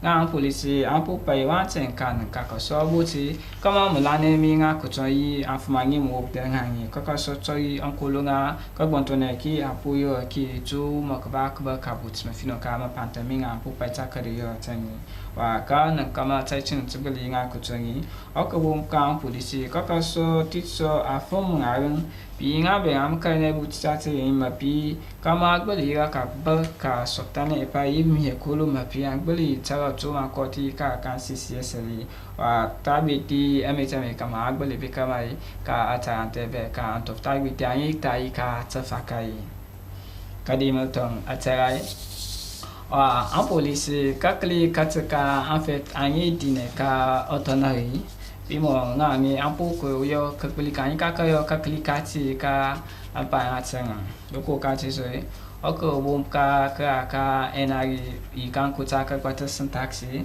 kono so obika for fake finan kapai ngani ampu yo kakli mapimo en antsbili tonkla kala engi apati akia no dakta na ko no Sierra Leone Broadcasting Corporation aluseni almamisi patoan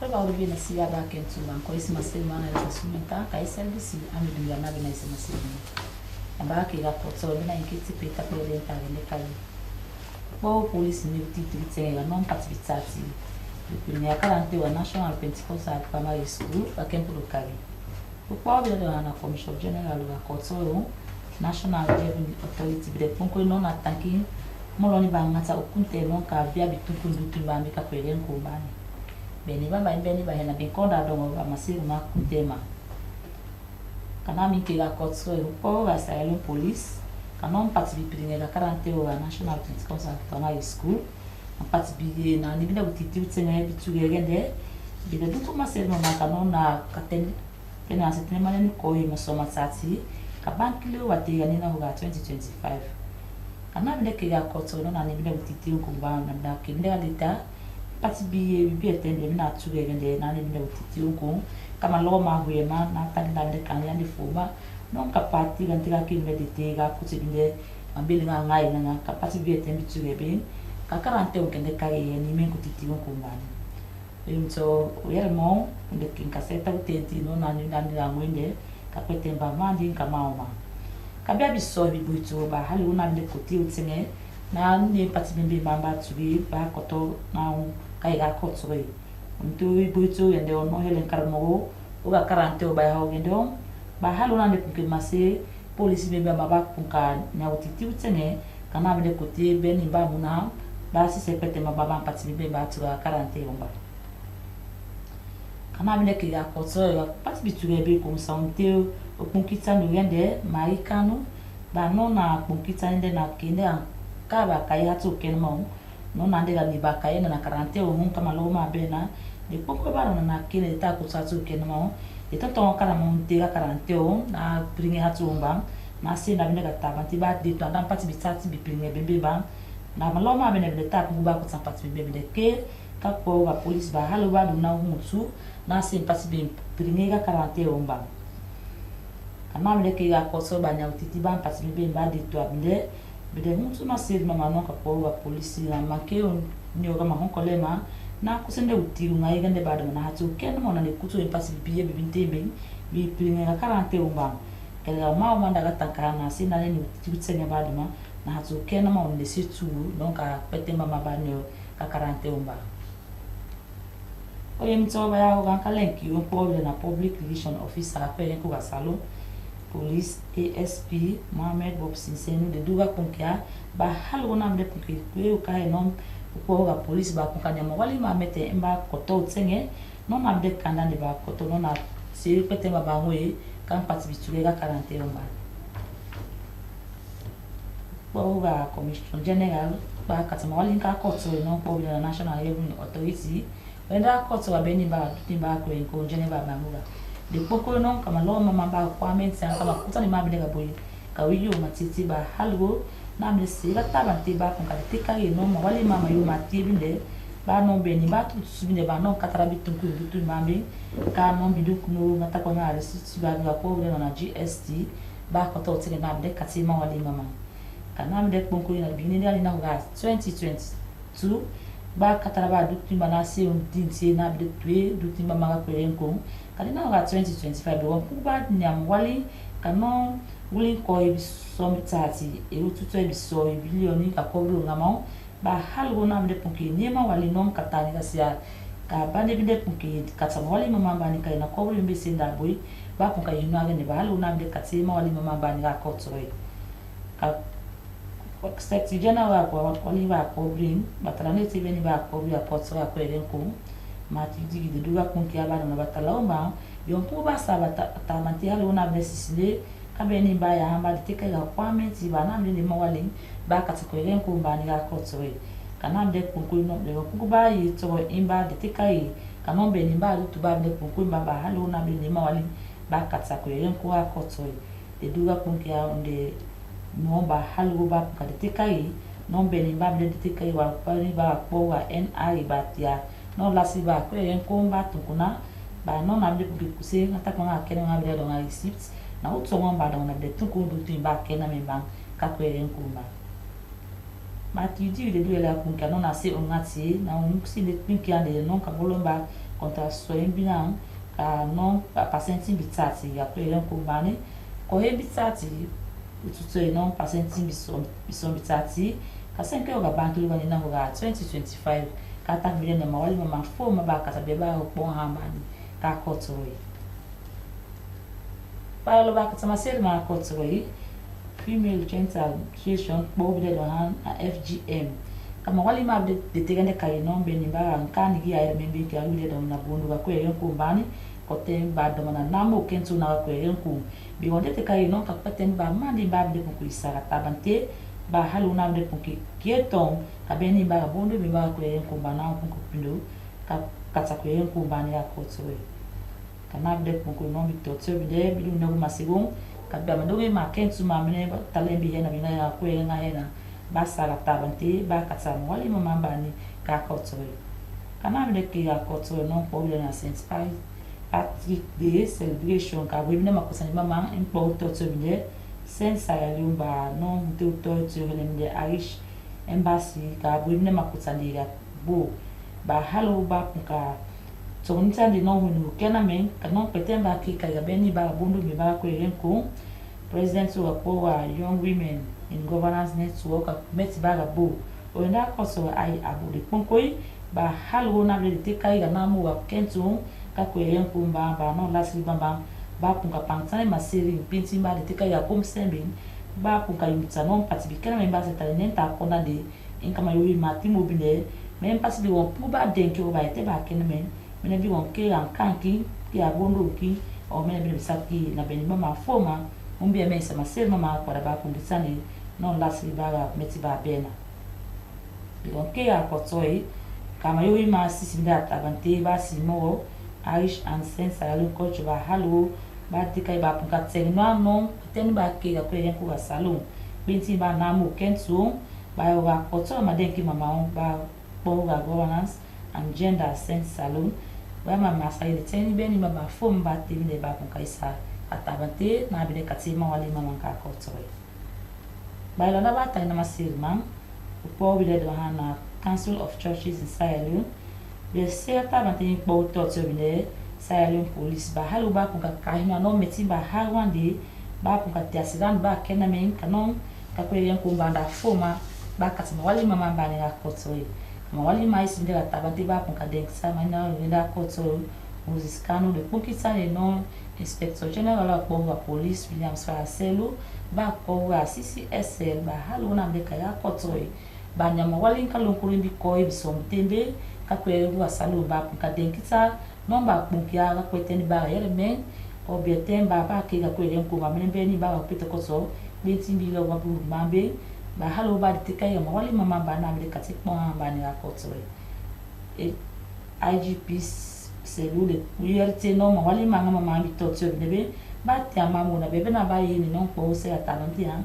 CCSL ba ka de kaya kanon ba tia sirani ba na ben kaya culture ga mawali mama oi imi to tso bebe ba kun kasisina halu na kponga ba ni kaya culture ko yen ko mal kama wali mais de mama kun sa ta ba tibito tso bebe IGP selu setema ko mama non director wa gender men community relation ba halu ba de teke ya ponha ba kun kasisina ba pon uda na CCSL ba kun ka setema ko mama ba ni ba non ko intina quarantaine ba ko yen ko ban ba kasama wali mama ba ni ya culture sema pena masino na ka sumunta yang bahaya yang kaki mau bina sepeda pada flyer de kai poa police bioni utiti tse non patbi primera karante wa national Pentecostal primary school wa tempo de kai commissioner general wa poa national revenue authority bi de punko non ba dutu mbam na be ngati na bia tunkun yo e ba kas no mali mama ba ni ga kotoi tse na pina masimo mama ta sunita kai service ya amidumbia konda do na inga bina foma hanga do de katenyo.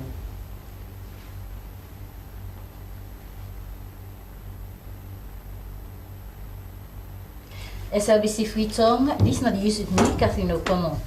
But make I give you the big use force. Police they look usai one die usai two bobo them. It's one girl within a hospital. Then they look inside that case they will be happy in a national Pentecostal primary school inside Freetown. And Commissioner General for National Revenue Authority talk say the couple with them together don't go up fine one. Now for the use proper one. According to Salon Police, 3 picking them we get sorry with 2 boy picking and 1 girl picking them. They mean talk say they lost March 18 at the National Pentecostal Primary School inside Freetown. Later them picking the so they mean get for feno 2 boy picking them the body. Late na nets and na inside one motocar we don't park, one jeep we don't park for long time na the compound I didn't see them. The girl picking and they carry on with treatments. And police don't say so all 5 other people them, including the head teacher at the school, for help them for looking inside the case proper one. According to one of the people them we die in Mamawen and Marie Kanu, a go na the school for go picking for go taking picking like we school can come out so we can go, but he not seeing picking. Then he asks one teacher, and he and this teacher also begin find this picking here. So after some hours we they not see the picking. Then we end up for go police, then go make statement say the picking don't lost. Later that evening day, Marie Kanu been get for receive call outside and tell and say they don't see him picking with 2 other picking them. But later on he get for say in picking when Abdullah Fenam but he be non die. Deputy Head of Media Public Relations Officer Salon Police ASP Mohammed Bosin Senu tell the public then say people that we get them picking the and family say make them barely they wait. Police go look inside the case good one and fair not waiting don't happen to them picking the yasu. The Commissioner General for National Revenue Authority Kenema Bangura don't talk say na government then press briefing na the commission don't meet in targets for the first quarter for sake the law them with them in put pan GST receipt. Kenema Bangura say from 2022 the couple with them in together, it don't go up, and say this 2025 the revenue targets now 18.5 billion leones. Geneva Bangura continue for talk say the 21 thing them where them in put in place where we make them able for no usai some yuki business be the happen per money. They be don't tap them, and all that they make they able to reach the every year target where they meet. So this year the financial secretary for the Ministry of Finance, Matthew Dingy, say the ministry, the couple within together for government, na important one, and that couple day and they use for develop program them. Matthew Dingy continue for talk say insatisfied with the Kenema way then they get that the money na NRA and the current salon people them say for anything we then do make they ask for the NRA receipt. Matthew Dingy continue for talk say the Kenema the money be don't go up from 54%, from 54.3%, now it don't go to 13.8% inside February. And Bondo society now one Tranga culture with the inside salon, and for some Tranga reason them, then they try for see how them will tap them. So people the way they campaign for let them tap them this Bondo business, then don't they push for support the local, for support from local and international partner them. As part of St. Patrick's Day celebration, St. Salon with Irish Embassy, the all our events na both side them give Capucins message for Seka the Kenema danger thing they we get for do it Bondo society. President for the young woman in governance network Nabo I Abu say they're not there against the culture as salon people them, but then they talk for their parents, then go allow them girl picking for make they reach the age and for make them self agree say yes they want for join the Bondo society. The celebration na Irish Aid and salon people them been pay attention to that culture day. More like outside them in talk about the Kenema good thing them way they show. Now with the culture they show, and according to the head of program, now some part the thing then that one day we Brahma Mansare when the head of program governance and gender same salon be the talk about. And the Council of Churches inside salon when a CCSL don't partner with the salon police for getting to community and for let the community go work with the police them all about inside the country.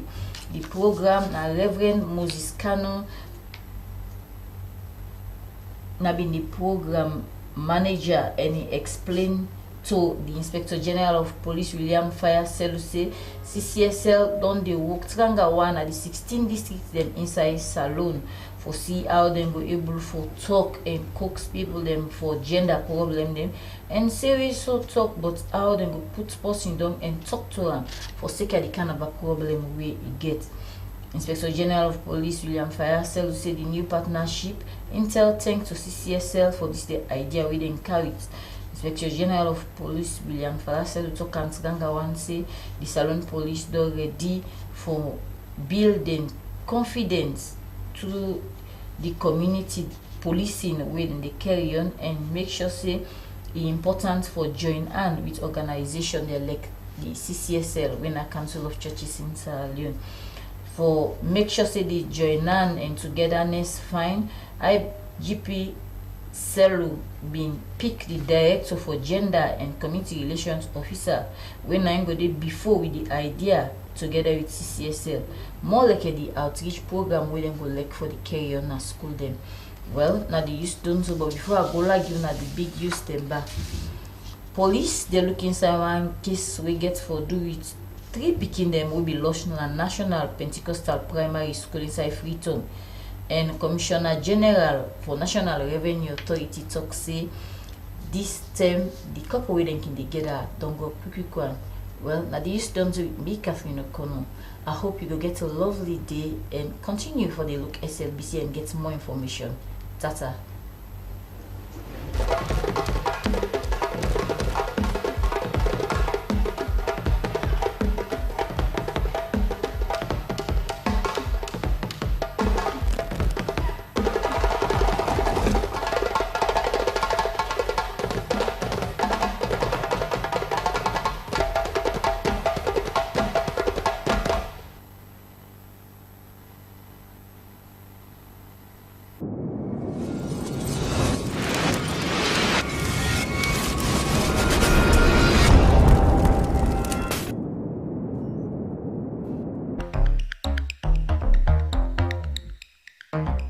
It's another Thursday, and here is your favorite television talk show, Bottom Line, with Asmuba, where the policymakers and opinion leaders have their say and bite.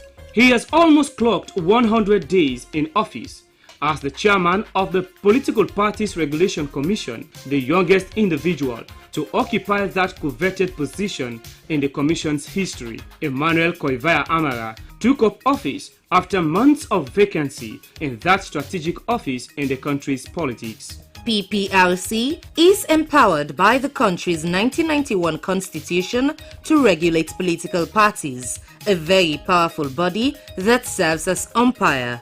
What's the new chairman's vision? Well, my vision for the commission is actually to ensure that political education is enlarged across the country, because once the people of Sierra Leone get politically educated, the toxicity that exists in politics would actually be detoxified. It's to that end that I wish, and we are drawing it up, to start rolling out robust political education across the country. The PPRC is very crucial as political parties like the SLPP has begun their lower level elections. What's ahead of the commission? Join us this Thursday as Asmuba engages the PPRC chairman, Emmanuel Koivaya. Bottom line, the show to watch.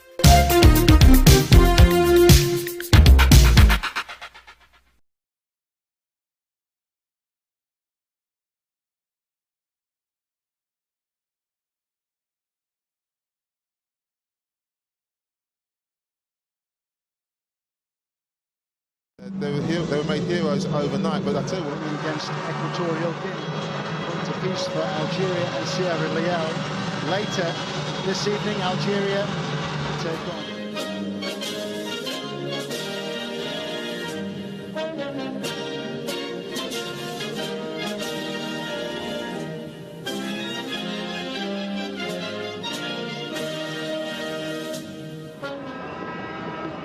Coast of Lang out Max Gradle, who scored a spectacular winner against Equatorial Guinea, the former Bournemouth Leeds. 5 years old at Milan, playing fantastic football. Few people in Europe have got an eye on him, and so they should, because he's got unbelievable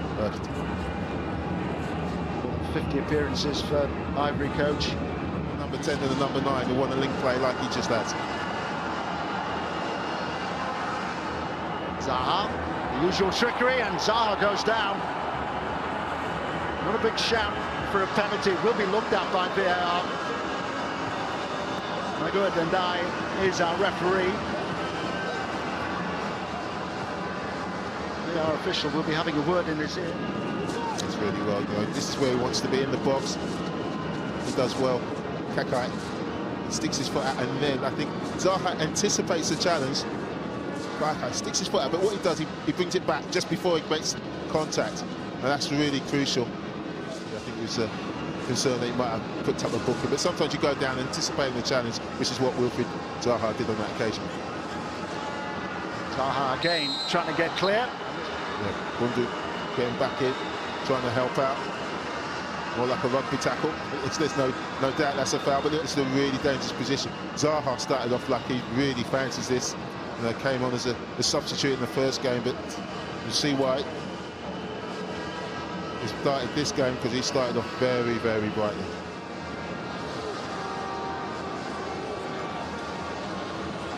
This is broadcast globally.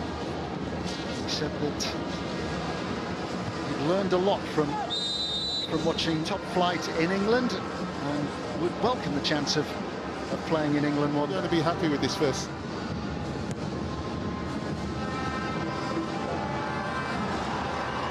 Zaha, who goes down again, and this time Ivory Coast challenge, and Ivory Coast with the opportunity to go in front. Well, it's a great ball down the outside of Kai, and Bangor just gets there too quickly. He needs to hold his ground, but he's still going at pace, and Zaha gets that touch, and his momentum takes him into Zaha, and there's absolutely no doubt that that's a penalty. And defending from Bangor, weighted pass. And the Kai in absolutely no man's land, but you still got Bangura on the cover, and that's when you can't panic. especially with Will Saha. You've got to stay on your feet. Well, he did none of that. He's just taking them out.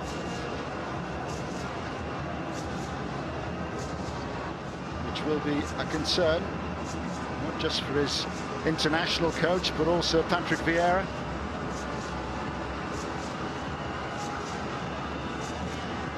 John Keister. The threat has come from Will Saha, as I said. A couple of free kicks. There's the penalty. It does really well. Little shimmy.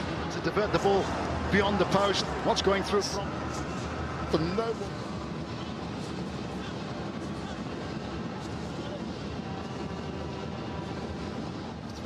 Very good. Time flies, isn't it?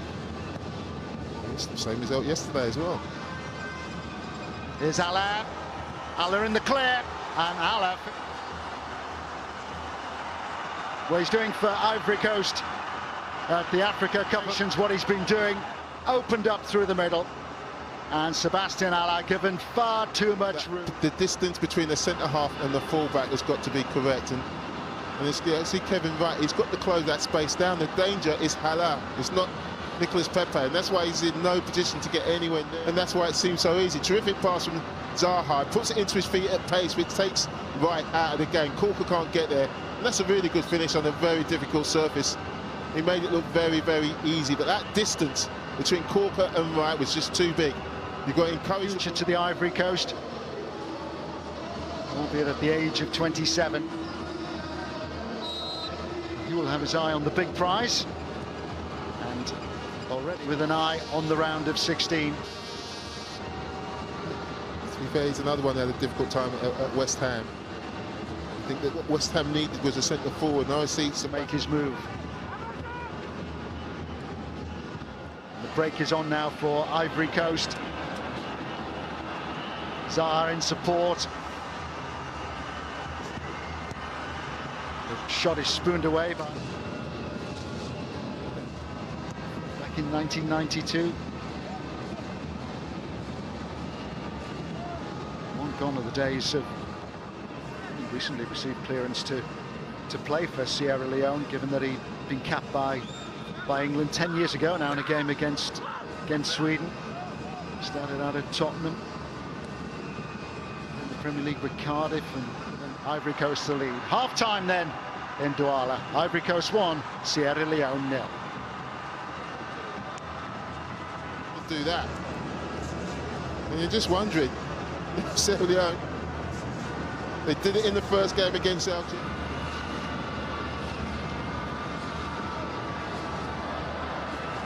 Not so confident goalkeeping by Napoli Kamara. Well, he got away with it. He thought he got away with it. Zaha was being held back. Just look, I know it's there, but it's out of your picture. Napoli Kamara is still outside the box. He's trying to get back, but he holds Zaha's shirt, make sure he's not going anywhere.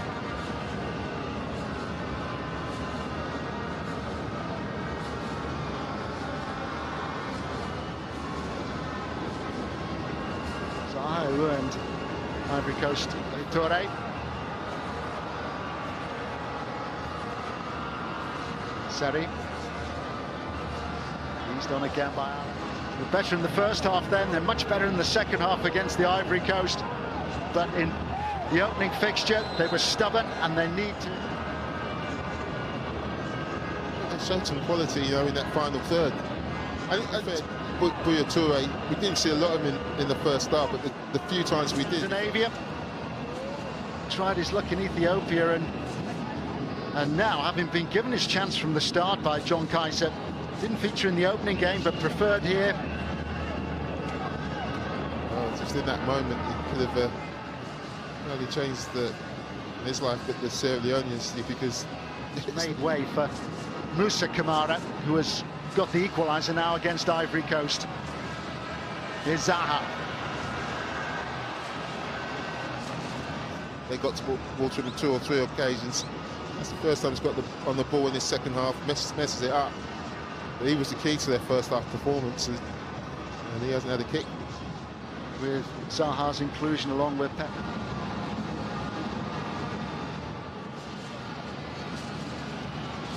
Zaha.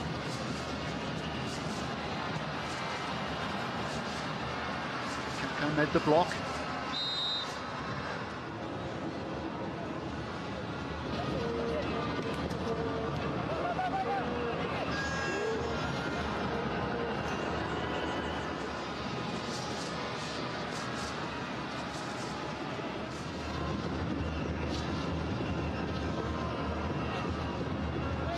Zaha loses out. So look, he's all very excited at the top of the championship. And Liverpool win today to make sure that Man City don't have it all their own. Got Corker as a goalkeeper as well, but no relation to the former Tottenham centre-half. Outstanding player.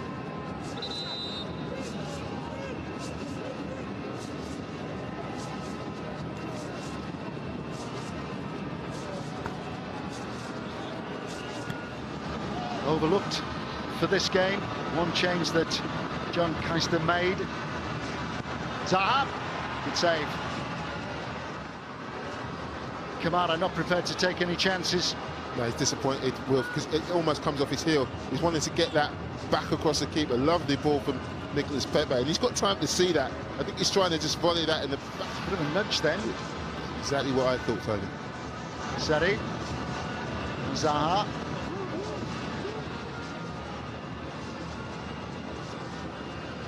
Funny, when they've gone down in the box, they haven't complained, have they? You know, no. First half, no. You know, Zaha just got up and got on with it. Corner. Sebastian Ayer, set up by Zaha, putting Ivory Coast in front. Magnificent. It's well worked by Ivory Coast. And that's a magnificent goal line clearance to keep the ball out with Kamara beaten.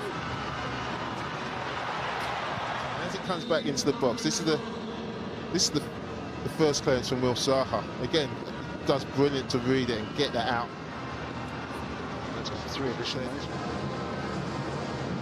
Zaha just caught offside there.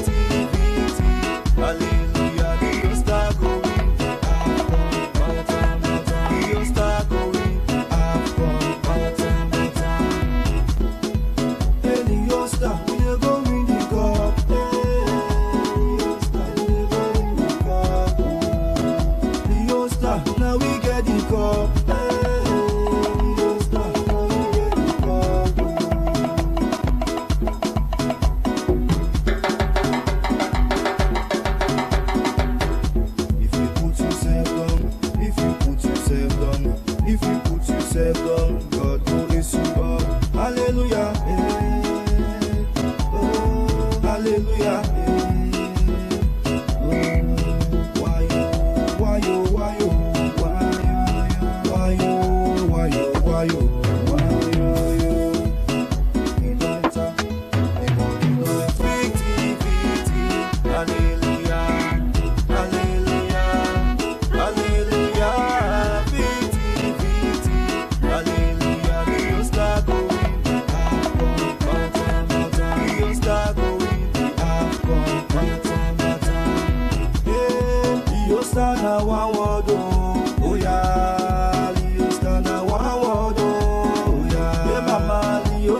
na one word, oh yeah. Houston na one word, oh yeah. We don't score, we don't score, we don't score.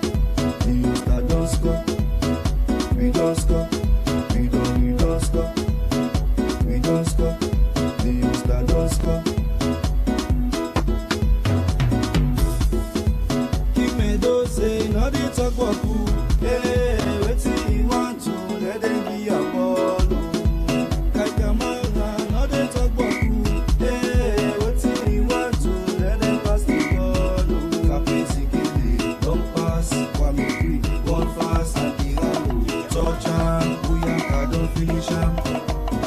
Someone at them will quick move. Them say we don't go, but we move them wrong. Them say we don't go broke, but we stop from the pen. I said they play, we go they pray. From Freetown to Kenema, Kenema, we go they say, the people red. All my commanders of all the youngsters guns. More than 20 years, not just 20 days. Salon people patient and wait. More than 20 years, it's a new day. Help to sing congratulations, make we sing them aloud. Congratulations, the youngsters make us feel proud. We go come back with a new song for sing the youngsters good. Oh. Then go come back with a new song for sing the youngsters good. Oh.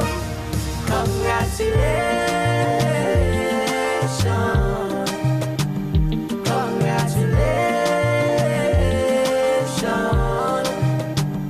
Congratulations, the youngsters make us proud.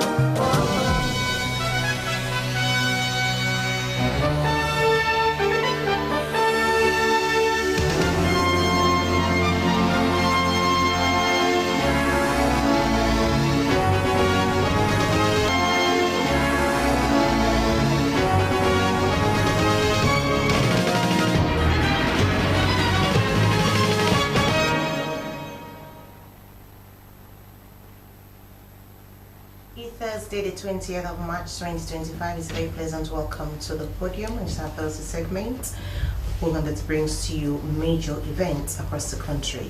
Our quote of the day comes from a Spanish writer, Miguel de Santaves, and it says, "Every thought in a man's head is of more value than a diamond." In this edition, today is World Oral Hygiene Day. We shall be speaking to an expert on that. Minister of Fisheries and Marine Resources update us on the $50 million fish harbour project at Black Johnson. On the University of Sierra Leone Teaching Hospitals Complex clocks 9 years. What has been the impact so far? We shall be finding out from the experts here in the program.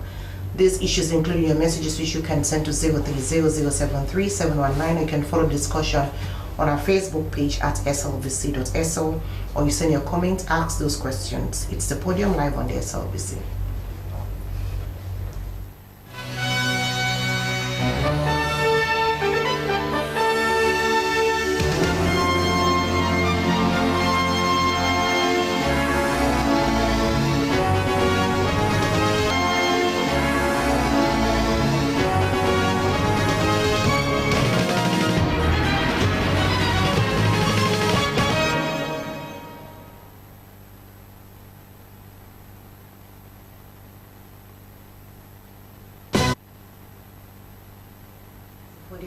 Live on the SLBC for our first issue this afternoon. Sierra Leone today joined the global community in observing World Oral Health Day, an event dedicated to raising awareness about oral health and hygiene. This year's theme, "A Happy Mouth is a Happy Mind," emphasizes the connection between oral health and overall well-being, encouraging individuals to prioritize their dental care. Challenges of oral health care in Sierra Leone, where services remain limited and mostly privatized, with a critical shortage of dental professionals. As a result, many Sierra Leoneans, particularly children and adults, suffer from preventable conditions like dental caries and periodontal diseases. With 90% of global population expected to experience oral diseases in their lifetime, health experts are calling for increased government support and public awareness. For more on that, I have Dr. Umar Mustafa Tula, dental surgeon at Connaught Hospital. Good afternoon, doctor. Welcome to the program. Good afternoon, Madam Presenter. Thank you for having me. So when we talk about oral health, what exactly are we saying? Because normally people think when you talk about oral health, it's just about your mouth. But maybe as health expert, it goes beyond that. Actually, oral health entails a lot of category in the medical field. For instance, if you go to a dentist very regularly, maybe let's say twice or thrice per year, they can detect some of the issues, some of the medical condition or the complications you want to have in the couple of weeks or months to come. So it is very paramount, or it is advisable for us to visit a dentist at least twice per year. So when we talk about oral disease, what exactly are we saying? Actually, we have a lot of oral diseases, like you mentioned. We have dental caries, we have periodontal diseases, we have some infections that can happen, like cancer of the oral cavity, and we have so many of them, like the bad breath, and so. So let's talk about how or what are the causes of these several, issues around oral health. So, like we are going to talk about how dental caries form. First, we have what is called the factors that are responsible for having a dental caries. Number one is the bacteria. As we all know, we have the gram-positive and negative, the streptococcus, the mutants, and the likes. And the number two factor is the teeth itself. If you don't have teeth, you can't have any toothache. It's because you have teeth, that's why you experience toothache. And also we have another factor, which is food, the glucose. From the carbohydrate we eat, we have the glucose that is fermented by the bacteria, and then they remove acid from it. The acid will be poured on the tooth, and the tooth will become so weak. And also the fourth factor is the time. It will take time. It is not something that happens overnight. Maybe the process will start for like 2010, and you won't experience a toothache till 2015 before you start to experience it. So these are the four factors that are responsible: the bacteria, the time, the tooth itself, and the food we are eating. How conscious are citizens in relation to how to take care of their mouth? Actually, in Sierra Leone, we lack the public enlightenment campaign on oral health, because what is responsible for that? It's the lack of the resource and also the lack of the manpower. As we are talking, presently in Sierra Leone, we only have 4 dentists that are working for the Ministry of Health. Although we have a few dentists, maybe around 24 or 25 that are in the country, but those that are working for the Ministry of Health, we only have 4 dentists. So the lack of manpower and the resource is a big challenge. So let's talk around, according to global statistics, 90% of the population are expected to experience oral diseases in their lifetime, and health experts are worried as a result of this. Is Sierra Leone included into this? It's 90% of the global population.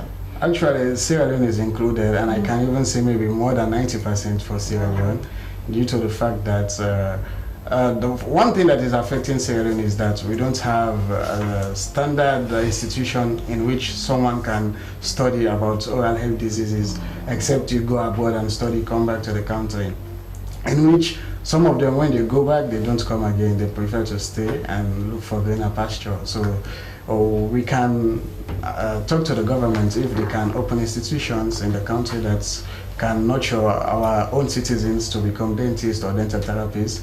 This will mitigate the problem of the manpower, and also if they can give some support in the department, I think we will be able to go to the province, to the district, and do a public sensitization, enlightenment campaign, and the likes. Now that you have mentioned the regions, are facilities to address issues of oral diseases available beside maybe in Freetown, maybe people have access to Connaught? Let's talk about if somebody is experiencing a different, different diseases you just mentioned. Actually, are they limited or non-available? So 5 years ago, there was no representative in the district, but through the help of the current principal dental surgeon, Dr. Kenema, he has established more than 8 or 9 centers in the region. Now in Bo, we have a center there. In McKinney, we have a center. In Kenema, we have a center.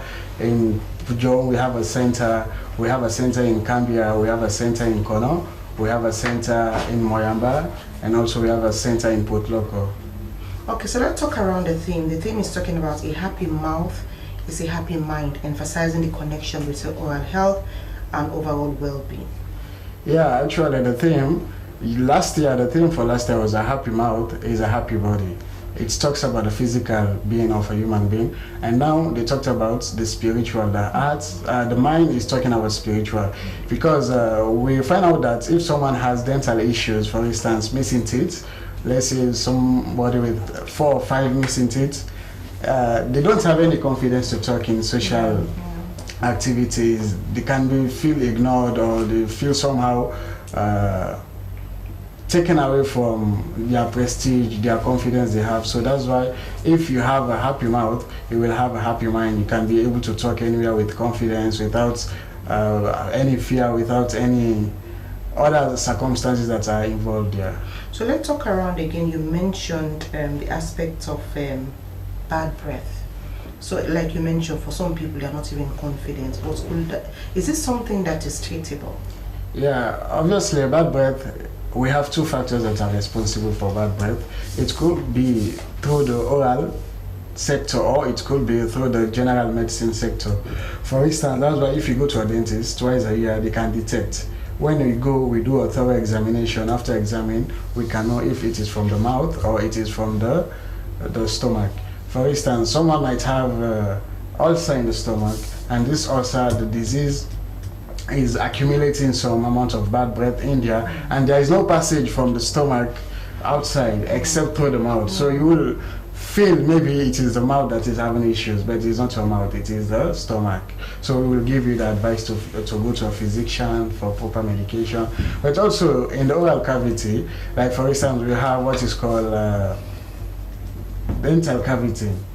On the tooth, there will be an hole, a cavity inside it. So for instance, after eating your meal without rinsing your mouth, after 1 hour to 2 hours, the leftover food that has stayed inside the cavity, it will rot, and after that process has been passed away, it will start to signal, sending some amount of bad odor of which you experience. So if you go to us as a dentist, we are going to do what is called scaling and polishing. We remove all the calculus in your mouth, those things that looks like a butter. They are brownish in color. We are going to remove them, and also try to fill all your teeth in order for you, the next time if you are eating, for the food not to stick on your cavity. So let's talk about access to dental facilities. So many people, there is this opinion that it's also very expensive. Actually, taking care of the mouth. Yeah, taking care of the mouth is kind of expensive, though in Sierra Leone is a little bit moderate, because if we look at the statistics, majority of the diseases we encounter in the world, they pass through the oral cavity. If your oral cavity is dirty, you have some disease in your oral cavity, you will be having some complication all the time, because the food we are eating, the water we are drinking, they always pass through the oral cavity. We'll continue to be with us, Doctor. He is a dental surgeon at the Connaught Hospital, Dr. Tula. Later we shall be speaking on other issues in relation to the day. We'll still with the aspect of health. The University of Sierra Leone Teaching Hospitals Complex is the only teaching hospital in Sierra Leone. The institution was established to provide exceptional medical services, promote research, and support the training of healthcare professionals. It serves as a vital component in Sierra Leone's healthcare infrastructure, addressing the diverse medical needs of the population while fostering academic excellence and innovation. It was established on the 21st of March 2016 by the Teaching Hospitals Complex Administration Act number 8 of 2016, aimed at consolidating various healthcare services under one umbrella to improve efficiency, service delivery, and healthcare outcomes. For more on the celebration, I have Dr. Sonia Spencer, Chairman, Board of Administration, University of Sierra Leone Teaching Hospital Complex. Good afternoon. Welcome to the program, Doctor. Good afternoon. Thank you very much. Okay, I also have Professor Kainde Oluwadia, who is the Acting Chief Medical Director of the University of Sierra Leone Teaching Hospitals Complex. Welcome to the program, Professor, and good afternoon. Good afternoon. Thank you for having me. All right, I would start with you, Dr. Spencer. Give us a background to this all-important institution. Okay. You'll remember we had the Ebola outbreak, and that really exposed our lack of sufficient health personnel. It was the West African Medical College, which is based in Nigeria. They took a decision to come and sensitize Sierra Leone, Liberia, and the Gambia about the importance of training doctors in country. And so in 2016, the Teaching Hospital Act was passed and signed into law by the president then. And the teaching hospital was given 3 mandates. One is service delivery, training, and promoting and undertaking research. We came on board in 2019, July 23rd, 2019. That was when we came on board. When we arrived, we found 15 doctors in residency training. Their trainers, some had left in October and the remaining left in December. So when we really took over and started work properly, there were no foreign consultants, no trainers to train the 15 people who had registered and started training. And because at that time, these departments were given only partial accreditation, 2 years accreditation. The accreditation for most of the departments had either lapsed or was nearing its expiry date, and so the training was stalled in some departments, and in others it had completely stopped. Teaching hospitals, some people wonder whether we are one institution in one compound, but no, it's a complex because our departments are all located in different places. We have 6 core hospitals and 5 affiliate hospitals. The 6 core hospitals are Connaught, which is the main training site, PCMH, Oladurin, these 2 are on Frabe Road. We have the psychiatric hospital at Kisi. We have the Jue, Sierra Leone China Friendship Hospital, and then the infectious diseases hospital at Laka. And for the affiliate hospitals, we have Choitram Hospitals, Emergency Hospital at Godrich, the 3 provincial headquarter towns, the government hospitals in Bo, Makeni, and Kenema. Okay, Dr. Spencer, let's talk around, like you mentioned, you referenced what was initially at the the previous act that was transformed to, that was amended, that established this teaching hospital. They talk about service delivery, training, and promoting research. First, let's talk about service delivery. 9 years on, has that been achieved? Well, 9 years on, the service has improved. We do not have total autonomy, and therefore, particularly with relation to service delivery, the teaching hospital is not in control. However, through the training of the resident doctors, they impact service delivery in a positive way. So we are not directly involved, but through the training, they benefit as well. Because the doctors, this residency training is like an apprenticeship training. So they work with the consultants in the ward, they sit clinic together, then they do operations, and so on. So they learn on the job, and the consultants who train them, they are highly qualified and also have many years of experience. So through the training, patients who come in benefit. And this is only happening in these 6 hospitals, which are the tertiary hospitals and referral hospitals. So what cannot be handled at primary level in the town and secondary level at the districts, they are sent down, they are referred down to these tertiary hospitals. I mean, if you don't get the best treatments there, there's nowhere else you can get it. Okay, how do you not do follow-ups on service delivery? I ask the same question because, again, even with the training, promoting research, what's the ordinary citizen want is improved service delivery. How normally do you do follow-ups on maybe the training you conducted and even the research that you do as an institution? Maybe I will ask Professor to handle that, Yeah, because Professor, he's more in touch with the hospital. Still on service delivery, I just asked the question about service delivery because for many people that has been the challenge in the healthcare, in the country. So let's talk about, for example, when you train these people, you promote risk, how it impacts on service delivery. Well, service delivery entails patients coming to the hospitals and getting treated. And if you look at the way health system is run, we have primary health care, which entails those district hospitals. Then we have secondary health care, which are the government hospitals, for example, in Kenema, in Bo, Kingamans, and so. And finally, we have the tertiary hospitals, which is actually the teaching hospital with the 6.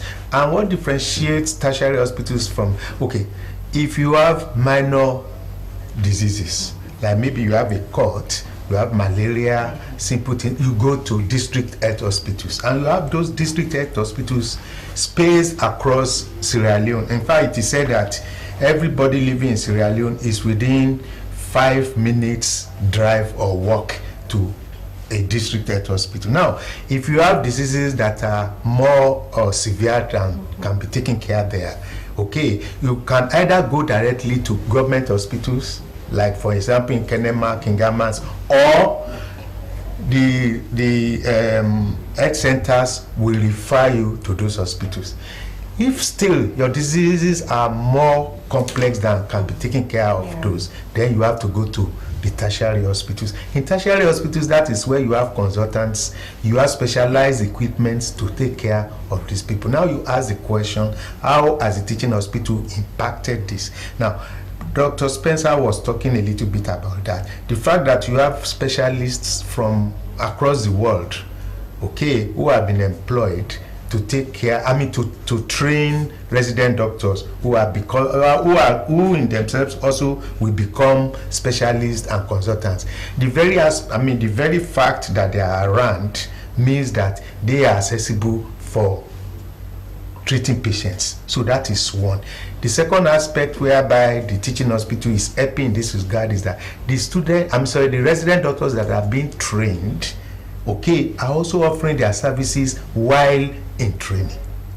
So that means that when you have, for example, residents being trained here, they are offering their services to patients. It is better than the same residents being trained outside the country, where those services will not be available to those, the patients in the country. So these are the two, right now, those are the two main ways by which we are impacting the treatment of patients across Sierra Leone. But far more important also is the fact that these resident doctors that we are training right now, they are going to graduate, so to speak, to become specialists and consultants. When they become those, and since they are residents in the country, they will continue to offer their expertise to the population.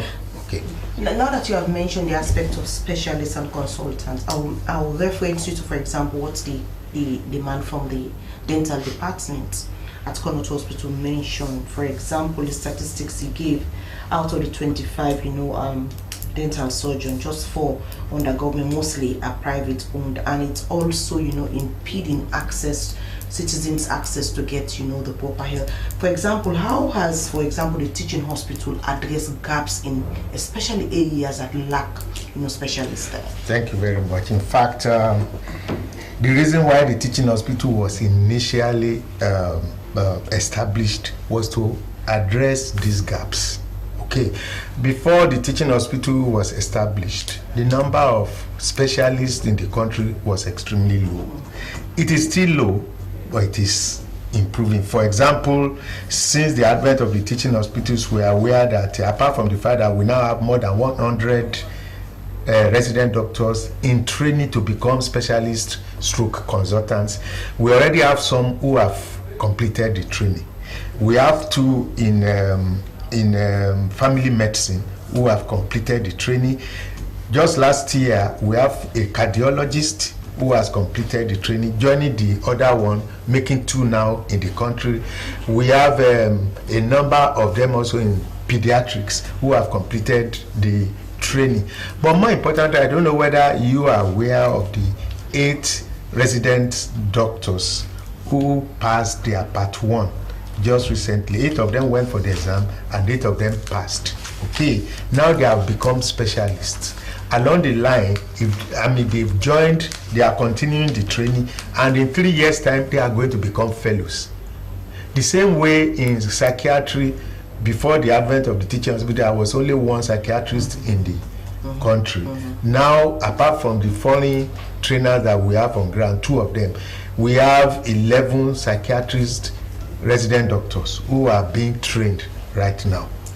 In pediatrics, we also have about 10 of them who have been trained. So all these ones constitute the more than 100 that we are talking about. And the beauty of this is that within the next 3 to 5 years, these 100, when they passed, that means we are going to have 100 specialists stroke fellows in the country. What areas do Sierra Leone actually lack, specialists? Okay, let me give you one example, and that is neurosurgery. Neurosurgery deals with injuries to the brain, tumors in the brain, diseases in the brain. Okay, when this board came on, I was discovered that there has not been any neurosurgeon in the country for decades. And there was a tragic case in which a resident doctor, while coming to work, was actually involved in a crash, and he died because of his head injury. It took some days, but because there was no neurosurgeon on ground, that doctor died. And also, based on that, we also discovered that over a 5-year period, when you will look at the record, more than 2,500 patients who had neurosurgical injuries were actually in Connaught. Okay, so it was based on this that the board decided that something has to be done about this. And the summary of that is, as we are talking now, we have a Sierra Leonean whom we sent for training in Rabat, Morocco, who is now in the country, okay, treating patients with head injuries. Also, we have another person there who is being trained for longer. When the 2 of them are around, it means that neurosurgical service is back in the country. And more importantly also, the Ministry of Health is also getting some specialized equipment, CT scan to be specific, to focus on the management of these cases. So that is one. And as far as I'm concerned, if they ask me what is the most important accomplishment of this board, I'm going to tell you, to me, that is the most important. Okay. Now we have other conditions. We are already putting in place residency training for radiology. We are also putting in place residency training for the pathologists. Okay. And also in the scheme is residency training for community health. If we add those 3 to the 7 we already have on ground, it's going to make 10 different specialties where we have residency training. And I can confidently tell you that is better than most other small countries like Gambia and Liberia. In fact, it is our hope that in the next few years, Sierra Leone will actually be sending specialist doctors to all those Okay, I'll come back to you, Professor. So, Dr. Spencer, as you mark or celebrate, what are the stock-taking lessons learned moving forward? Well, I think the first one I will say is that when you are not totally in control of everything, your work will definitely be hampered to a certain extent. Okay, we are not totally in control. The act is not being implemented as it should. Ministry of Health is still performing some of the responsibilities given to us by Parliament. Okay, so for example, when it comes to discipline, we, the teaching hospital, we cannot discipline any doctor or nurse in our hospitals for misconduct. We cannot, because they are not employed by the teaching hospital, they are employed by the Ministry of Health. you see. And then also, that is one area. It has also shown that you cannot have two parallel systems in one institution, because that's what is happening now. Administration, human resources and financing, these are all handled by the Ministry of Health. And it is a case of he who pays the piper calls the tune. We will see that something is going wrong, but we can correct it, but we are not able to. Okay? Ministry has to, and we've had cases where in the past, when disciplinary actions were taken against some doctors, they were overturned by the ministry. Okay? The relationship between us is getting better, it's improving, but it's like if you have a 9-year-old child, at 9, there are certain things which the mother shouldn't be doing for the child again. The mother should have confidence in the child for the child to do certain activities himself or herself. So far, we have shown that Teaching Hospitals Complex Board is capable of handling the responsibilities given to us by Parliament. I am hoping that Parliament, this present Parliament, will turn their attention to the Teaching Hospital and the Ministry of Health to find out why we are still not allowed to do the job they've given to us. That for me will be one of the things which we have to make sure gets corrected. Okay, I'll come back to you, Dr. Spence, as well as Professor. Kindly, the program you're watching as a podium. Let's move on now to another issue this afternoon. The fish harbor at Black Johnson, which cost around $50 million, funded by the Chinese and co-sponsored by the government of Sierra Leone, is underway. The fish harbor, according to the Ministry of Fisheries and Marine Resources, is the first in the sub-region and in the country, and will improve the fish sector. In this country, industrial fisheries sector is currently challenged with berthing, bunkering, vessel maintenance, cold storage and processing facility, and therefore the fish harbor will provide entrance channels and interior channels to allow free movement of fishing trawlers and their vessels for anchoring areas. So what's up with the project? As we speak, we have the Acting Director of Fisheries in the Ministry of Fisheries and Marine Resources, Sheikh Hussein. Good afternoon, Mr. Director. Welcome to the program, sir. Good afternoon, Salma. Good afternoon. So where are we in terms of the fish harbor at Black Johnson? We have signed the implementation agreement with the Chinese government for the commencement of the project. There are a couple of requirements as a country that we need to do. And the most important one, which actually brought me to the studio this morning, and within this week, even this, maybe early next week, we are going to be informing our people about that. We've entered into the next stage where we will, as a government, we are required to clear the land. What does that mean? Anybody who has structures on the fish harbor, the land has been acquired by government of Sierra Leone following the due process. The landowners have been compensated. So, but of course, we know that our people, there are some people who utilize the beach areas, especially the foreshore.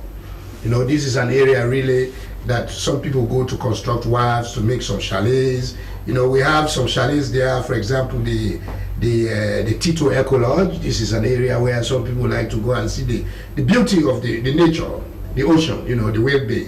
Some people will come, some tourists walk around the beach and all that. Yes, that's fine. But where we are now, we want to inform the country and everybody who have interest in that area of Black Johnson. We have done all the sensitization that we needed to do. The implementation agreement requires that we demolish any building, any structure that is within the fish harbor. And the Ministry of Fisheries is preparing to commence that anytime.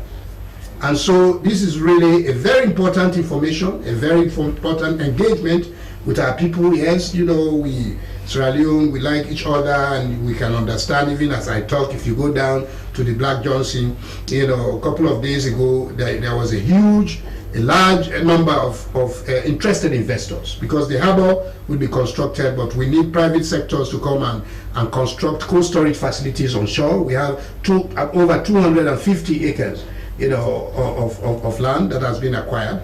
And so 200 of that is in the land area, which is really where the infrastructure will be developed. We have cold storage facilities, blast freezers.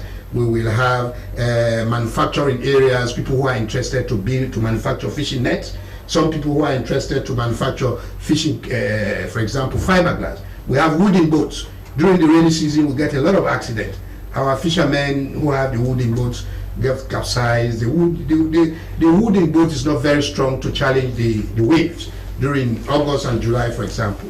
So private sectors are approaching the ministry that they will want to build fiberglass boats that will be sold at affordable cost to the fishermen.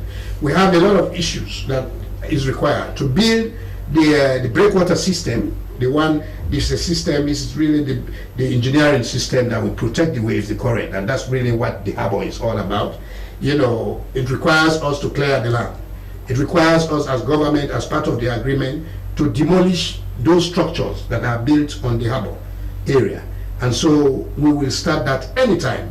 So we want to inform the public, everybody in Sierra Leone, if you know that you have structures within the fish harbor area, the over 200 acres on land, the land area, and of course we'll be getting up to about 52 acres in the sea area, which will be reclaimed to construct the harbor.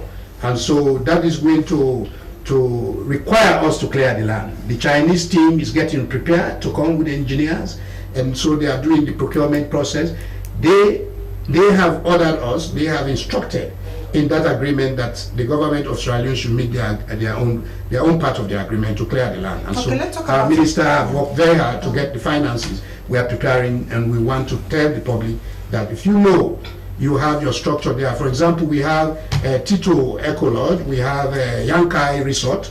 These are, you know, people build some restaurants and some facilities. Even at the time we went through the land, there was nothing there. And so after that, when they heard that, oh, government has acquired this land to construct a harbor, some people quickly came there now and started building chalets, started building structures like restaurants, and in fact, they went on and started publicizing they want to do tourism there. This is a massive infrastructure development for fisheries. For the first time in Sierra Leone, as a country, we signed the FAO Post-State Measure Agreement in 2009, and we said, we acceded to it and signed and said we are going to have a dedicated harbor, a dedicated fishing port. As it is done in Ghana, they have the Tema port. In fact, they are now having another port, in fact, which is the Marshall. Any country that does not have a standalone fishing port will not benefit from fish resources. As I talk, we have over 20 to 25 tuna vessels, big vessels that we have issued license. They don't come here and offload their catch, because the deepwater key area, you know, is congested. They said no, they will not be able to come, and so we are losing. There is a certain percentage of catch they should sell in Sierra Leone market. They are not bringing it. They go and offload their catch in Abidjan. Yeah, so I don't think we are really going to play with people and allow them to start coming and say, oh, I've been here donkey years.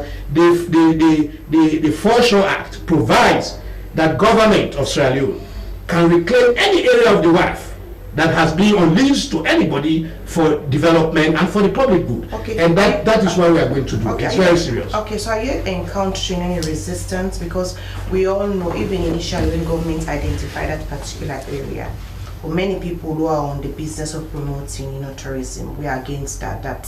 That harbor is not appropriate. That place is a touristic area. It's very good. Government should maintain that. So even beside those living there, for people who are into the business of tourism and environmental areas, we are against that area. So it appears as if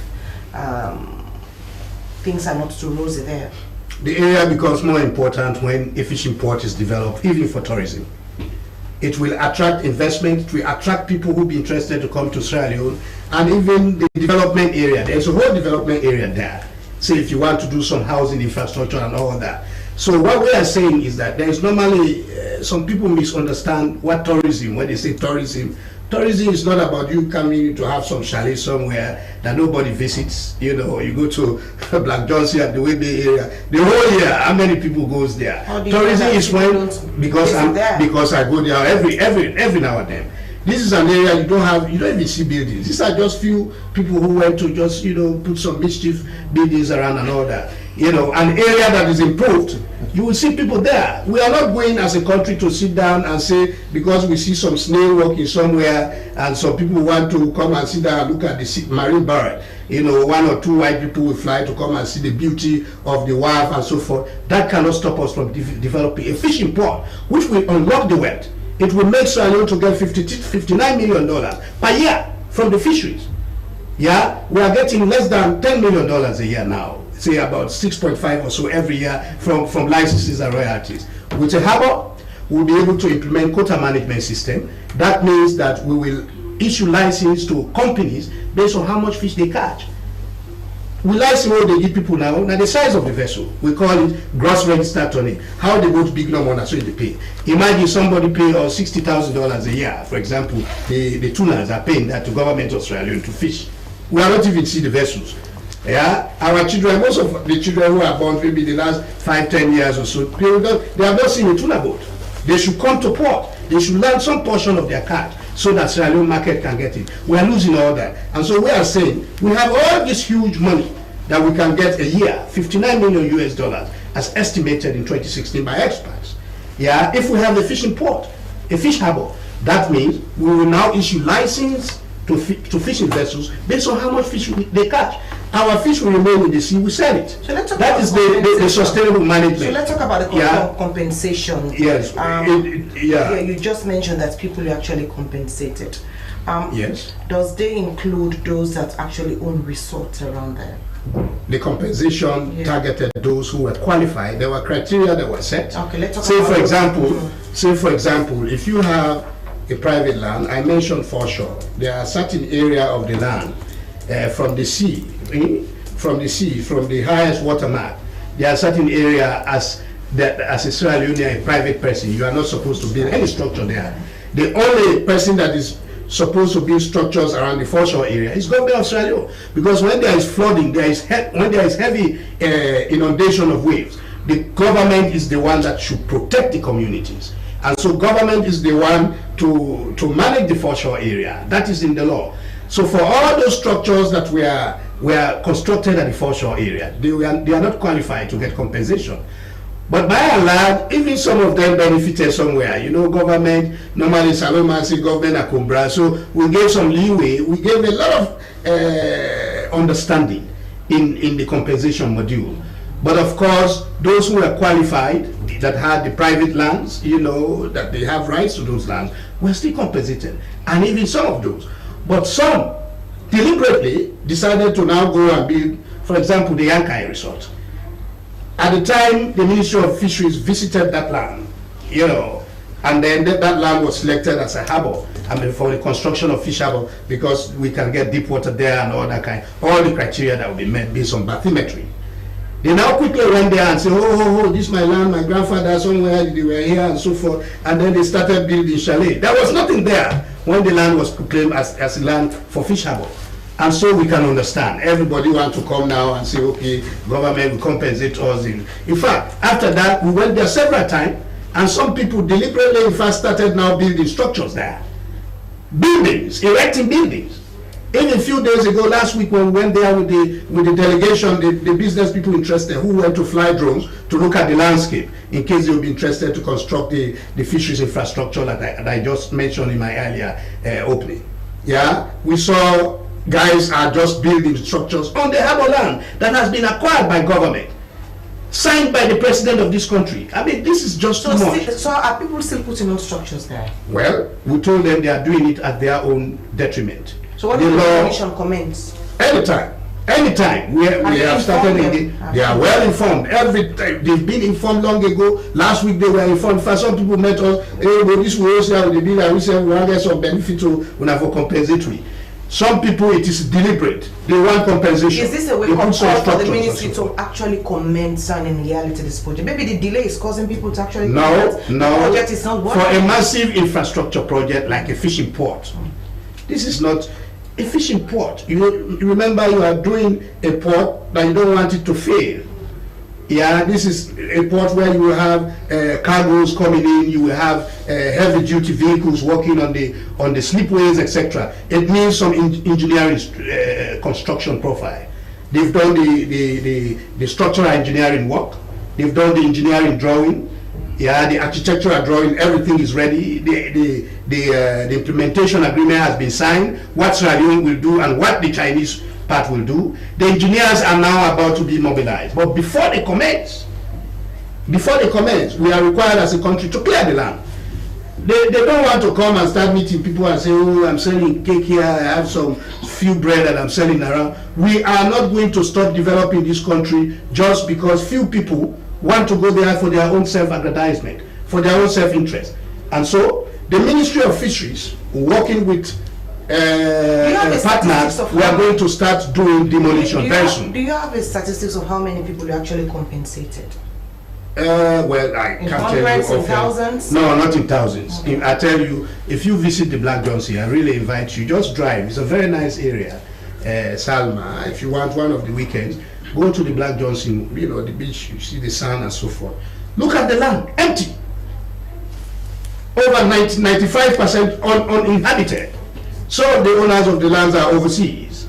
You know, they acquire these structures with plans and so forth. Government is going to make that place an industrial fisheries infrastructure that will have a lot of activities going on there.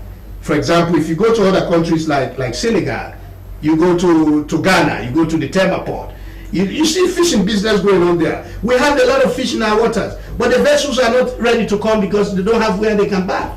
The bigger vessels, yeah, they don't have the tuna vessels. Every now and then when we go to ICAT meeting, the International Commission for the Conservation of Atlantic Tunas, they say, oh, Sierra Leone, what are we waiting for? Up to now, you don't have a port. You've signed the Positive Measure Agreement 2009. Up to now, we are lucky we have the Chinese government to have given us $55 billion as a grant. That is no loan. Government is not going to pay anything. Nobody is going to stand on our way.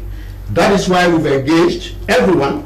We've done what we can do. The Ministry of Lands, the Attorney General's office, you know, we make sure the people who know about due diligence were the one who handled the compensation. It was done well, and it has been done. We will not allow people to stop us. That's not going to happen. And we every now and then when we visit there, we have the military presence at the vicinity. Yeah, the police, they are there. They keep reminding them every day that at any time government is coming to clear. You foresee resistance from them? Well, I will not advise you do so.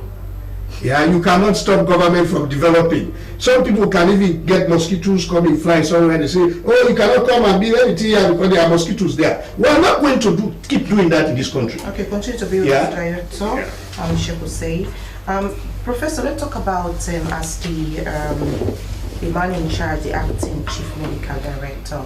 What are some of the challenges beside what Dr. Spencer mentioned? You know, 9 years on, they just mentioned implementation of the act, duplication, you know, limitation of how even you could operate. What are other areas you think also moving forward it could be part of your stock taking? Funding is a great challenge. The government has tried as much as possible to help with the funding. For example, 8 of the international consultants were actually appointed by the government, but it still remains a huge challenge. First, in terms of setting up new training for other departments. Okay, trying to get approval for new consultants to come takes a lot of time. So that's a major one. The second one is in terms of infrastructure. Okay, a lot of this training requires specialized equipment. So when the chairperson was talking about partial accreditation the other time, what it means is that there are some areas in those departments that we don't have the required expertise on in terms of infrastructures or in terms of personnel. So the residents being trained in those areas will have to travel out of the country to get the remaining parts of their training. That is what partial accreditation means, really. The third one is in terms of recognition. Okay, when you meet an average Sierra Leonean and you talk about the teaching hospital, they don't know what it is. Okay, all they know is Conot, they know about Ladurin and Co. But what they don't realize is that after the act, those entities have become part of the teaching hospitals complex. So who do you blame for that? Maybe you also as a complex, you need to do more in terms of... And that's why we are here. That's one of the reasons why we are here. You know, beside your anniversary, sometimes you just take time out, go to maybe marketplaces, you know, communities, just sensitize people. Yeah, it's important for them. We've done certain parts of that, really. But what we discovered is that even those who are supposed to be in the know, okay, they are not in the know. So it can be a little bit, and one of the reasons actually I take your comment really, because if you go to any of those hospitals, sometimes you don't find our billboard there and things like that. We will work on it. Thank you. You are an expert. Yes, Doctor, do you want to make any addition to what the Professor just mentioned? The aspect of the challenges. Well, I will go back to funding. The limited amount we receive from government, most of the time, comes very, very late. Okay. So this long delay should be shortened. And secondly, you know, when we make our budget, we don't pad our budget. So we expect them to give us all that we request to reduce stress on us and also for us to be able to achieve our objectives. There are certain activities, certain things that the board should be paying for, but government does not give us the money. Okay, and then for us to get donor funding for certain things, it is difficult in the sense that, you know, I cannot go and ask for money to come and develop something I'm not in charge of. You know, when the day of reckoning comes, I won't know what to say, because some of these things may be misused and abused. So if we are in total control, then we know we can control the resources, we can control how the facilities are maintained, we can control, for example, things like feeding and cleaning in the hospital shouldn't be done at ministry level. Ministry should be responsible for making policies and implementing and monitoring policies. Let them allow us. Is there an urgent call to go back to Parliament to look at the Act again? No. I mean, no, you cannot, sorry, before you go to them to look at the Act again, it should be tried out completely. So they didn't try it out. Exactly, completely. I mean, put us in charge as the Act specifies. Let's say try out the Act for 2 years, and if it is not working, then Ministry of Health can say, it is not working, let's go and look at it again. But without trying, you want to say, okay, let's abolish it or let's put it aside and so on. It's not going to work. It shouldn't work that way. We have gone to the former parliament, we had meetings with the former speaker to say it is time for you people, the health committee, to monitor the implementation. This was a law that was made 9 years ago. They should monitor it and then report back that it is not being implemented as it should. Professor, is this frustrating your efforts, especially as somebody coming out to actually help Sierra Leone? Yeah, it is. As an expert. It is. And how do you think this could be addressed? Well, taking maybe the Nigerian experience. Well, the first thing really is to have a stakeholders meeting. Okay, if we have a stakeholders meeting involving us, involving the ministry, involving the HRMO and other government prestataries, we can talk, put everything on the table. Okay, what are those aspects that you are uncomfortable with? What are those aspects you are okay with? And then we can look at it and see going forward how we can make it more workable, really. I am a believer in the sense that most things that work abroad, okay, when you want to use them locally, you need to work on them to see how they will be more acceptable to the people, right? So that's the way I look at it. Let us look at this thing, bring it out again, work at it, and see how it is improving. I must say that recently things have improved a lot, and since that thing has improved a lot, we have achieved at a greater rate, really, and that brings in the sense that if we have been more together into these things, perhaps we should have been higher than we are right now. All right, so since it's the complex started operations to now, are they all moving forward after 9 years? Do you think that areas, maybe some readjustment in terms of your 3 core mandates, or you think that, you know what, we could also, you know, shift our focus in other areas? Yeah, the mandates are actually what makes a teaching hospital, really. You can't have a teaching hospital without teaching. You can't have a teaching hospital, without training. You can't have a teaching hospital without research. And you can't have a teaching hospital without service, really. What we are talking about is not in the how the core mandate is. It is actually how the core mandates are supposed to be exercised. And if you look at the act itself, okay, everything that needs to be done is right there in the act. Okay, we only need to go there and see how it can be adopted in such a way that to make things more workable in the country. Okay, thank you so much, Professor.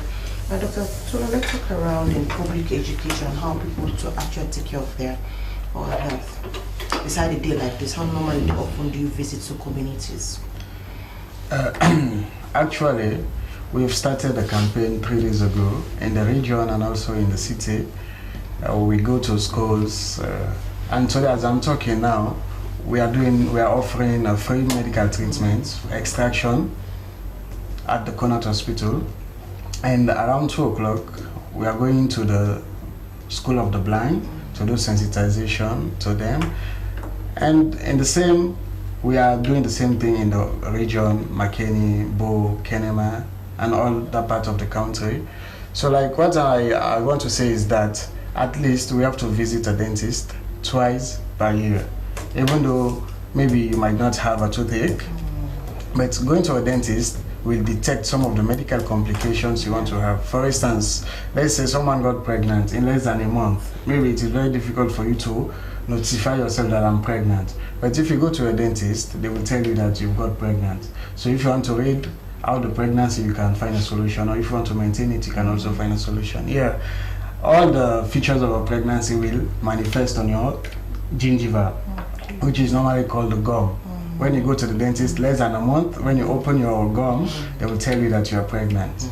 So it has a lot of medical benefit to go to a dentist twice a year.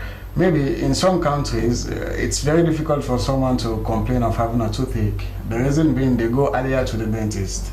Yeah. So when you go to the dentist, they will tell you that this tooth has been affected by the caries. It has been infected. So now we are going to remove the caries and try to fill it for you. If you accept if they take your consent and you accept it, they are going to fill it for you. So you will never experience a toothache in your life. But just like what I said in the beginning, the process of having a toothache, it takes time. It is not something spontaneous overnight. No, it takes like 4 to 5 years before you start experiencing. So during that process, at any time you go, they detect that this tooth has been infected. They try to solve that problem. I think with this, we are going to limit the problems of the oral diseases in the country. Thank you so much, Doctor. Mr. Say a few seconds as we round up. Any word of caution to people that still find it difficult to move out of the area?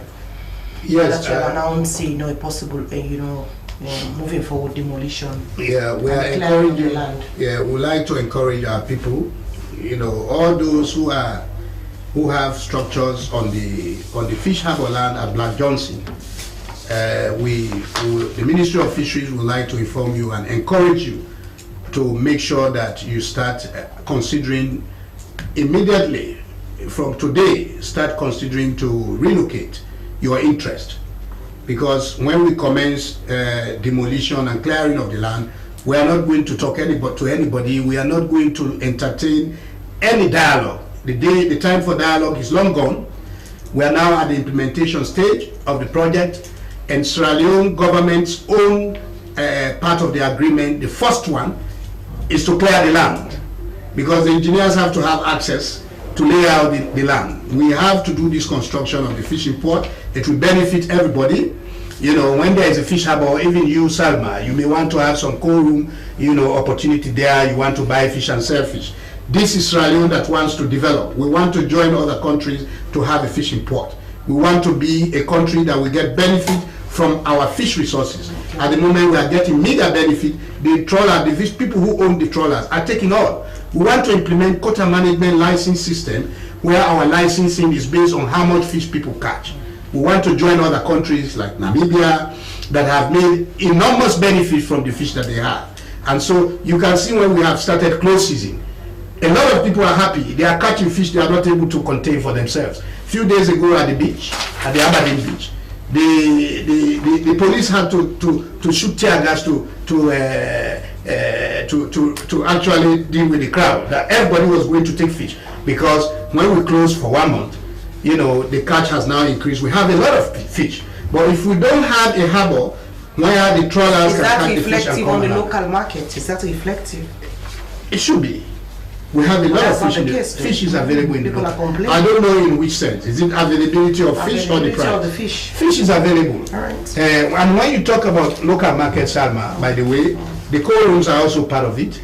The fishermen, they catch fish today, they sell today. What we call S-vessel value. Okay, thank so you if you go there early in the morning, there is always fish. Thank you so much. Thank you so much, Mr. Shekuse, Acting Director of Fisheries. Well, that's how we end the podium this afternoon. Just a reminder of our quote of the day, which came from a Spanish writer, Miguel de Centavas, and it says, "Every thought in a man's head is of more valuable than a diamond." Many thanks to my guest from the University of Sierra Leone Teaching Hospitals Complex, Ministry of Fisheries, and the Oral Health Department at Connaught Hospital. Thank you so much for watching the podium.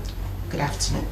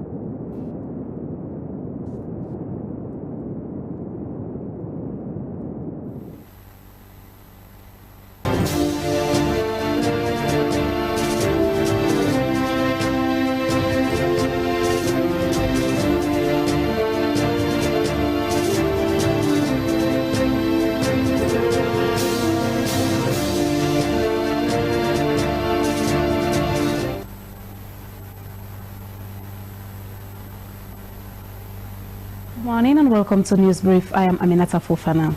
According to Sierra Leone Police, 3 children, including 2 boys and a girl, were reportedly missing on the 18th March 2025 at the National Pentecostal Primary School in Freetown.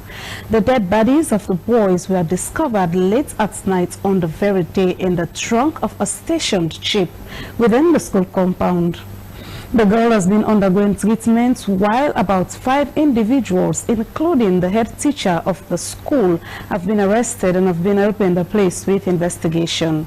According to the mother of one of the children, Marie Kanu, she went to pick up her child as usual but could not find him. She then asked a teacher and together they began searching.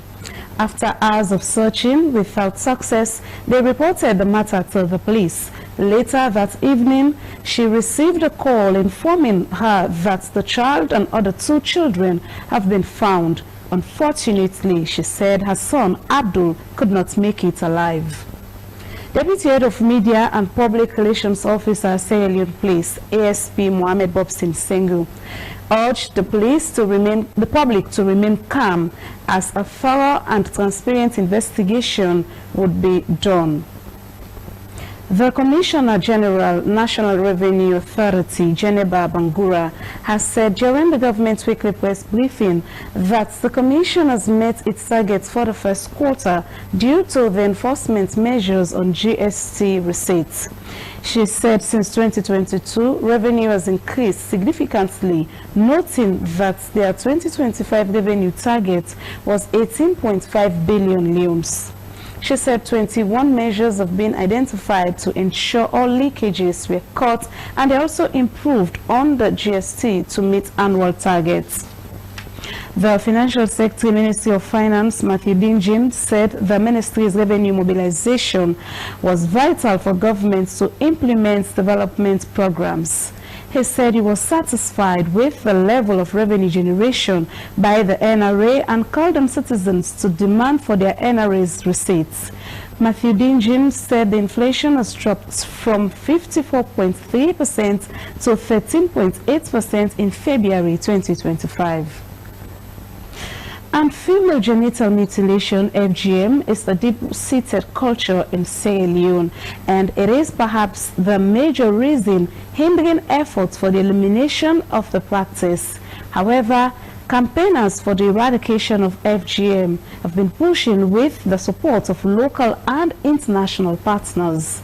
As part of the St. Patrick's Day celebration, St. Sierra Leone with the Irish Embassy has hosted an event in Bo to raise awareness about the harmful impact of FGM. President of the Young Women in Governance Network in Bo, Abu, said they were not against culture as Sierra Leoneans, but were advocating for parents to allow their girls to reach the age of consent so their children would be able to decide for themselves whether or not to join FGM. It was a celebration of Irish and Sierra Leonean culture, and especially it was an event to highlight the negative aspects of the Sierra Leonean culture, according to Head of Programs for Governance and Gender, St. Sierra Leone, Brahma Mansare. That's all in News Brief. I am Aminata Fofana.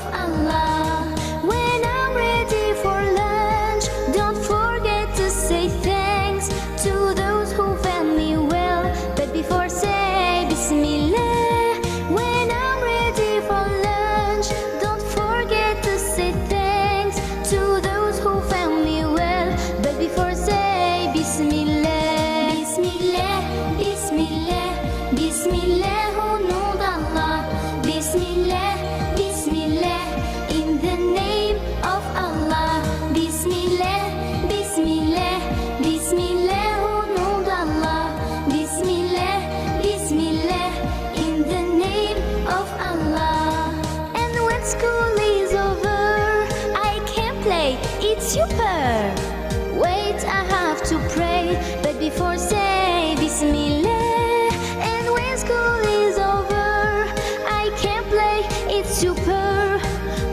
I have to pray, but before saying Bismillah. I don't like children who say Bismillah.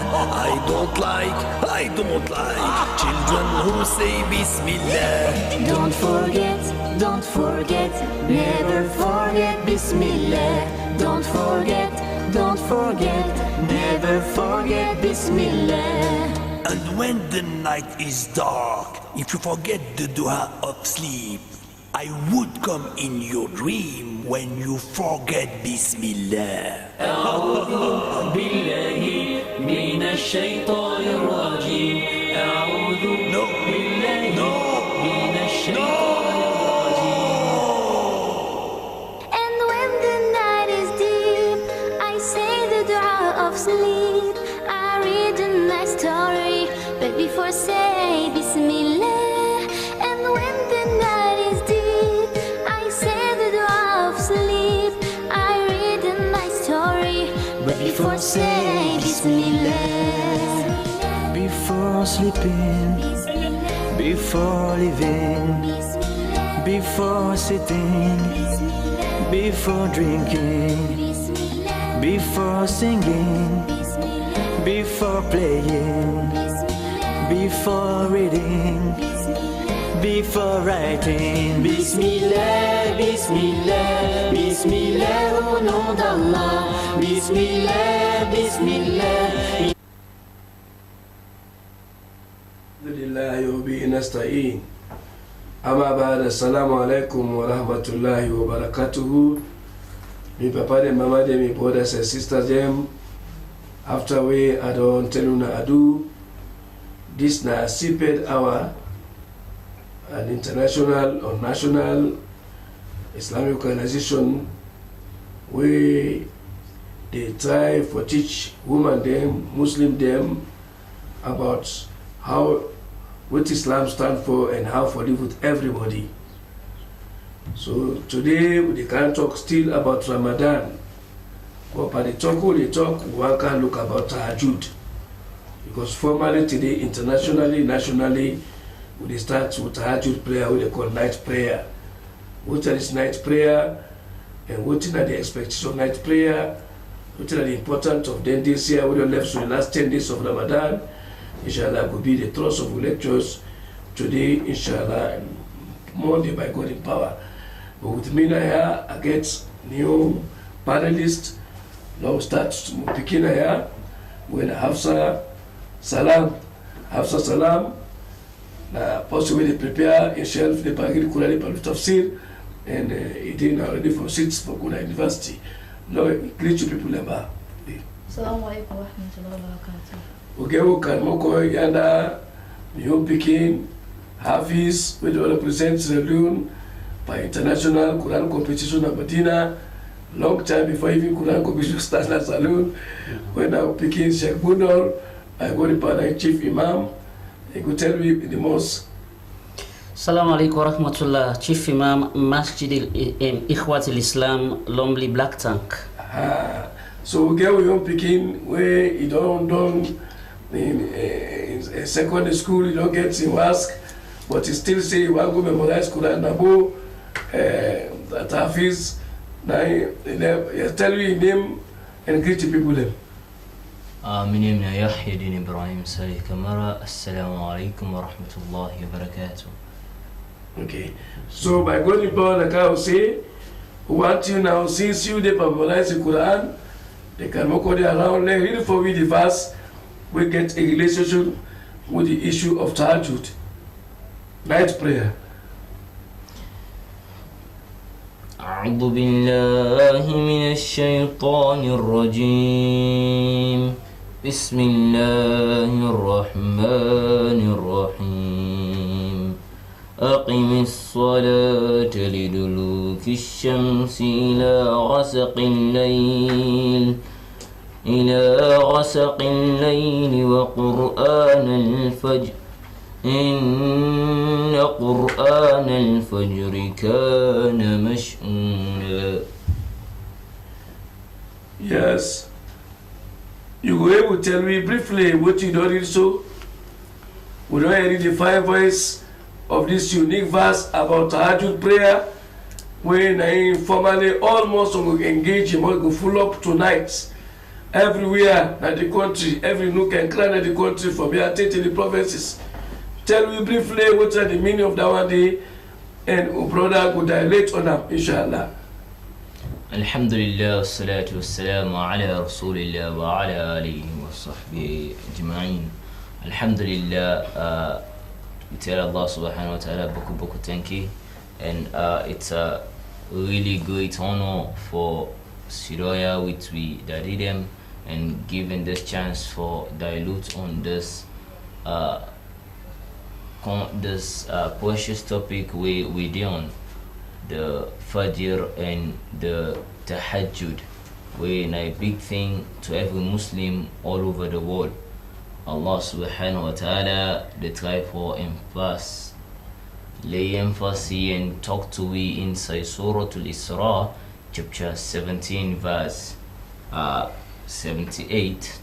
They tell we how we get up for Salah, and in the time where the sun to come up, because the duluq al-shams ila ghasaq al-layl ti the come, because Allah they emphasize again say wa Quran al-Fajr, they emphasize on the Quran where people in the read at the time for Fajr. At Fajr time, when Naina the best time according to scholars in the Quran and Sunnah, they tell we say the Fajr time not the best time, then they way somebody supposed for the read the Quran, because in the Quran al-Fajr kana mash'ula, as we say the Quran and the Fajr na the perfect ever in all of times. We tell you thank you for that commentary. That means you na person way, only read the Quran, you go school, you prepare yourself for going to university, maybe memorize Quran, you also sabi what to read. Bolo kana utoyo kan moko shek bundor, when one of the first people we win an international competition cause about memorize Quran even before Quran competition don't start na salon. But look at this issue of the institution of Tahajjud, night prayer, and tell me small thing about. Alhamdulillah alladhi adana lihadha wa ma kunna linahtadiya lawla an adana Allah. We tell the Almighty Allah thank you. We send can Ramadan as a barakah for we all and the entire ummah. And inside this month of Ramadan, Almighty Allah specifically he mentioned about the night prayer. We inshallah tonight we go start the Tahajjud. It is not only in the month of Ramadan possible for observe Tahajjud, but specifically why is it that a very very important then 10 last nights they also for lay with the observed Tahajjud. The Holy Prophet Muhammad sallallahu alaihi wasallam, when then nights they also reach him together with the entire family, then they go seclude na the masjid. They go day na the masjid only for make it to say then we go find the barakah of Almighty Allah. And Almighty Allah tell we in the preceding verse we brother read so, he say wa min al-layl fatahajjad bihi nafilatan lak. He say when it come, this is specifically a dimension about Tahajjud. He say when it come, make una rise up from una sleep. Mind you, when it come, the night is divided into 3 parts. One, a fine for a Muslim, let you utilize the first part for sleep so that you go get strength for grab. The second one, you can use them, you grab up for make a lot of dua, a lot of supplication. Because during Tahajjud, Almighty Allah himself they come down to this Asamahu Dunya every night, not only in Ramadan. They come down every night. They come, they ask, who's one per una my servants then get problem? Because everybody get problem. But unfortunately, Shaitan ki werpa some of we will find it very difficult when it becomes so lethargy, the body ki weak, because shaitan no say if we grab for pray to Almighty Allah, we get all the chance for Almighty Allah is solve the problem then. So only few amongst we the mortal man the way Almighty Allah he don't put in barakah pan. Now some of we can able for grab and utilize that barakah day, because any supplication where you grab during tahajjud, anything whatsoever we ask Almighty Allah for, that one day na correct answer Almighty Allah it give you. So the tahajjud is very very important. Wa min al-layl fatahajjaj bihi nafilatan lak. He said that one day na additional na bonus for you, where it be to say you go able for grab and ask Almighty Allah. Then the most important thing here that Almighty Allah say, if you continue for do tahajjud, you status in the eye. Because according to what he say now, so he say asa an yab'athaka rabbuka maqaman mahmuda. By doing that, they sometimes Almighty Allah it go raise your status from one stage to another. So the tahajjud is very very important. That is why it is advisable for every Muslims that will keep fast this month of Ramadan. Let them not joke within 10 nights they also, because so many barakah in the inside this particular 10 nights also of Ramadan. We want to tell you thank you, inshallah. I want to tell Sipet thank you. I want to tell me institution thank you when I SLBC. Mina me institution no Novex and I mean institution already for so many years. A wonderful and really about tahajjud. It don't tell you say tahajjud means for make effort for raise yourself from the bed and for come connect yourself with Allah through prayer. Now they call tahajjud. Now effort for strive from the word jihad. Now they get tahajjud, striving for to way better. He said then 10 day. Opportunity where Allah subhanahu wa ta'ala the kingdom by the third samahu. He asks, would I get problem? Of course, we all get problems. Would I get what you need? We all get what you need. Would I get what you the warrior? Let talk to me. He said, but Satan know this. And for that, they make them for grab the net. Very difficult let person do them, except to high faith. He said, now for that, it's good. Since the night and divided into 3, the first part and second part, the last part of the night, let him sleep early so that he get drunk for him wake for get this opportunity. He said, well, tahajjud prayer them in a short ball, Allah they answer you. He tell the prophet this, let of it say na culture or something. When something will just start. Tell her say, wake up for praying and net. He said, because without it, he said they raise in status. So night prayer they raise more time and status from one state to another. He encouraged everybody when fast. Let take advantage of the 10 nights here where they start tonight. Because Muslim they start, Islam they start night, you go today. So that we all go engage by them, we all go remember Allah subhanahu wa ta'ala. But now we come to you can begin where they inshallah when I have Satu Salam for ready for sitting ask. He said they bala ready by tafsir. No where you back. But you go just go pray. Just grab number and go pray. Like other people left. What you feel say before you go pray, now you for do first. Tell you small thing but about as a Muslim. You just take grab number, what is it you just enter Simon's, you go pray. What do you do? What are the preaching you do first before you begin for pray? Assalamu alaikum wa rahmatullahi wa barakatuh. So before ever you do the obligatory prayer, you need to wash yourself. The wash yourself where you wash yourself, that if you don't wet or you don't use the bathroom, number 1, number 2, you need to wash yourself, because if you do wudu when because you know the obligatory. Because the prophet said that is if they that's more dirty way than number 1 or number 2, not so. So which means if you do wudu for wash that part of the body now. And because the prophet say, he said any prayer without wudu, rejected prayer. Thank you. Any prayer without wudu rejected. Okay. But if he mama by the business, tell you by. But if something don't happen, way more than that one, they waiting for do.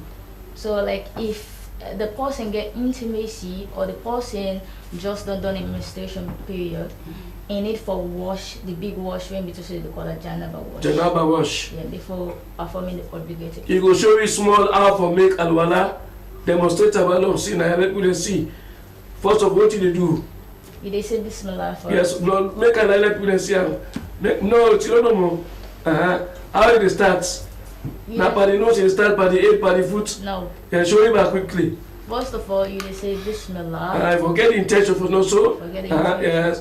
Then you start for wash your hand. You hand them.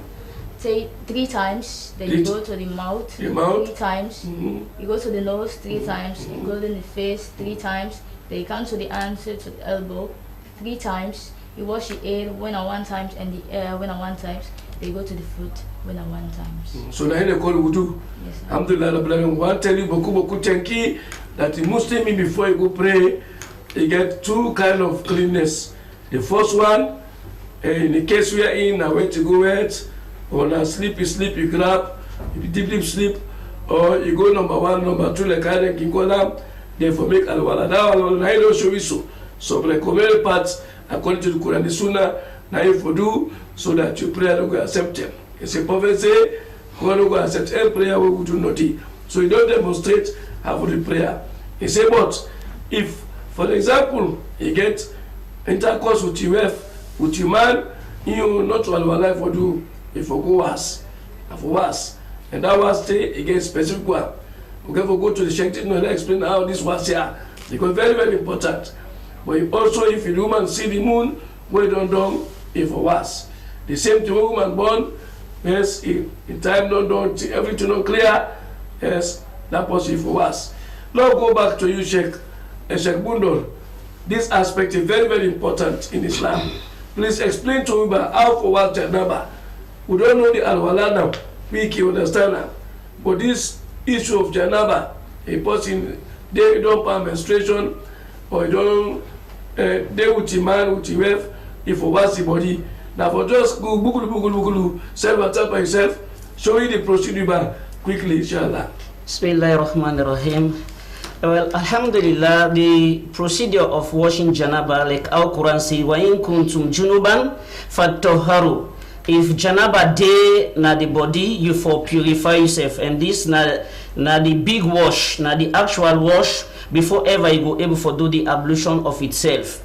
Now, how for do this janaba washing?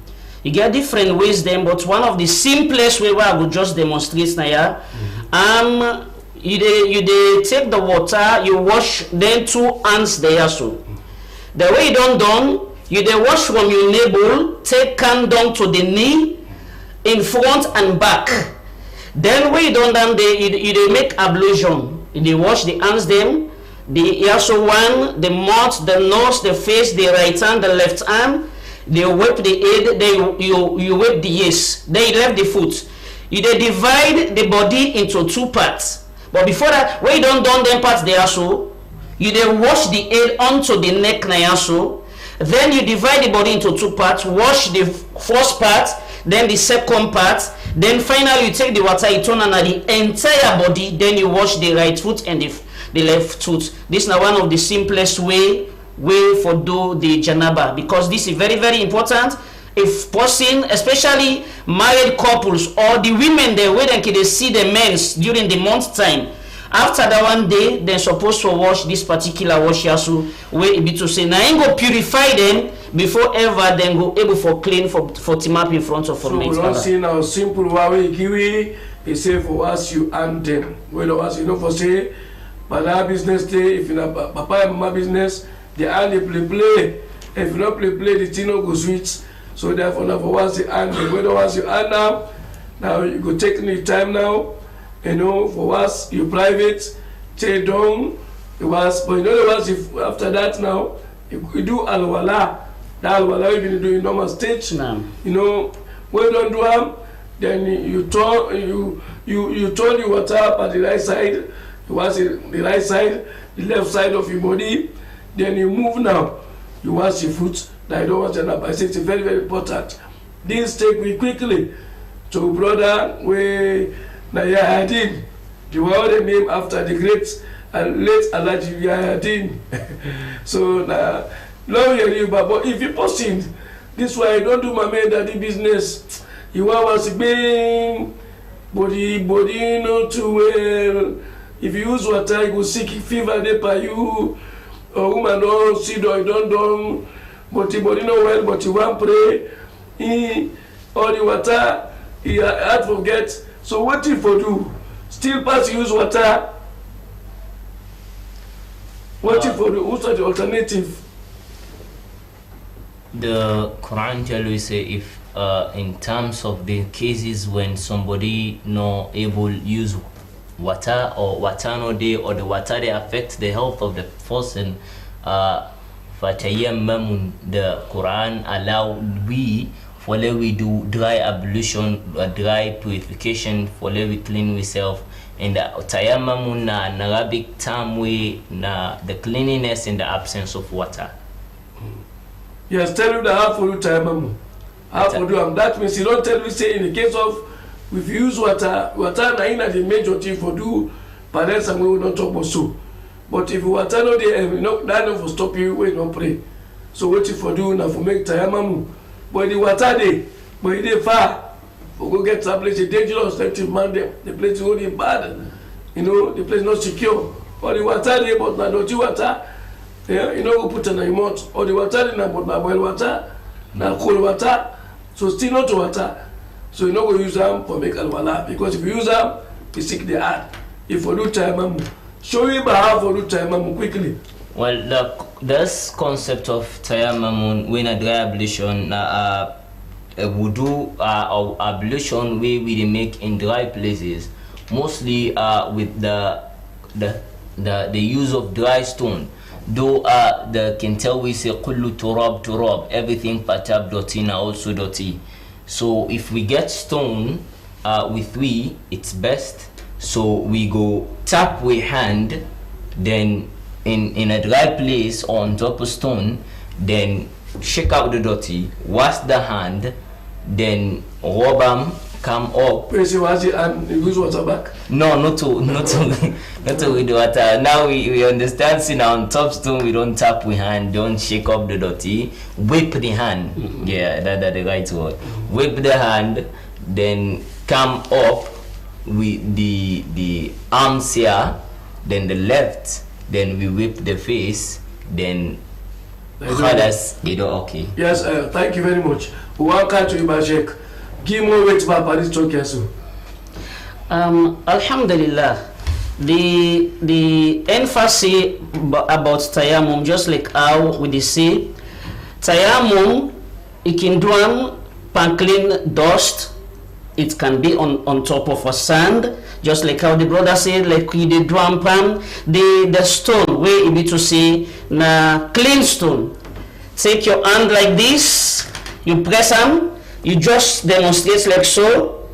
Then you wipe your right hand first this way, then you come this way, then you come again this way and go again this way. Then you do again, wipe the face like this.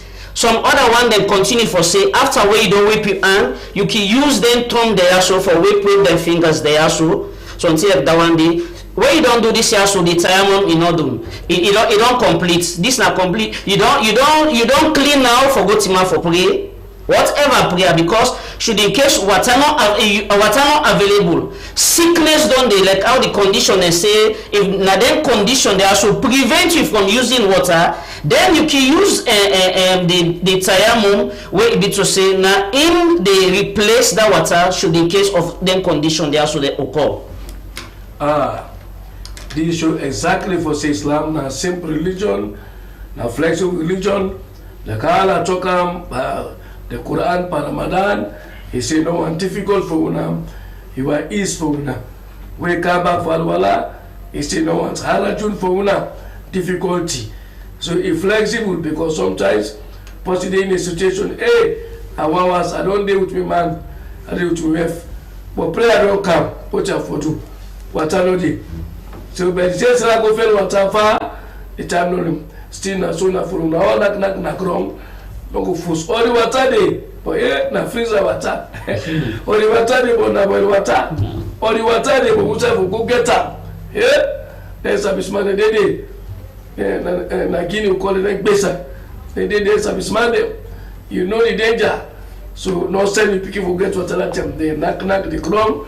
They come and see so. inshallah, I do the time. This brings me back still to the issue of tahajjud. We don't really say this night here and then tahajjud they start. The significance of tahajjud will not go able to emphasize them. The people that already tell me, but that we they do tahajjud before. Please, can you just add more? What is the benefits of tahajjud? Whose step tahajjud starts? We're going to tell the prophet for whose time it starts. Alhamdulillah, we tell the Almighty Allah thank you again. Just like how we mentioned about the tahajjud. Tahajjud, there was a time, especially the specific night where they inside the last 10 nights they are so. We na the Laylatul Qadri. When Almighty Allah been go give the Prophet alayhi salatu wasalam the exact night about the tahajjud, coming along amidst some quarrel they happen between two people then when a go settle them. Unfortunately, it be know the specific night because of that incident becoming the Prophet he forget the actual night where Almighty Allah specifically be tell us say this night are the night of power. So, but a member say Laylatul Qadri you go find them on the odd night. It can be the 21st, the 23rd, the 25th, the 27th, and the 29th. Among the nights they are so. But it will be better for let somebody you occupy in worshiping throughout then 10 nights they are so. Because you not gonna know whose stem where it be to say the actual night. That's why when the Prophet alayhi salatu wasalam he gets this revelation, it take all relatives, them wives, speaking them, and all the rest of them. Then they go to the masjid. Then they go seclude there. Let them do a lot of supplication, a lot of dua, a lot of tilawa, so that they go meet up this particular night here so. And Quran tell we say, it say inna anzalna fi laylatin mubarakah inna kunna mundhirin fiha yufraku kullu amrin hakim hamra min indina inna kunna mursilin rahmatan min rabbik innahu huwas samiul alim. The verses there so they emphasize about the importance of this night here so when the Laylatul Qadri where na day we all can they go na the masjid they go pray tahajjud forget the barakah of this particular night here soon. Now inside the night day Almighty Allah say we don't send the Holy Quran inside the night day and we the one about the things they want that they do if we not do something we go please Almighty Allah. And he say fiha yufraku kullu amrin hakim. Inside the every decision about mutama in life waiting for be with you for the next coming year. Allah na inside that nice day na him in the destinum. If you for become money man the next year, if you for become somebody where they travel go overseas, if next year not get to meet you, he said everything whatsoever about your life. Whether if you become gentry, if you become poor, you go overseas, you go land book, you go become minister, you go become president, you go born picky, you know born picky. Everything about this life, fi ayufraku kullu amrin hakim. Now inside that nice day, Almighty Allah a passing decision about everything that will happen with you. Thank you, Chief Imam. Thank you, Chief Imam Sheikh Gundor, for opening up, waiting make people learn. Some people even migrate straight away.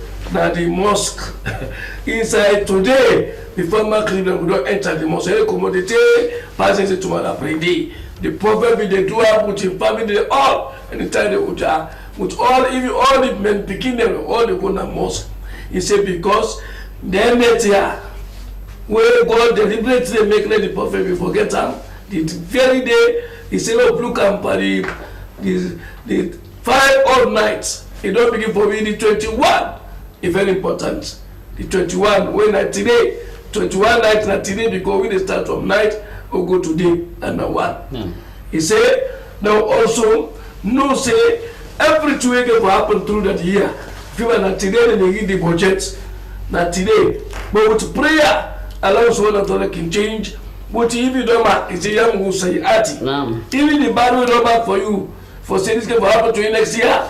By the blessing of the prayer, by the blessing of the fasting, by the blessing of the dua, all the while God can wipe up. Say what can happen good and bad and then next year. So now for that, me and you not for careless. Now for that, say gonna be say do you every day and fast. We day and fast. Now by now the time we will get more grace, more God in mercy, more God in sympathy. This brings you back to we local quickly to begin when Ibrahim Safar. Ibrahim Safar graduated from Fabi College. He said, if you don't learn the Quran, don't finish the tafsir. Inshallah, what asks you? The Laylatul Qadr, the area about Laylatul Qadr, I didn't bring the Quran. Tell you about how the Quran began done. Why all for Sabi for the Quran? What is important for the Quran? Especially the last 10 days here. Who's benefit to the benefit? Not anybody. أعوذ بالله من الشيطان الرجيم بسم الله الرحمن الرحيم ربي اشرح لي صدري ويسر لي أمري واحلل عقدة من لساني يفقهوا قولي ربي زدنا علما اللهم فقهنا في الدين السلام عليكم ورحمة الله وبركاته. Today by the will of Allah subhanahu wa ta'ala, this night here we're now the last 10 days or 10 nights inside this month we're now the blessed month of Ramadan. Now in Allah subhanahu wa ta'ala said in the Quran, He sent the Quran to the Holy Prophet Muhammad sallallahu alaihi wasallam. As we already know how the Holy Prophet Muhammad sallallahu alaihi wasallam, Allah subhanahu wa ta'ala be sent in noble angel when Jibril alayhi salam we take this Prophet sallallahu alaihi wasallam from Masjid Aqsa now Masjid Haram is in Mecca, go to the Masjid Aqsa in Jerusalem. All the journeys there, Allah subhanahu wa ta'ala it took all this one in order for me to know how Allah subhanahu wa ta'ala revealed the Quran to the Holy Prophet Muhammad sallallahu alaihi wasallam. And so Allah subhanahu wa ta'ala tell us Surah Isra, chapter number 17, verse 1. It's Bismillahir Rahmanir Rahim. Subhanallazi, glory be to Allah subhanahu wa ta'ala. We foresee a travel with the Prophet Laylan inside one night min al-Masjid Haram ila Masjid Aqsa allazi barakna awlahu linuriyahu min ayatina. Indeed, Allah subhanahu wa ta'ala it take this Prophet here, go to all the journeys there in order waiting for make we waiting the signs of Allah subhanahu wa ta'ala when the Quran in this night here. And this night here where Allah subhanahu wa ta'ala say we back again inside Surah Al-Qadr. It's Bismillahir Rahmanir Rahim. Inna anzarnahu fi laylatul qadr. Allah subhanahu wa ta'ala say indeed He sent this Quran in the night of Laylatul Qadr.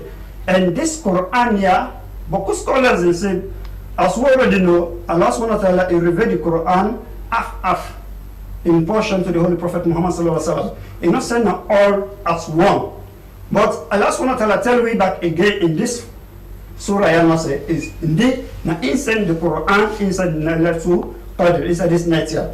Also in Surah Al-Dukan, Allah subhanahu wa ta'ala said He send the Quran inside waiting this blessed month, when are the blessed night. So in this aspect, scholars they agree say the Quran now from the night of Laylatul Qadr, and Allah subhanahu wa ta'ala began revealing to the Holy Prophet Muhammad sallallahu alaihi wasallam. So this is very much important for make we recite the Quran, make we increase recitation of the Quran in this night there. As we know, the recitation of the Quran, Allah subhanahu wa ta'ala tell we in Surah Isra again, it says wal Quran al-Fajr. Inna al-Quran al-Fajr kana mashhuda. It says for recite the Quran on Fajr because Allah subhanahu wa ta'ala is a witness.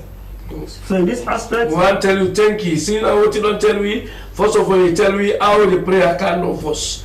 It can know by the Laylatul Isra or Miraj. Now Allah bring the prayer to the Prophet. So now for that right inside Ramadan prayer the day boku or no before Ramadan prayer be day. So you see there's intensity of prayer because also now one thing where they connect mortal man with Allah. And then you go begin first.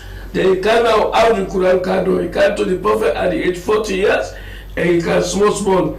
Allah says so that you go steady inside your heart. You can piecemeal. So you tell me say this night here. Now Laylatul Mubarakah. Now blessed nights, which means the last 10 days now blessed nights. Sheikh Buddha don't tell you say the last 10 days them That in terms of destiny, Allahu Akbar, I think I go right. So give a big Almighty Allah. This year, Allah no born last year. Allah give me picking. Allah no big well last year. Allah give me. And say the answer. In the answer without doubt. Say the light of destiny. He say the light of blessing. You will fair blessing. He said because the month of this particular last 10 days, now Allah bring the Quran down, the letter to Baraka, where everything we do, you could to 83 as 4 months. He said, good Lord, grace for you the Quran. Now for you the Quran, Boku, still bring you back to God picking. Let tell me, this night here, this night that I do prayer, woman can go there, or woman not go at all, and it's no one of the hosts. Now suppose you not get prayer, then what you for do? Who's the one for it? Tell you small bar. They speak for the woman. The woman never go at all. The woman they go for this night Tahajjud prayer, except if then they on the message. So according to President tell me, they say if a woman they on a message and go just hold the ablution and she do they make dua to Allah subhanahu. They make zikr, they make dua. Yes. So who's dua way then Aisha be saying no they eat that dua with them man or woman who allow me in a can't love not to him. Well tell me about that. What are the meaning of that dua with him? Now, alhamdulillah, yes. So now dua with the way then Aisha tell me from what they do. Now, but no seek refuge. No seek forgiveness. Allow me na kasala to will for. So what tell you boku tenki that we all for involve deciding what time they get good and most. But woman don't forget goodness and most because not to say no one never get chop them like the one them they cook for me. They not get blessed, but it's much so. They are blessing. So therefore, see no one say because me I know able fast, but I don't do good. Alhamdulillah, which means Islam is a religion of competition. Very, very well. Now this take me quickly to Yahyadim. Do tell me small bar, still we do go back for this Tahajjud prayer. Specific so that they will for lead.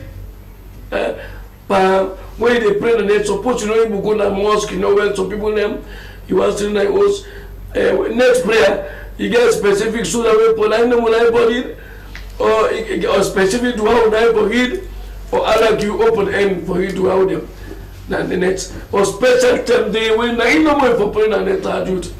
Well, assalamu alaikum. According to waiting we just come up from my sister here, as waiting don't say. Nanaisha tell we say the best dua in this last 10 nights now for make refuge in Allah. Say Allahumma innaka afoon tuhibbul afwa fa'fu anna. Allahumma almighty Allah we read say Allahumma almighty Allah innaka afoon na you they overlook innaka afoon tuhibbul afwa you lack for overlook fa'fu anna so overlook with things and because like then they tell we say insan na forgetful mortal we na sinful creatures them. So and we check don't tell we say and this night, this last 10 nights, na then they write and predestined, we destinies them. So if any sins of us want make Allah subhanahu wa ta'ala write other things for we get from worship and make Allah yafe we get for forgive we lay reverse and for we. And in the aspect, the concept of the reading surahs, that's 9 nights of 1,000 nights, 83 years 4 months. So even some man go say, me I don't learn better. So if I sit on ourselves, who's dua can make? And Allah say, ayama tad'u. You can call Allah in names, in different names. You can call Allah in different languages. You can ask for dua. You can read lots of surahs. Any surah you read, it better pass the surahs the way they read in 1,000 months, in 1,000 years. Yes, Sheikh Bundo, now we're hearing from you back now. Still about this night here, you get specific surah when everybody know more. But if you know more than Asabina, we take Nasabi, Kulu Masaba, Kulu. Now you make me. I talk about them because passing language is difficult to pass a study grammar. Every language gets you difficult grammar. God, I don't know. Give war. Give war. Permanent not to play name. That's big beyond It big beyond your imagination. And the same thing Akbar. Hey, go on. Now you make me. I don't marry today. I don't get begin. You will give me begin. Cause stay now. Hey, I know well. If I know well. This why if you only do that one thing, they talk to Almighty Allah with all your heart and they cry. He said that he can do that one day. No, but because people they feel safe as you talk Arabic no more. Now what you know for talking about prayer, no hearing from me back. So that people they clear this misunderstanding. Alhamdulillah, the aspect of especially this tahajjud prayer, let me say somebody is not able to go to the masjid. As I said earlier on, tahajjud is not only day inside Ramadan. You can do an IOS. Sometimes you get some challenges there will go prevent you from not going to the masjid. You can observe an IOS. Like in the office, but some people now already work in the office. Yes. Like we go to Slbc. Exactly. So they want go. But they pass up the nation. That's it. In the office, what you do? You can sit down during the process. Then you engage in dua. You can do it in your own language. It doesn't specific say na pass pan Arabic. Almighty Allah is sabi your intention. He know what you capable of and what you not capable of. He sabi your intention. So should the case of all them challenges they are so you not able to go to the masjid for going together with the Jama, you yourself can sit in your corner, then you supplicate to Almighty Allah. Tell Almighty Allah. Then there are no specific amount of rakah. It can you if not to you able, alhamdulillah. If not for you able, according to your ability. If you able for go more than 10, are you able? Are you strength? The most important thing yonder now your supplication, your connection between you and Almighty Allah. Allah know exactly what you want. It only need you effort. Let you ask him because now tell we say wa qala rabbukum ud'uni astajib lakum. Then in another side again, he say falyastajibuli wal yu'minu bi la'allam yarshudun. He say wa idha salaka ibadi an faini qarin. If my servants they ask you but me are they very closer to them. So Allah need let we make small efforts. So it doesn't mean say pass you go na the masjid. The only advantage of going to the masjid, you go able for get the Jama in Baraka. Then you go able for get so many other goodness. But if na some challenges them along the line, where sincerely Almighty Allah in no say now this na some of the challenges that will make you not able for go na the masjid, you can sit down na in small corner. Then you tell Almighty Allah that one will be more appropriate than you sit down you not do at all, doctor. Thank you. This one I don't have fears. I believe say even if we say we open to question them, now people I don't know. Hey me, give me food like me, mommy. We're gonna need that. Send this food they want me. They get response. This one they want me. He said, well, in the beauty about going to the mosque, I don't give that caution for saying that in your house and one. And when you go there, you feel that aura. Because you see beaucoup plus that's why going possible. He can have private in the house, 10-year degree, and the post well at school, which in copy there. The advantage they meet so many people when they share familiarization I got what. So all I want in a big team, inshallah. Now kind of lastly to your brother when Ibrahim. But all of them talk summarize for you back. What you see about the last 10 this year, especially more prayer, more fasting, more goodness. What will stand for gain for the last 10 this year? Alhamdulillah, we're coming again. In this last 10 nights, we foresee first this month here, now one by the best of the months, the way Allah subhanahu wa ta'ala said, one among the best months, by all the 12 months there. Like no more way Allah subhanahu wa ta'ala he picked the Holy Prophet Muhammad sallallahu alaihi wasallam as the best of the prophets over all the other prophets then. So this night here also, Allah subhanahu wa ta'ala he chooses them. To the extent that he chooses the Laylatul Qadr night. That this night here is better pass all the other nights in the year. Because this one is better pass 1,000 of months. Allah subhanahu wa ta'ala not just limited say for 83 years, it said 1,000 months. It means this night here for the whole year. Waiting, this night here is more important, is more better. Like Allah subhanahu wa ta'ala is send the malaika, as Allah subhanahu wa ta'ala tell me inside Surah Al-Qadr, He say, Inna anzadnahu fi laylatul qadr. So ma adraka ma laylatul qadr. When what you make or what how you go know this night here? He say laylatul qadr khairun min alfi shahr.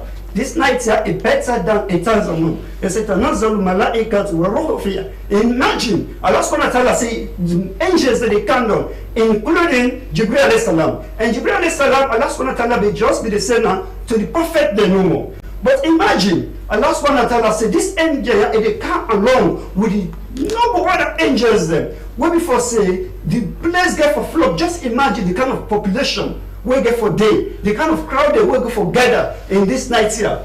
And any what we do in this night here, wallahi, some of them it compares to waiting 1,000 of months when 83 years for month baraka. Imagine for instance, in this night here, you recite the Quran. Allah subhanahu wa ta'ala they will pay you like say you don't recite the Quran for 83.5 years. Imagine in this last night, 10 nights here, you do charity, you give Sarah, what will happen? You put Sarah, what will happen? Allah subhanahu wa ta'ala will reward you like say you don't put Sarah for 83.5 years. It look like with the tap now with the tap. This year is sweet past mark. You see, Islam is a wonderful religion of motivation. I studied motivation when I was in Mitimagai some years ago, about 40 years ago. So I say I was there 40 years ago. I was a student. We studied motivation. I don't think any religion you will get the power for motivating people there positively. It's like Islam. This alone does spoil you for every action, good action we do inside this month here. Prayer inside the Quran is more than 83 years for a month. And when you imagine the possibility of getting 83 years for a month, 83 years by this particular generation, he said, well, which means you get for them longer. If God give you 3 Ramadan, 4 Ramadan in your life, so you don't compete. Because as we talk, do not pray for country. Because our responsibility, Parliament here, we begin the way they want to come. No pray for nation. No pray for Pekine with the Pantapi. No pray for Pekine with the bad life. No pray for everybody. No pray for ancestors. No member of friends they will be the tradition. And don't forget stipend, but don't forget above all SLBC. Let us pray for them so that unity, prosperity, this is just a big person by God by the pride of the nation. With that one day, we go to you, check. Tell you come check Bundon. Wale make it well for that one day, inshallah. Amin. Allahumma hayyina ala dhikrika wa shukrika wa husni ibadatik. اللهم أنت السلام ومنك السلام تباركت يا ذا الجلال والإكرام ربنا آمنا بما أنزلت واتبعنا الرسول فاكتبنا مع الشاهدين اللهم إنك عفو تحب العفو فاعف عنا برحمتك يا أرحم الراحمين ربنا ظلمنا أنفسنا وإن لم تغفر لنا وترحمنا لنكونن من الخاسرين اللهم صل على محمد وآل محمد وارحم محمد وآل محمد وبارك على محمد وآل محمد كما صليت ورحمت وباركت على إبراهيم وعلى آل إبراهيم في العالمين إنك حميد مجيد بسم الله الرحمن الرحيم سبحان ربك رب العزة عما يصفون والسلام على المرسلين والحمد لله رب العالمين. Yes, one good listener, program from CPED, me, the coordinator of the program, Dr. Ibrahim Salu Kamara, acting dean of the Faculty of Education at Mitimagai Technical University, and the chief imam of Chimney Central Mosque. Amina Pekin SLBC. Inshallah. Next Monday, by God in power, if you God give you the power, give you the strength, we'll day back for talk to people on the issue of the Mudu. The issue of the Mudu now will be the next topic. Why Mudu? What they call Mudu? How much forgive? Inshallah. Would I forgive? Stay tuned. The same time on Monday by God in power. Assalamu alaikum wa rahmatullahi wa barakatuh.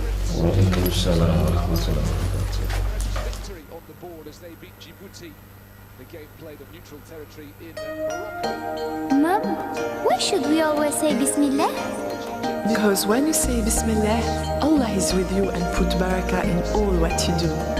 Bismillah, Bismillah, Bismillah, au nom d'Allah. Bismillah, Bismillah, in the name of Allah. I wake up every morning, say God is the unique. I'm hungry, I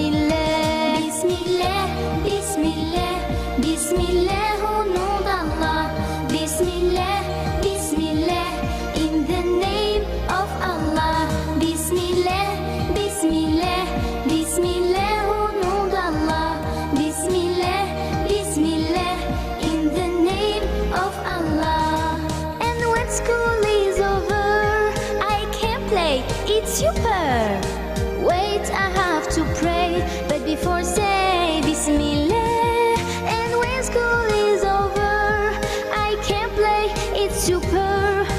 Wait, I have to pray. But before saying Bismillah. I don't like children who say Bismillah. I don't like children who say Bismillah. Don't forget, never forget Bismillah. Don't forget, never forget Bismillah. And when the night is dark, if you forget the dua of sleep, I would come in your dream when you forget Bismillah. أعوذ بالله من الشيطان الرجيم. أعوذ بالله من الشيطان الرجيم. And when the night is deep, I say the dua of sleep.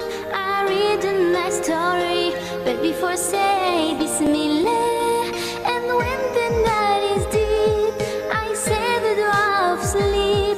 I read a nice story, but before say Bismillah.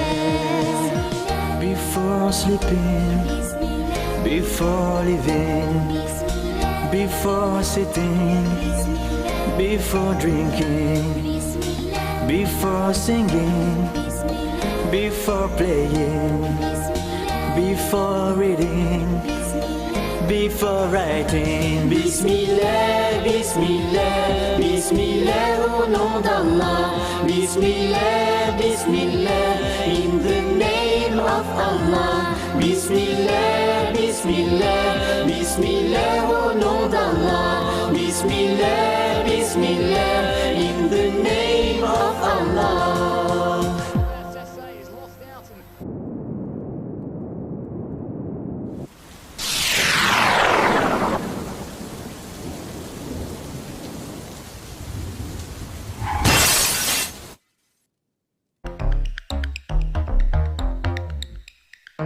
It's another Thursday, and here is your favorite television talk show, Bottom Line, with Asmuba, where the policymakers and opinion leaders have their say and bite. He has almost clocked 100 days in office as the chairman of the Political Parties Regulation Commission, the youngest individual to occupy that coveted position in the Commission's history. Emmanuel Koivaya Amara took up office after months of vacancy in that strategic office in the country's politics. PPRC is empowered by the country's 1991 constitution to regulate political parties, a very powerful body that serves as umpire. What's the new chairman's vision?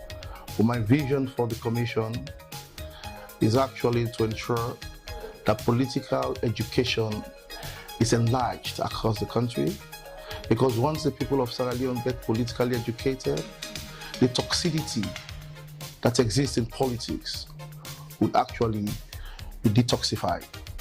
It's to that end that I wish, and we are drawing it up, to start rolling out robust political education across the country. The PPRC is very crucial as political parties like the SLPP has begun their lower level elections. What's ahead of the commission? Join us this Thursday as Asmuba engages the PPRC chairman, Emmanuel Koivaya. Bottom line, the show to watch.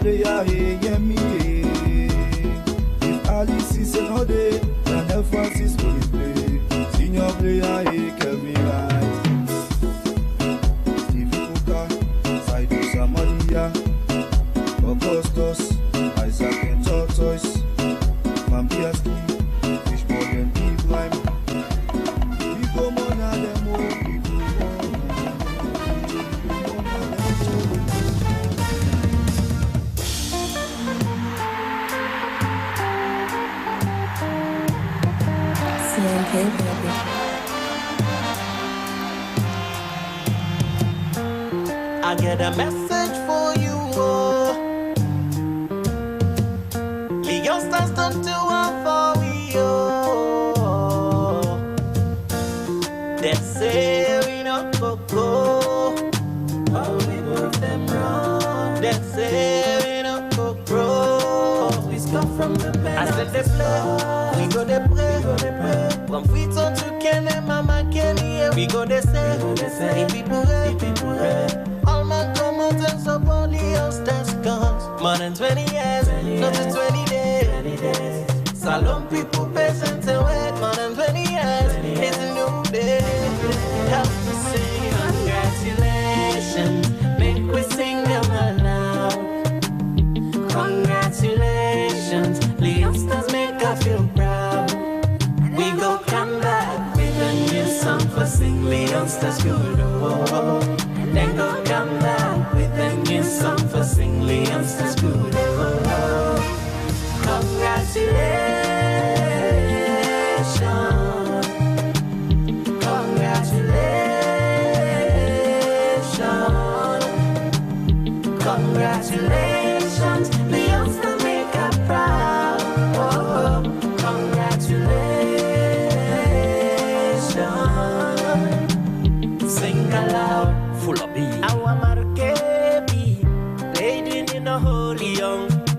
Leone, our markebi, Jama ono bawamong, meneme lumbo yai, meneme Marco yai, Leone star, Jama no Leone, Jaunenda rapo mengong, Yaltinem panije, Kellanen Leone star. Mengañoto, Kella nel Leone star. Yalte ya podembe. Yalte Kella nembe. Leone star. Yalte Kella nembe. Congratulations, make we sing them aloud.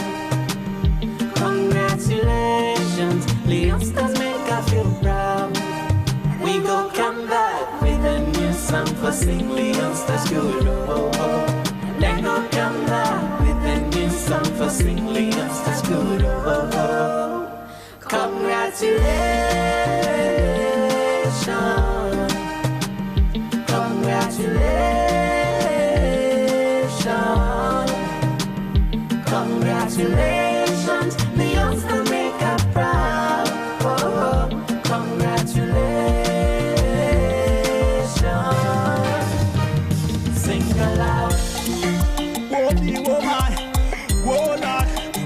When we sing along, come, make we celebrate. For we darling, Leone star. Come, make we jubilate. Well then, the best thing from the heart, Leone star. #1 from the chart, Leone star. Who say me loyalty day, Leone star. Who say a day na day a day, Leone star. Me come for talk box liars, me come for talk box sports. I come for talk box Leone star, make we all support. Me go so, come, make we celebrate. What the day, come, make we jubilate. Well, I #1 from the chart, Leone star. Who say a day na day a day, Leone star. All the people them they say, Leone star. Who say a day na day a day, well then. Congratulations, make we sing them aloud. Congratulations, Leone Stars make us feel proud. We go come back with a new song for Sing Leone Stars good. Then go come back with a new song for Sing Leone Stars good.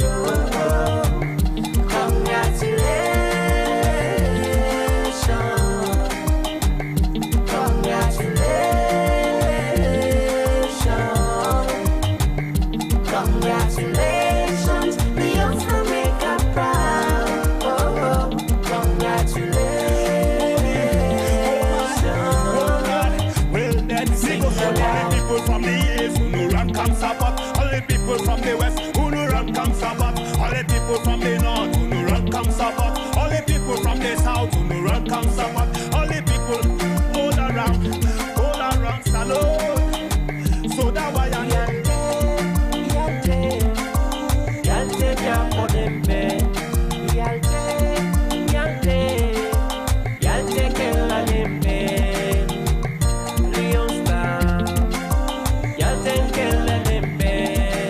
they play, we go they play. From Freetown to Kenema, we go they stay. The people red. All my brothers support me. Congratulations, make we sing them aloud. Congratulations, Leone Stars make us feel proud. We go come back with a new song for Sing Leone Stars good. Then go come back with a new song for Sing Leone Stars good.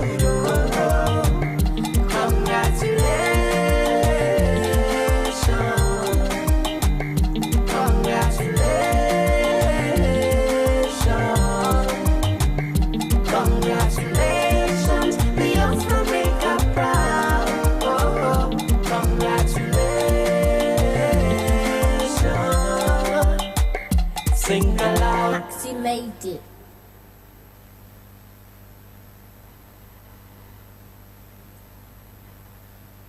Music.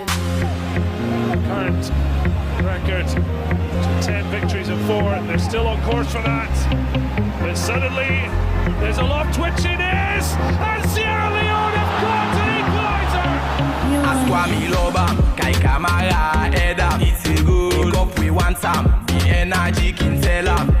As we dey go, we best we go do am. The whole team ready, the cup we go lift am. No matter the game, we still a really young star.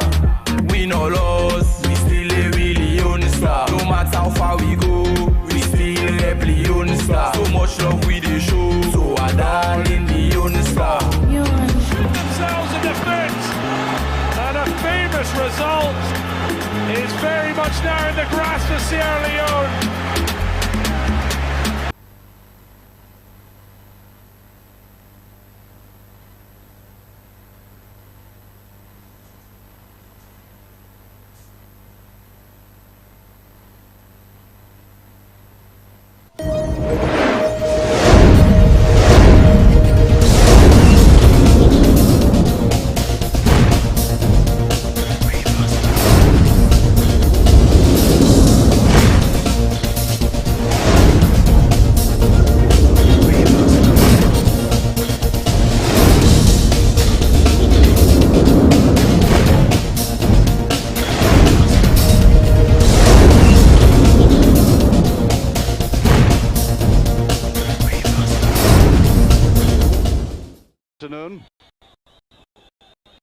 The holders Ivory Coast in action against Sierra Leone.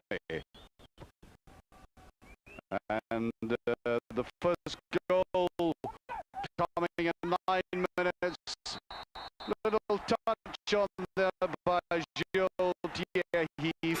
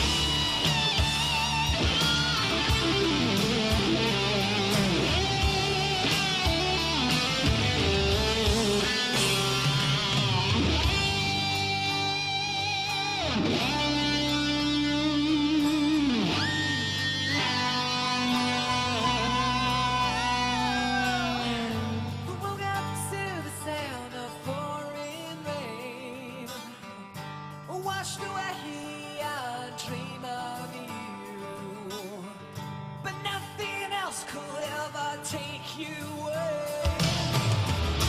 'Cause you'll always be my dream come true. Oh, my darling, I love you. Remember yesterday, walking hand in hand. Love that I see the same. I remember you through the sleepless nights, through every endless day. I wanna be safe. I remember you. Remember yesterday, walking hand in hand. Love that I see the same. I remember you through all the sleepless nights, through every endless day. I wanna be safe. I remember.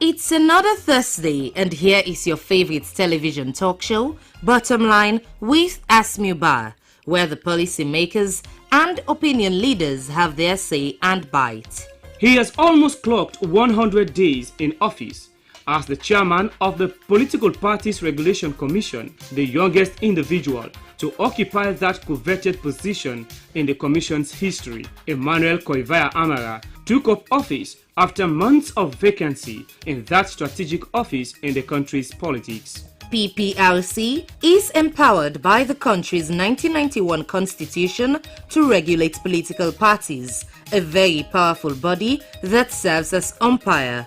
What's the new chairman's vision? Well, my vision for the commission is actually to ensure that political education is enlarged across the country, because once the people of Sierra Leone get politically educated, the toxicity that exists in politics would actually be detoxified. It's to that end that I wish, and we are drawing it up, to start rolling out robust political education across the country.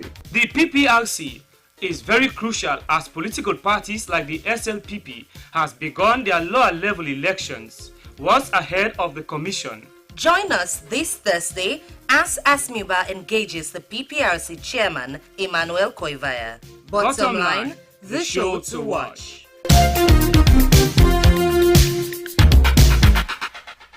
They were made heroes overnight, but I tell you what, against Equatorial Guinea, point to peace for Algeria and Sierra Leone.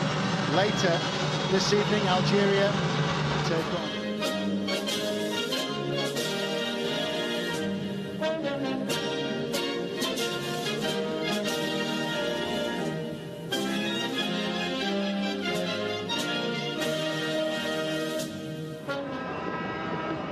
Coast of length out Max Gradle, who scored a spectacular winner against Equatorial Guinea, the former Bournemouth Leeds. 5 years old at Milan, playing fantastic football. Few people in Europe have got an eye on him, and so they should, because he's got unbelievable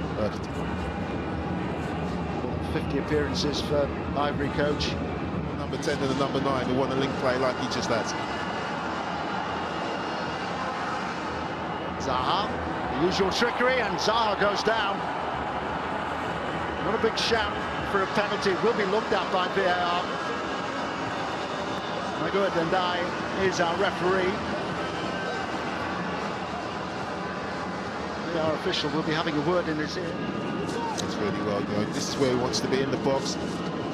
He does well. Kakai sticks his foot out, and then I think Zaha anticipates the challenge. Kakai sticks his foot out, but what he does, he brings it back just before he makes contact, and that's really crucial. I think it was a concern that he might have picked up a booker, but sometimes you go down anticipating the challenge, which is what Wilfried Zaha did on that occasion. Zaha again trying to get clear. Yeah, Bundu getting back in, trying to help out. more like a rugby tackle. There's no doubt that's a foul, but it's a really dangerous position. Zaha started off like he really fancies this. You know, came on as a substitute in the first game, but you see why he started this game, because he started off very, very brightly.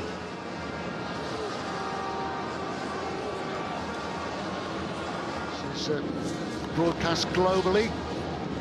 He said that he learned a lot from watching top flight in England and would welcome the chance of playing in England more. You're going to be happy with this first.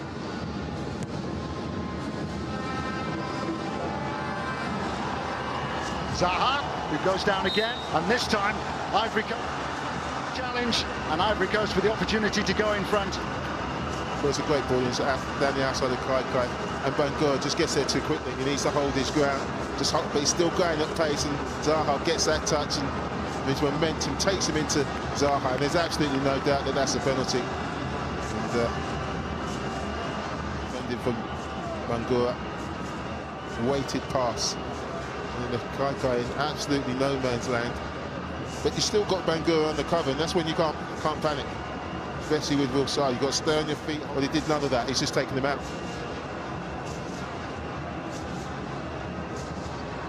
Which will be a concern, not just for his international coach, but also Patrick Vieira.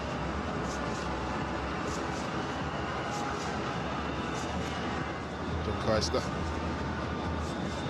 The threat has come from Will Saha, as I said. A couple of free kicks. There's the penalty. It does really well. Little shimmy to divert the ball beyond the post. What's going through from no one.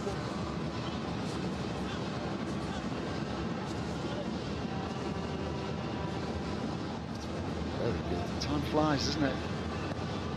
It's the same result yesterday as well. Here's Allah. Allah in the clear, and Allah. Well, he's doing for Ivory Coast at the Africa Cup.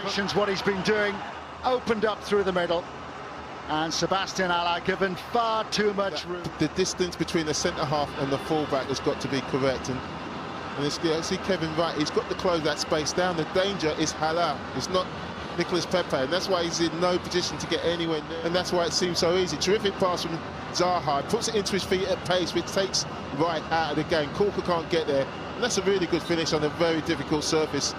He made it look very, very easy, but that distance between Corker and Wright was just too big. You've got to encourage future to the Ivory Coast, albeit at the age of 27. He will have his eye on the big prize, and already with an eye on the round of 16. To be fair, he's another one that had a difficult time at West Ham. I think that what West Ham needed was a centre forward. Now I see to make his move. The break is on now for Ivory Coast. Zaha in support. The shot is spooned away by back in 1992. Long gone are the days of.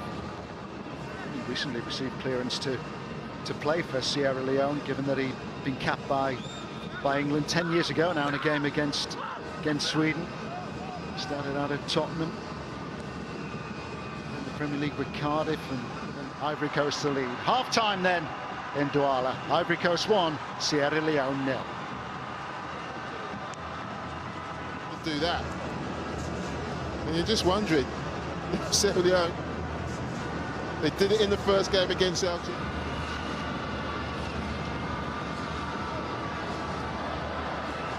Not so confident goalkeeping by Napoli Kamara. Well, he got away with it. He thought he got away with it. Zaha was being held back.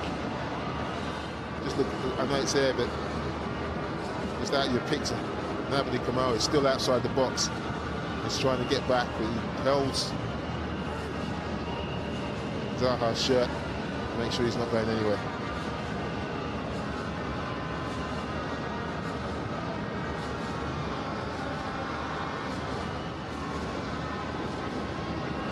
Zaha ruined Ivory Coast. Toure.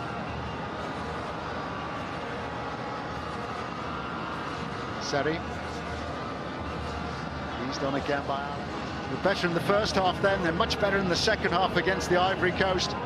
But in the opening fixture, they were stubborn and they need to... They showed some quality, you know, in that final third. I think Buya Toure, we didn't see a lot of him in the first half, but the few times we did... Zanavia tried his luck in Ethiopia and now, having been given his chance from the start by John Kaiser, didn't feature in the opening game, but preferred here. Well, just in that moment, he could have not only changed his life, but the Sierra Leoneans, because it's made way for Musa Kamara, who has got the equaliser now against Ivory Coast. Here's Zaha. They got to Walter on 2 or 3 occasions. That's the first time he's got on the ball in this second half, messes it up. But he was the key to their first half performance, and he hasn't had a kick. With Zaha's inclusion along with Pep.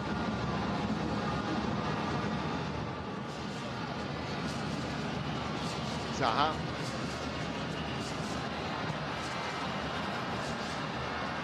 Kaka made the block.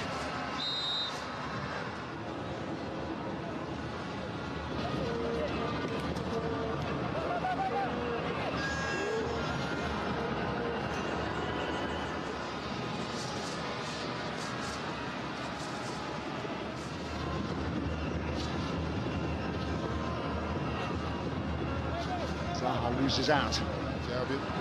So look, he's all very excited at the top of the championship. And Liverpool win today to make sure that Man City don't have it all their own. Corker as a goalkeeper as well, but no relation to the former Tottenham centre-half. Outstanding player.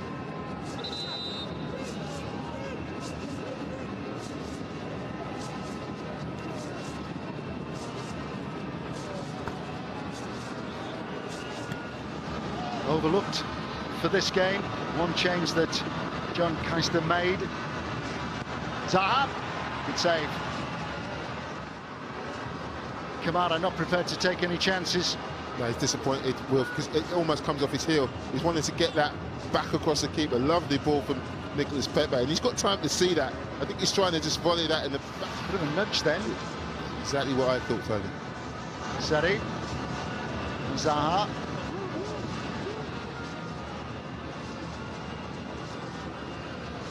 When they've gone down in the box, they haven't complained, have they? You know, no. First half, you know, Zaha just got up and got on with it.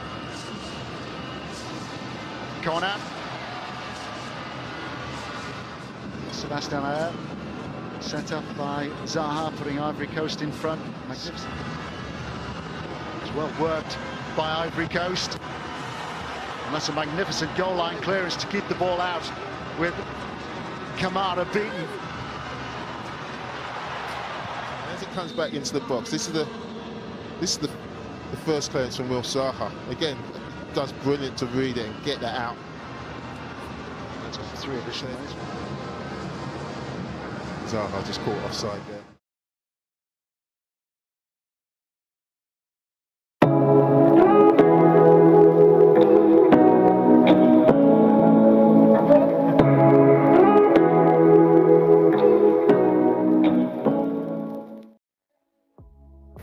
Life no go ever sweet without that thing what we call love.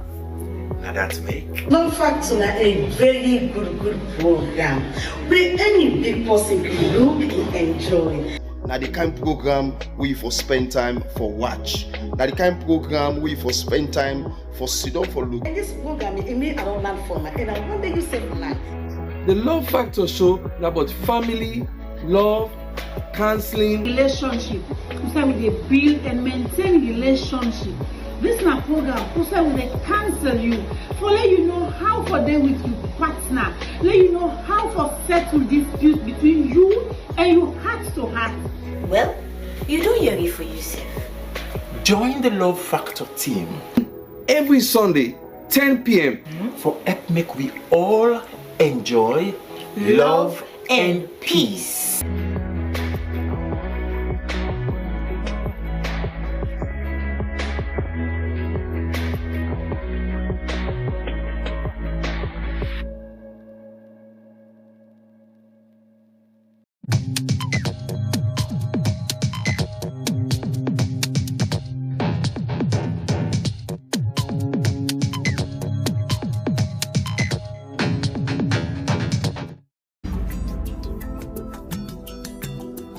Where use? You get use? Yes, I get use. This is the program where they give you the use.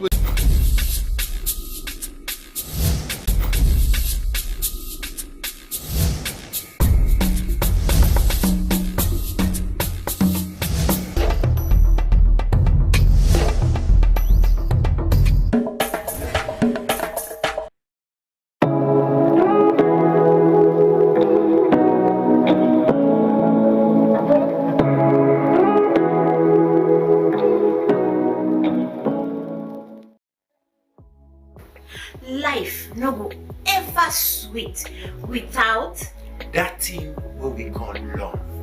Now that make Love Factor na a very good program where any big person can look and enjoy. Now the kind program we for spend time for watch. Now the kind program we for spend time for sit down for look. And this program it may I don't learn from and I wonder you save life. The Love Factor show is about family, love, counseling, relationship. So we dey build and maintain relationship.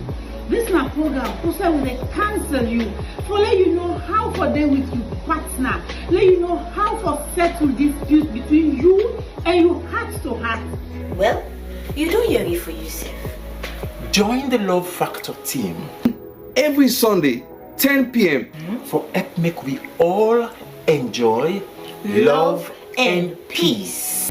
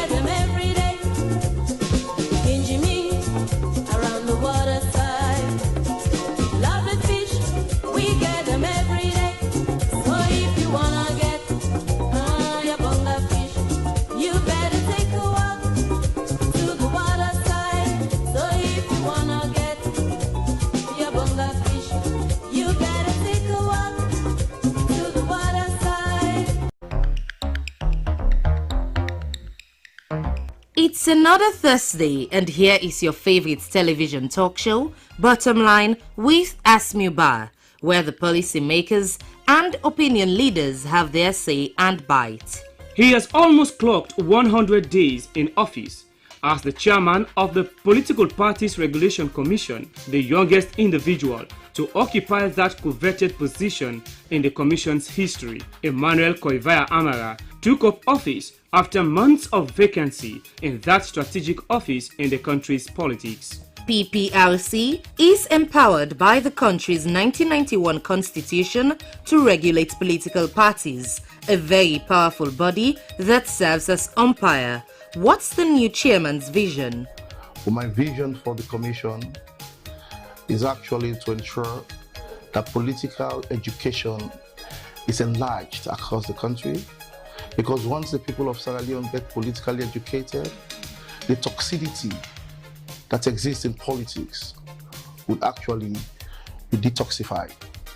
It's to that end that I wish, and we are drawing it up, to start rolling out robust political education across the country. The PPRC is very crucial as political parties like the SLPP has begun their lower level elections. What's ahead of the commission? Join us this Thursday as Asmuba engages the PPRC chairman, Emmanuel Koivaya. Bottom line, the show to watch.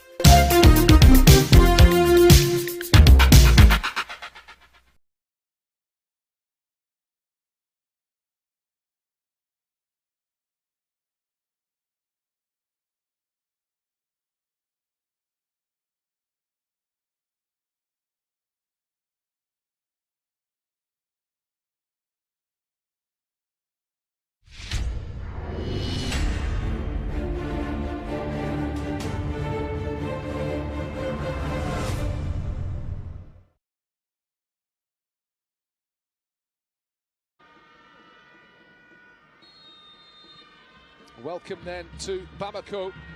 Sierra Leone set the ball rolling against Burkina Faso this evening. A very high level in England, and now bringing his experience to this Leone Stars team against the Burkina Faso side packed full of players based around Europe. Just one member of the Stallion side plays here on the African continent. That is Stéphane Aziz Ki, who'll play in an attacking midfield role. There's an attack-minded Burkina Faso side this evening as they come forward and looking for the early breakthrough. The shot off the crossbar from Lassina Traoré. And it really should have been the goal just 2.5 minutes into this game. Here they come again. Dongo Ouattara with the ball into the box. Temperatures still in the low 30s, but with the humidity it feels quite a bit warmer than that, and might just be an issue for some of the players who've of course spent the club season in cooler climes in Europe. As the cross comes in and it's laid down for the shot from Stéphane Aziz Ki, which is just wide. Mohamed Camara, the goal centre back, walking a tightrope now for the remaining 3/4 of this game. Free kick played into the penalty box, and it's another chance for Lassina Traoré. It was a good first touch, and he had to works it back to Kenema. Again, starting in goal this evening. The usual first choice goalkeeper in recent years for Burkina Faso has been Hervé Kofi, but he is not involved this evening.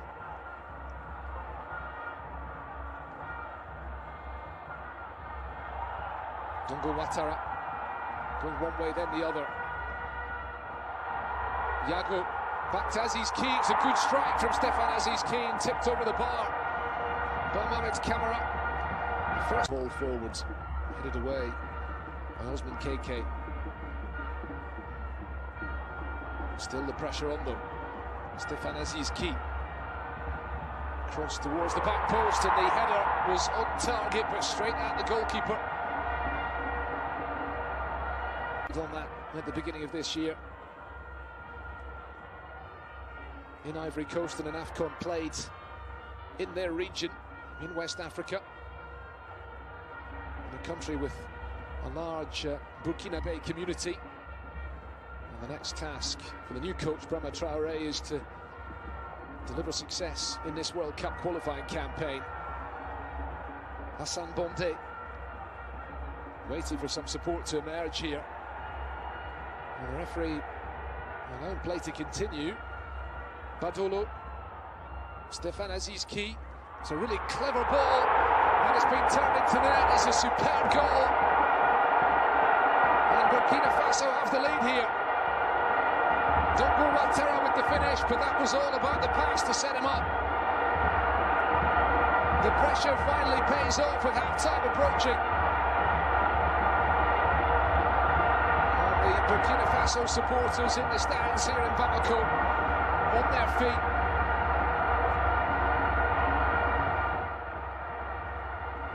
Dongo Ouattara is such a fine talent. And those long legs of his.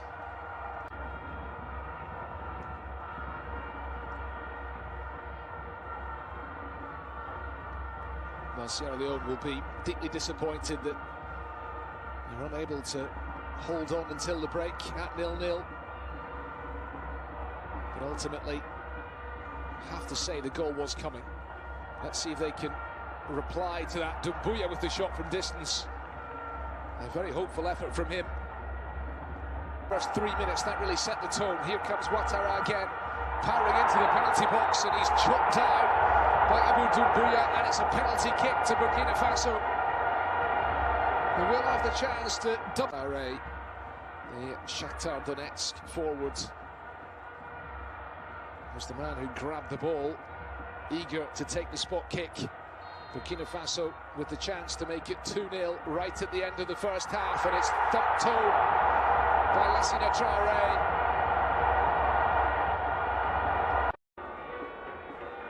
No changes at the beginning of the second half for Tanzania. Another corner then, two in quick succession at the start of the half, and it's a free header, and it's saved by Mohamed Kamara. Just not enough power generated. There's the 1-2 with Lassina Traoré, the Sierra Leone defence standing firm this time. Just can't keep hold of the ball though. Sacha Bonze. 5 minutes into the second half, and Burkina Faso setting the stall out once again. Aziz-Ki, that's a nice ball for Ouedraogo. Back to Bonde, and the header comes in, and it's a good save to deny Dongo Ouattara.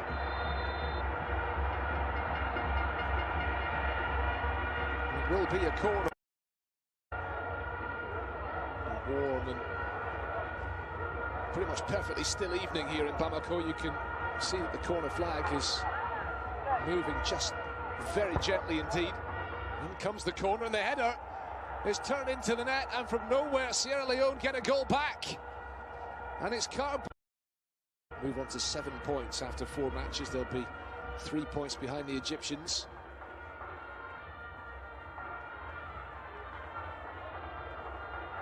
Looking to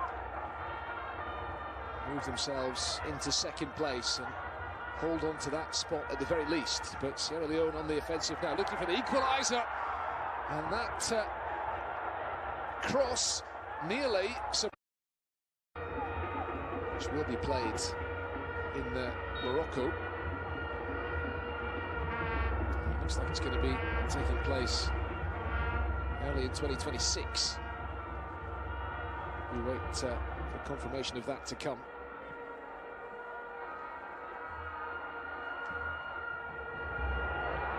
Now then, the ball forward towards Aziz-Ki, and it falls for Bonde to hit it. And maybe snatched at that opportunity just a little bit. Saidou Sampore was a note by Brahma Traoré, the Burkina Faso coach, to the need to be a bit more secure defensively, but they have a chance here to make it 3-1. It's Tapsoba with the effort, which lands on the roof of the net.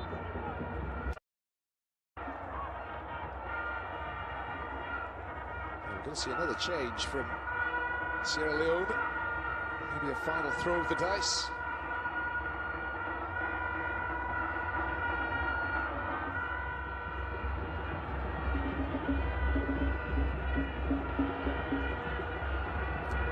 Faso looking relatively comfortable again. We're now looking for that third goal. Dongo Ouattara trying to force the issue, and the chance coming.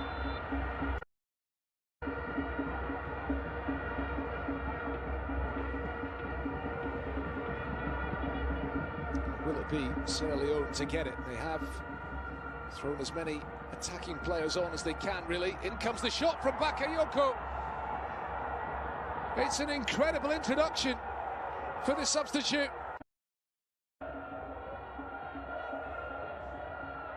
They might not have serious belief that they can actually qualify for the World Cup from this difficult section, but it's a huge blow to Burkina Faso's chances of qualifying unless they can dig out a winner here.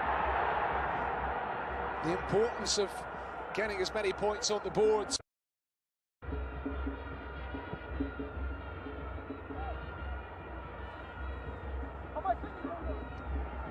Still we play on.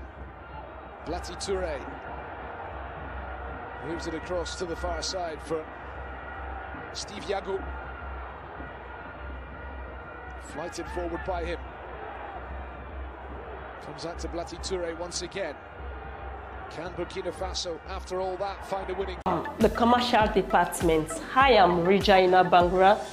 The commercial department. Hi, I'm Regina Bangura. You are watching SLBC. Your voice, my voice. I am Jonathan Turner, a reporter for Sierra Leone Broadcasting Corporation, SLBC. As a reporter, I do stories on education, health, politics, and more. Stay glued with SLBC to watch my stories. Your voice, my voice. Lucian Ganda, producer Weyus, and producer and presenter Christian Renditions on TV. This is the SLBC. I am William Wise, presenter Weyus and also reporter at the SLBC. And this is the SLBC.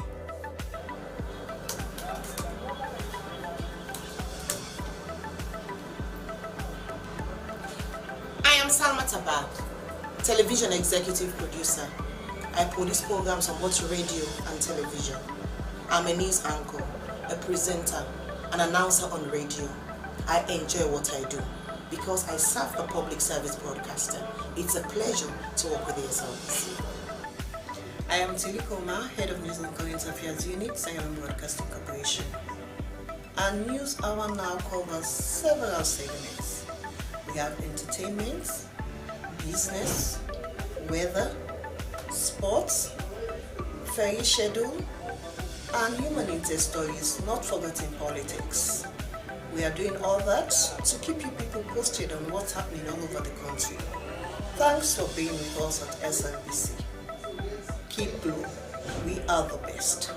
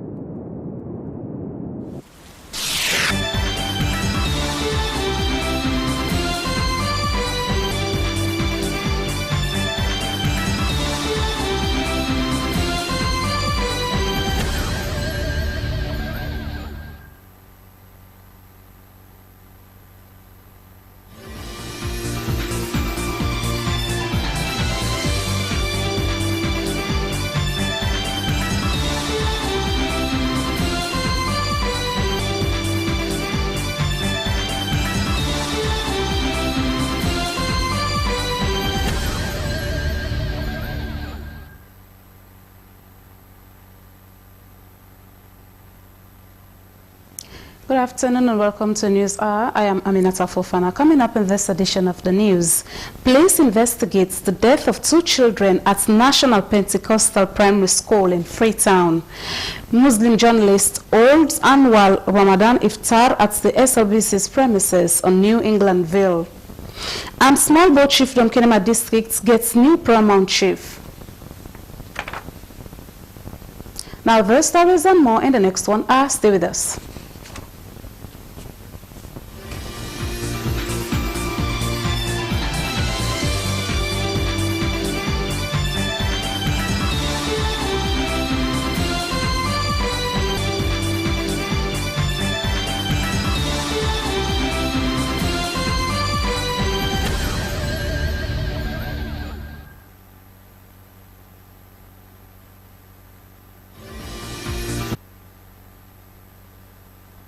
Welcome back. We now begin this newscast on a sad note, as according to the Sierra Leone Police, 3 children, including 2 boys and a girl, were reportedly missing on the 18th of March 2025 at the National Pentecostal Primary School in Freetown.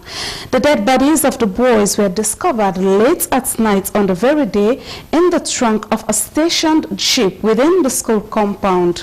The girl has been undergoing treatment, while about 5 individuals, including the head teacher of the school, have been detained and were helping the police with investigation. Esther Nene Camara followed up the story, read in the studio by Esther Suzanette Bassey.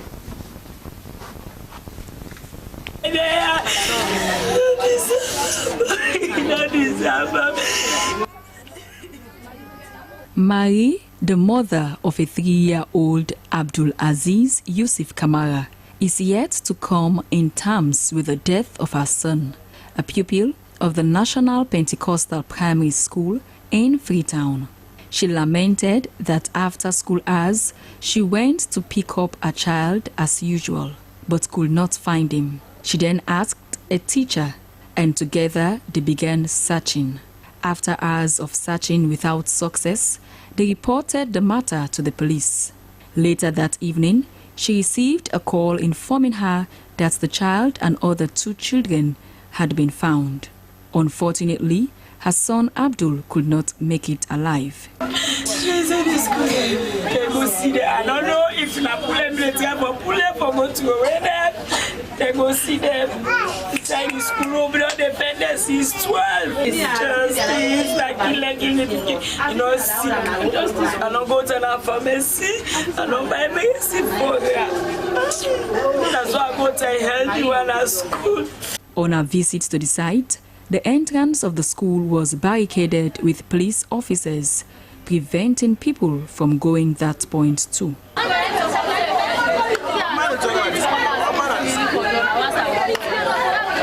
Some exchanged anxious glances, while others murmured in speculation of the missing children.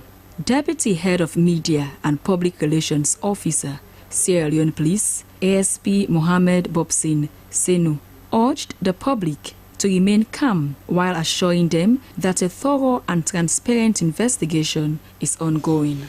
Parents and other youth are there based on the fact that they discover 3 kids who were found in an abandoned vehicle or a stationary vehicle, and this was not really peculiar to the school, so it became very serious alarming situations of which the police responded, and we were able to retrieve the 3 kids, and 2 were pronounced dead and 1 was responding now, is currently responding to treatment. As I'm talking now, we have 5 people, including the bishop, the overseer of the church, currently helping the police now regards the investigation at the CID. A relative of one of the deceased, Yusuf Bangura, corroborated the point by the mother of Abdul Aziz that they searched the entire school premises thoroughly on Tuesday's afternoon, but could not see anything. The bench, what if nothing to nothing, we not see. In the afternoon, yeah, they say I can't see o'clock by myself. I can't see ID for my blood. I don't see him. Another relative, Aisata Sise, said even though they had received a call from the police that bodies of the children had been found, yet they could not allow them to enter the vicinity. Around 11 o'clock to 12, just receive a call saying, "I can't see body now. We don't know identify. We go for go now. We go for go. Not everybody able. But policeman immediately don't block me. We don't enter. That was the aim for. Few minutes after I visited the police, there was rumor on that the girl among the children involved in the matter had died. However, the parent discounted that, noting her child was responding to treatment. As the investigation continues, the parents demanded for justice to prevail and for safety measures to protect their children. The police assured the public that they were working tirelessly to uncover the truth behind the matter.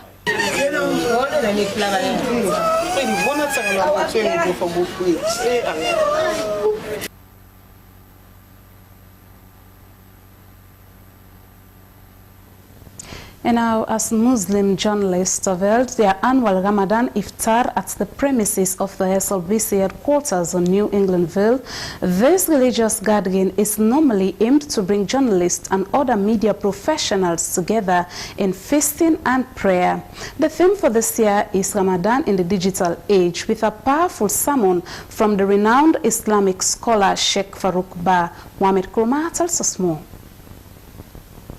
It was a moment filled with spirituality as Muslim journalists held their annual Ramadan iftar at the forecourt of SLBC headquarters, where both senior and junior journalists graced the occasion.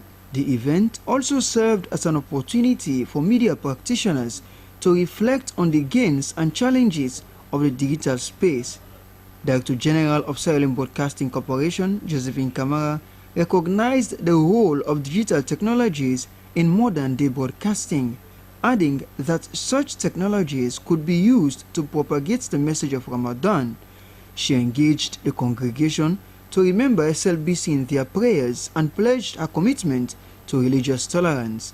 In national broadcaster, we recognize the role where digital technology they play for connect beyond how we communicate, even in we small country where internet access not today, but we know how people can connect.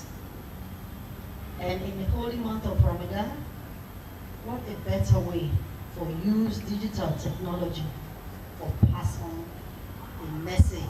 National Secretary General of Sierra Leone Association of Journalists, Alhaji Manika Kamara, used the platform to call on journalists to use the digital space responsibly. Renowned Islamic scholar Sheikh Farouk Adamba lauded the journalists for their religious consciousness. He admitted that digital technologies were not Islamically discouraged but should be used to earn Allah's pleasure. We want security to sludge for the confidence and trust for all them years for we they gather and talk to ourselves what the purpose of life when in all the way professions them what they do. They find way we they know, we they get the message, we they remind ourselves all the time so we come for purpose. The venture taken by Muslim journalists was crucial to promoting unity and togetherness among media practitioners and also to ensure responsible journalism. For SLBC, Mohamed Kouma reporting. And now, the ambassador of Sierra Leone to the African Union, Harold Safar, has called on the African Union to adopt a bold and imaginative approach to meet the challenges of peace and security on the continent in the face of what he described as an apparent assault on multilateralism. He was speaking at a foreign policy think tank, Amani Africa, in Addis Ababa, Ethiopia, on the theme, Strengthening African Perspectives in Shaping the Future of Peacekeeping and Peace-Building Architecture Review. During the conference, Ambassador Harold Safar, in his capacity as a member of the African Union Peace and Security Council, as well as chair of the sitting group of ambassadors for the reform of the UN Security Council, declared that Africa's peace and security landscape has demonstrated that traditional peacekeeping models originally designed for interstate conflicts are increasingly inadequate in addressing today's multi-dimensional threats. The nexus between peacekeeping and peace building, including the roles of governance, development, and regional security structures, he said, must be at the heart of Africa's collective approach.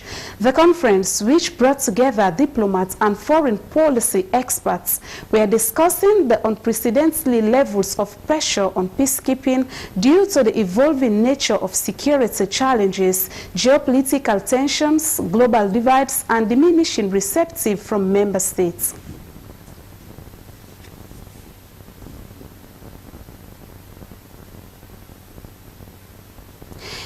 Amy Miata Mies Benya has been elected as the paramount chief of Small Boat Chiefdom, Kenema District. About 1,777 local authorities casted their votes at the St. Joseph Agricultural Secondary School in Blama Town along Kenema Highway. 3 candidates, including Amy Miata Mies Benya for Benya Ruling House, Alpha Jalo Bundu Nyagbe for Nyagbe Ruling House, and Madam Veronica Yema Geba Jumbo for Jumbo Ruling House, contested for the seat of power. Safa Moriba reports. The Commissioner Electoral Commission Sierra Leone, overseeing South and Eastern regions, Sylvanus Edmond Alpha, and his team conducted the election. The Provincial Secretary Eastern Region by Masamuta Toure announced the winner after the runoff, putting Ami Miata Mies Benya, who pooled 1,081 valid votes, which is 88.1%, and Alpha Jalo Bundu Nyagbe pooled 146 valid votes, which is 11.9%. The newly transferred Regional Commander East, Sierra Leone Police, Francis Moses Tower, and the local unit commander, Kenema Division, Chief Superintendent of Police, Sierra Leone Police, Alfonso Fambule, provided adequate security for the entire process. PC Ami Miata Mies Benya thanked all and sundry who in diverse ways supported the process.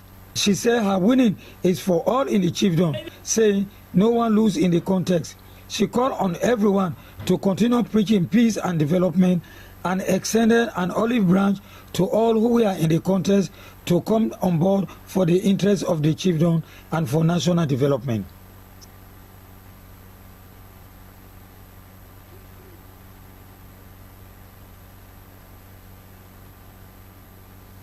Meanwhile, the Electoral Commission for Sierra Leone ECSL has pronounced Honorable PC Kolio A.M. Fore Jalo winner of the Paramount Chief Member of Parliament by election for Tonkolele District.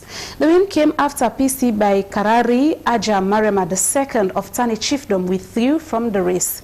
Here is the Chief Electoral Commissioner and Chairman National Returning Officer ECSL, Mohamed Kone. After close of candidates' nomination for Paramount Chief Member of Parliament by election in Tonkolele District, 2 candidates in the presence of PC by Karari Haja Mama II of Tane Chiefdom and Honorable PC Kolio AMB Fore Jalo III or the 3rd of Zambaya Chiefdom went through the process successfully. Subsequently, PC by Karari Haja Mama II of Tane Chiefdom officially tendered a withdrawal letter of his candidature, leaving only Honorable PC Kolio A.M. Fore Jalo of Zambaya Chiefdom uncontested for the position of Paramount Chief Member of Parliament for Tonkolele District. In exercise, therefore, of the powers conferred on it as the Electoral Commission for Sierra Leone by Section 33, Section 72, and Section 74(1)(a) of the Constitution of Sierra Leone, 1991, Act Number 6 of 1991, and pursuant to Section 68 and 98 of the Public Elections Act 2022, Act number 17 of 2022, the Electoral Commission for Sierra Leone hereby declares the following candidates who has returned uncontested duly elected Paramount Chief Member of Parliament for Tonkolili District. PC Honorable PC Kulio A.M.B. Fori Jalo, the third, duly elected as uncontested candidate. The Commission wishes you a successful tenure. Thank you and congratulations to him. End of press statement. Thank you very much.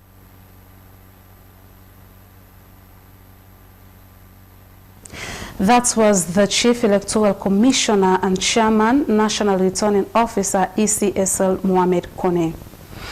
Female genital mutilation, FGM, is a deep-seated culture in Sierra Leone, and it is perhaps the major reason hindering efforts for the elimination of the practice. However, campaigners for the eradication of the FGM are still pushing with the support of local and international partners. As part of St. Patrick's Day celebration, St. Sierra Leone, in partnership with the Irish Embassy, has hosted an event in Bo to raise awareness about the harmful impact of FGM. Our own Sori Kamara witnessed the event and compiled this report.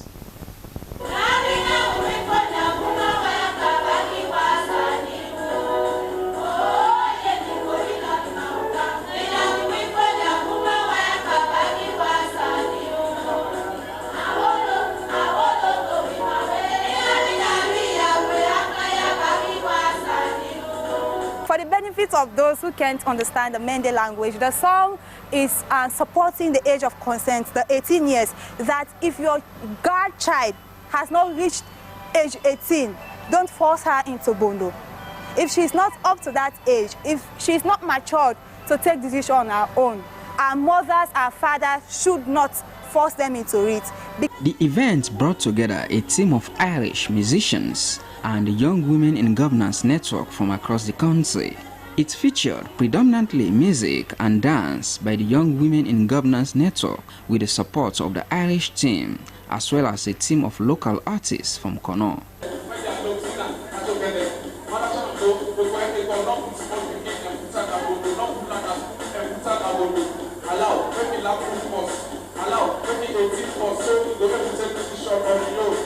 President of the Young Women in Governance Network, Bo I Abu, said they were not against their culture as Sierra Leoneans, but were advocating for parents to allow their girls to reach the age of consent so their children would be able to decide for themselves whether or not to join FGM. It was also a celebration of Irish and Sierra Leonean cultures, and especially it was an event to highlight the negative aspects of the Sierra Leonean culture, according to Head of Programs for Governance and Gender, St. Sierra Leone, Brahma Mansare.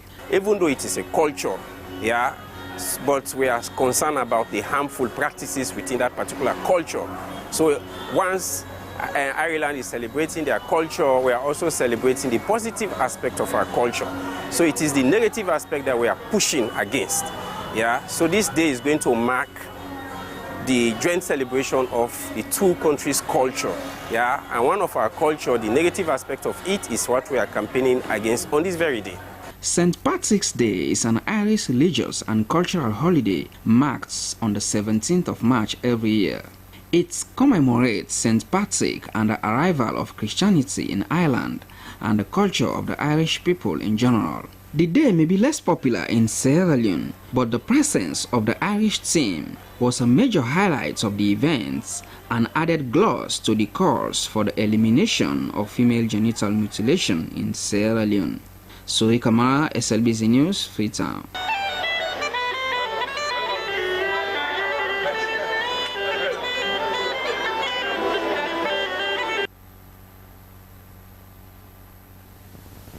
Ghana's President John Dramani Mahama arrived in Sierra Leone on Tuesday, 18th March for a one-day working visit to President Julius Maada Bio.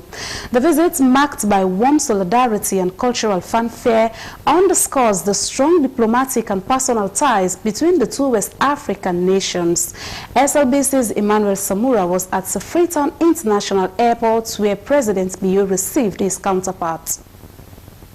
Welcoming his guests at the Presidential Lounge at Freetown International Airport, President Bio expressed his delight at hosting President Mahama, describing him as not only a colleague head of state but also a great friend. He took the opportunity to congratulate Mahama on his electoral victory in Ghana's December 7th, 2024 elections and his inauguration on January 7th this year. The two leaders engaged in high-level bilateral talks focusing on strengthening economic cooperation, regional security and diplomatic collaboration. We have identified opportunities to further our development and democratic aspirations within the context of deepening regional cooperation.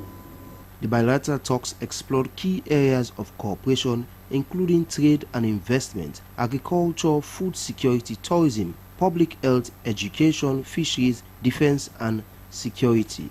To achieve all of these objectives, we agreed to revitalize the General Cooperation Agreement that was signed in 2018 between Ghana and Sierra Leone for the establishment of a permanent Joint Cooperation Commission, JCC. I have also proposed that the inaugural meeting of JCC be held in Ghana at a date to be agreed upon by our foreign ministers. On regional security, the two leaders discussed threats posed by terrorism, violent extremism, conflict in the Sahel, and illicit trafficking of drugs and humans. Both reaffirmed their commitment to regional peace and stability. We reaffirmed our commitment to cooperating and coordinating efforts to address these challenges confronting the regional and the consequences on peace, stability, and prosperity. On the global stage, the two heads of state discussed United Nations Security Council reforms and the progress of the C10 in advancing the common African position. They also expressed their commitment to promoting peace through regional and continental mechanisms. We expressed our support and commitment to working for peace on the continent through regional and continental mechanisms and in consonance with continental processes. Following President Bio's remarks, President Mahama expressed his gratitude for the warm welcome and reflected on his past visits to Sierra Leone, particularly in 2018. He recalled President Bio's presence at his inauguration in Ghana, calling it a gesture of true friendship and solidarity. Purpose for this visit is a short working visit, but also in the spirit of African tradition to say thank you to my brother, President Maada Bio, for the honor he did me in graciously attending my investiture as president on the 7th of January 2025.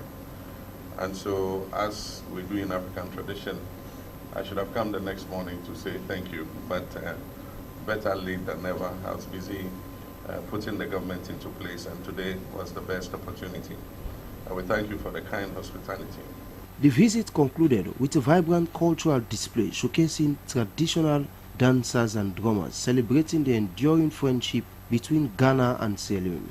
Today's meeting reinforces the deep historical and political bonds between the two nations as they continue to champion democracy, peace and development in West Africa. Emmanuel Samura, SLBC.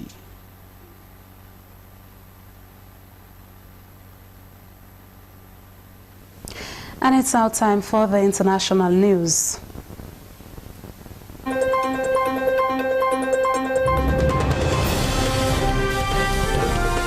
Hello and welcome. This is the international news segment, and I am Stella Bangura. The UN says that 2 of its workers have been killed and others injured after a compound in Gaza was damaged on Wednesday. adding that the circumstances of the incident remain unclear. The Palestinian Territories Hamas-run health ministry blamed an Israeli strike and said 5 critically injured foreign workers had arrived in the hospital. The Palestinian Wafa news agency report says 2 civilians were killed and 5 others injured when an Israeli drone hit a tent near the Al-Mawasi humanitarian zone, citing Red Crescent medics. Israel's army said it had targeted what it's called a Hamas military site from where the group was preparing to fire into Israel. Nigeria is facing an escalating political crisis after President Bola Tinubu declared a state of emergency in the oil-rich River State and suspended the governor, his deputy, and all lawmakers in the state's parliament for 6 months. In a nationwide broadcast, Tinubu said he had received disturbing security reports detailing incidents of vandalization of pipelines by some militants without the governor taking any action to curtail them. Tinubu made the announcement after one of the country's highest producing crude oil pipelines, the Trans-Niger pipeline, suffered significant damage due to a blast. Attacks on pipelines have in the past been carried out by criminal gangs or militants, halting production and exports. Governor Siminalayi Fubara is a member of the People's Democratic Party, which has been plagued by reports of infighting. The Malaysian cabinet has approved a fresh search for the wreckage of Malaysia Airlines flight MH370 more than a decade after the aircraft vanished. The search will cover a 15,000 square kilometers area in the southern Indian Ocean under a no-find, no-fee agreement with the exploration firm Ocean Infinity. Its disappearance is one of the world's greatest aviation mysteries, which continues to haunt the families of the passengers. The governments of the 3 nations involved, Malaysia, Australia and China, said the search would only be resumed should credible new evidence emerge of the aircraft's location. A 2018 search for the wreckage by Ocean Infinity under similar terms ended unsuccessfully after 3 months. Investigators generally agree that the plane crashed somewhere in the southern Indian Ocean, though the reason for the crash remains unclear. And finally, for the international news summary, dozens of U.S. deportees from the United States were aboard a flight that landed in Haiti from Miami on Tuesday. The plane arrived in Cap Haitian in the north of the country with 46 passengers, 25 of whom were convicted felons, according to a Haitian government source. The Trump administration discarded protections that shielded roughly 500,000 of Haitians from deportation, meaning they would lose their work permits and could be subject to removal from the country. Many of the Haitians deported had crossed into the United States illegally or were waiting for temporary protected status, which grants individuals legal authority to remain in the country, but does not offer a long-term pathway to citizenship for Haitians. And that's the end of the international news summary. I am Stella Bangura. Stay tuned.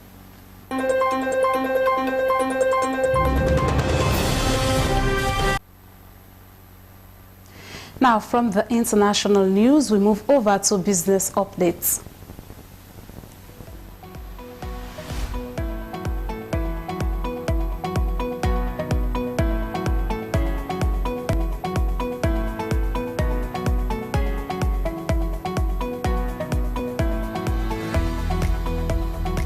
Hello and welcome to Business Update. This segment brings you insight and latest developments in the business sector across the country.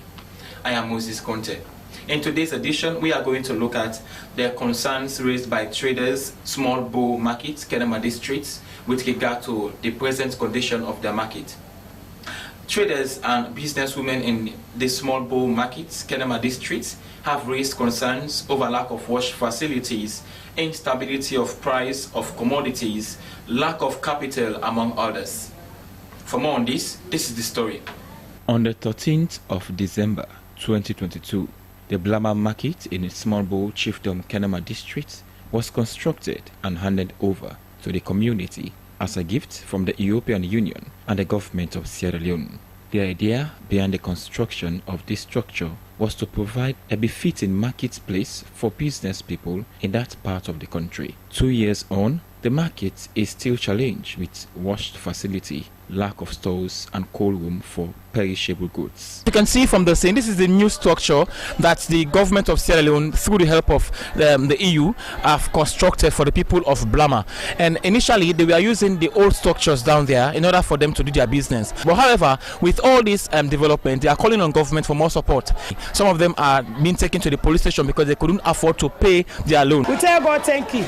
We glad the way we did at this market here, where they don't be that for we, they don't try for we. They be say we they get light na they be don't lightify na Then they bring column for we.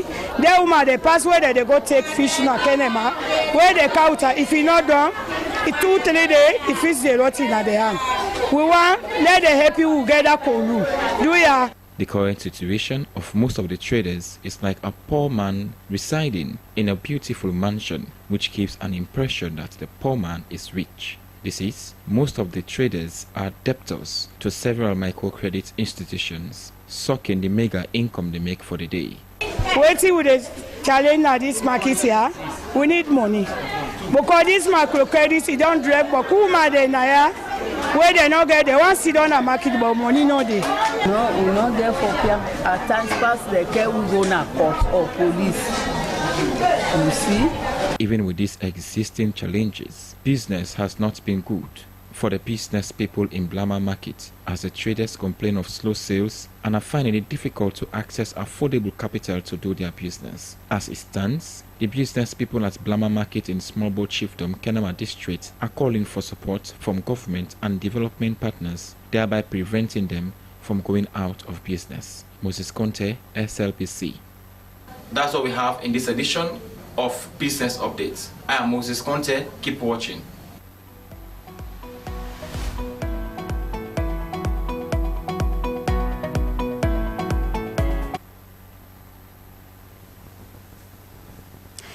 And it's now time for the entertainment news.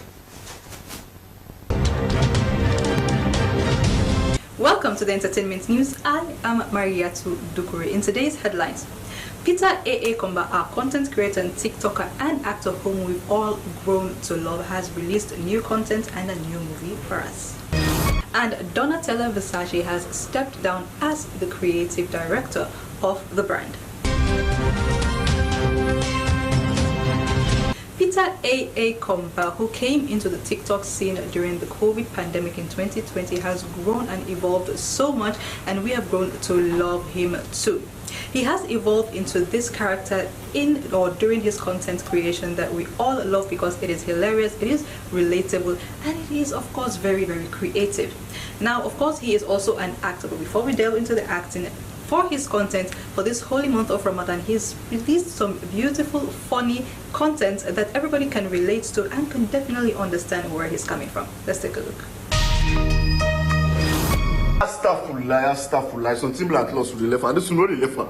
This is not the left hand because now the imam have no can lost. Now local vocal, no pray, no cut fast. The imam say no the pray. Pass here back come. Le ura take a le pula o, ura take a le. Come here, no the joke. Now time no reach for cut fast. Oh, man, not say that, but this is the common. Until the last time, now the imam sleep at night and take. Now sacrifice me. I say when the imam says they don't take you, you want for prayer. All these sleepers just so make you work for gonna use. Now the imam in yebe in pam, and they don't take. I don't say all that thing, but this imam, I know they give me today. Oh, they are big. They want make habits. They want make a habit. They make another give me they give because me self I get for cut fast. Nobody don't sacrifice to keep you. They supposed to sacrifice this time. Oh. And still with Peter A.A. Komba, as I said before, he is an actor, but he is more prevalent within the Nigerian movie industry. Now, he just starred in a movie called Love Feast. My heart rises to fever pitch, seeing you grace my presence with your enchanting essence. Apologies, my princess. I came as you ordered me to. Have you accepted my proposal to be my husband? I do not take no for an answer.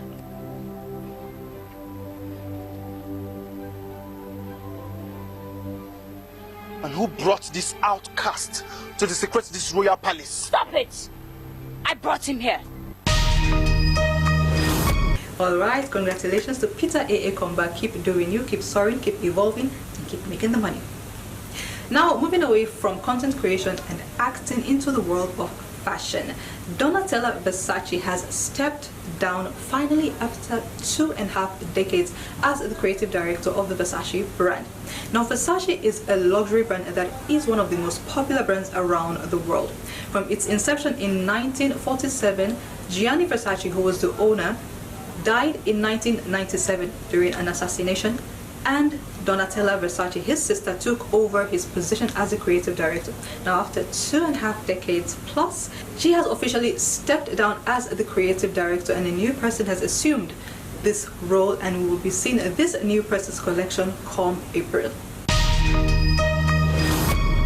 I'm Donatella Versace, and I'm the creative director of my company. It's Versace, not Versace. Versace, Versace, Versace, Versace, Versace, Versace, Versace, Versace, Versace, Versace, Versace, Versace, Versace, Versace, Versace. Alright, this has sent shock waves within the entertainment industry because Donatella Versace is synonymous to the Versace brand, and she is an icon. So she definitely will be missed. And now we cannot wait to see what this new creative director has in store for us or for the Versace brand.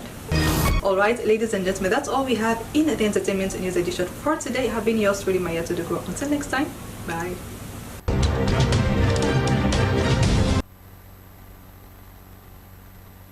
We end the news. Before we close, here is a recap of the main points. According to Sierra Leone Police, 3 children, including 2 boys and a girl, were reportedly missing on the 18th March 2025 at the National Pentecostal Primary School in Freetown. Deputy Head of Media and Public Relations Officer, Sierra Leone Police ASP Mohamed Bobsin Senu, urged the public to remain calm as a thorough and transparent investigation would be done. Muslim journalists have held their annual Ramadan iftar at the premises of the Slbc headquarters, New Englandville. This religious gathering is normally aimed to bring journalists and other media professionals together in feasting and prayer. The theme for this year is Ramadan in the Digital Age, with a powerful sermon from the renowned Islamic scholar Sheikh Farouk Ba. And Amy Miata Mies Benya of the Benya ruling house has been elected as the paramount chief of Small Bow Chiefdom in Kenema district. About 1,777 local authorities casted their votes at the St. Joseph Agricultural Secondary School in Blama Town along Kenema Bow Highway. But that's all we can share in this edition of the news. Thanks for watching. We now join the SLBC Sports Desk to give us an analysis on the FIFA World Cup qualifiers that is currently ongoing in Liberia.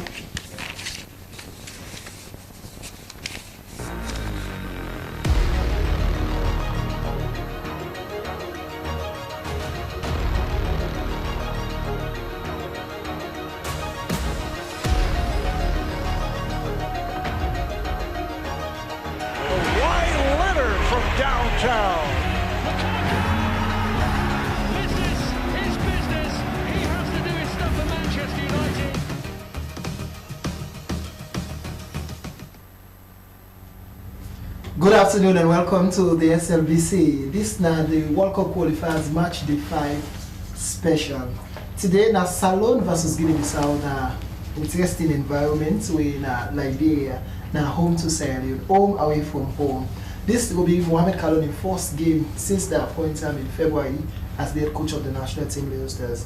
Now without wasting time, I want to introduce my studio guests. I get powerful men, they will understand the game, where they know the philosophy of team system, game system, you name it. I will start off with a coach, Coach Musa Jallo, the head coach of Banzal FC. Why we can be deliberate? Because now the coach this way, they lead now the local league currently.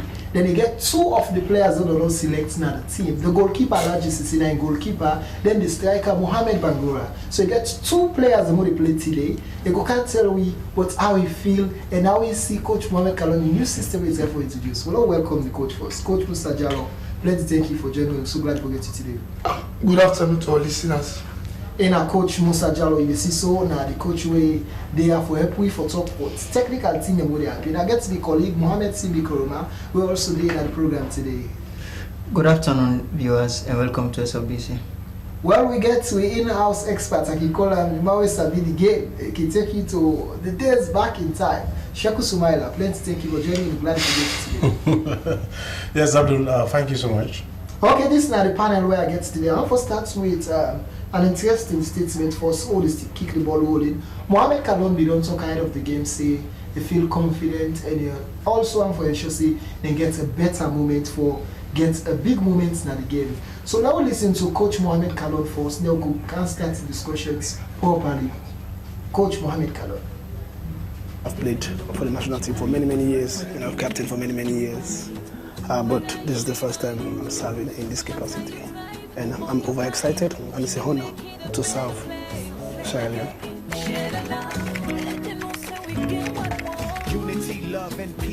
So I've been in Sierra Leone for 2 years, and I've obviously used to watch the Sierra Leone Premier League and follow most of these players. So it was easier for me to select those names because they've done well. They are the best performers in the league as for now. And I think it's been far too long where we are, as home base, we're criticizing our players. And for me, I don't think we've challenged them that much. I mean, to see that they are not up to the task.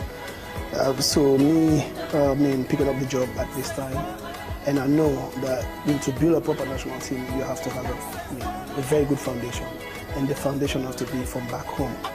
I still believe and trust the professional players because of their level and their standards, and I know whenever they comes in, they're going to give us something better because of the level of where they're playing. But first, as I say, it's too much criticism going on for our local players that they can't compete at that level. So for me, I want to challenge them more. I want to give them the opportunity to play, and then I can make my judgment.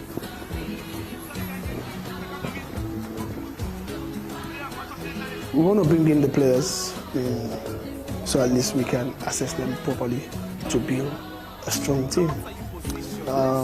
Yes, we have a lot of players that have been playing for Sierra Leone for many years. But for me, I believe in performance.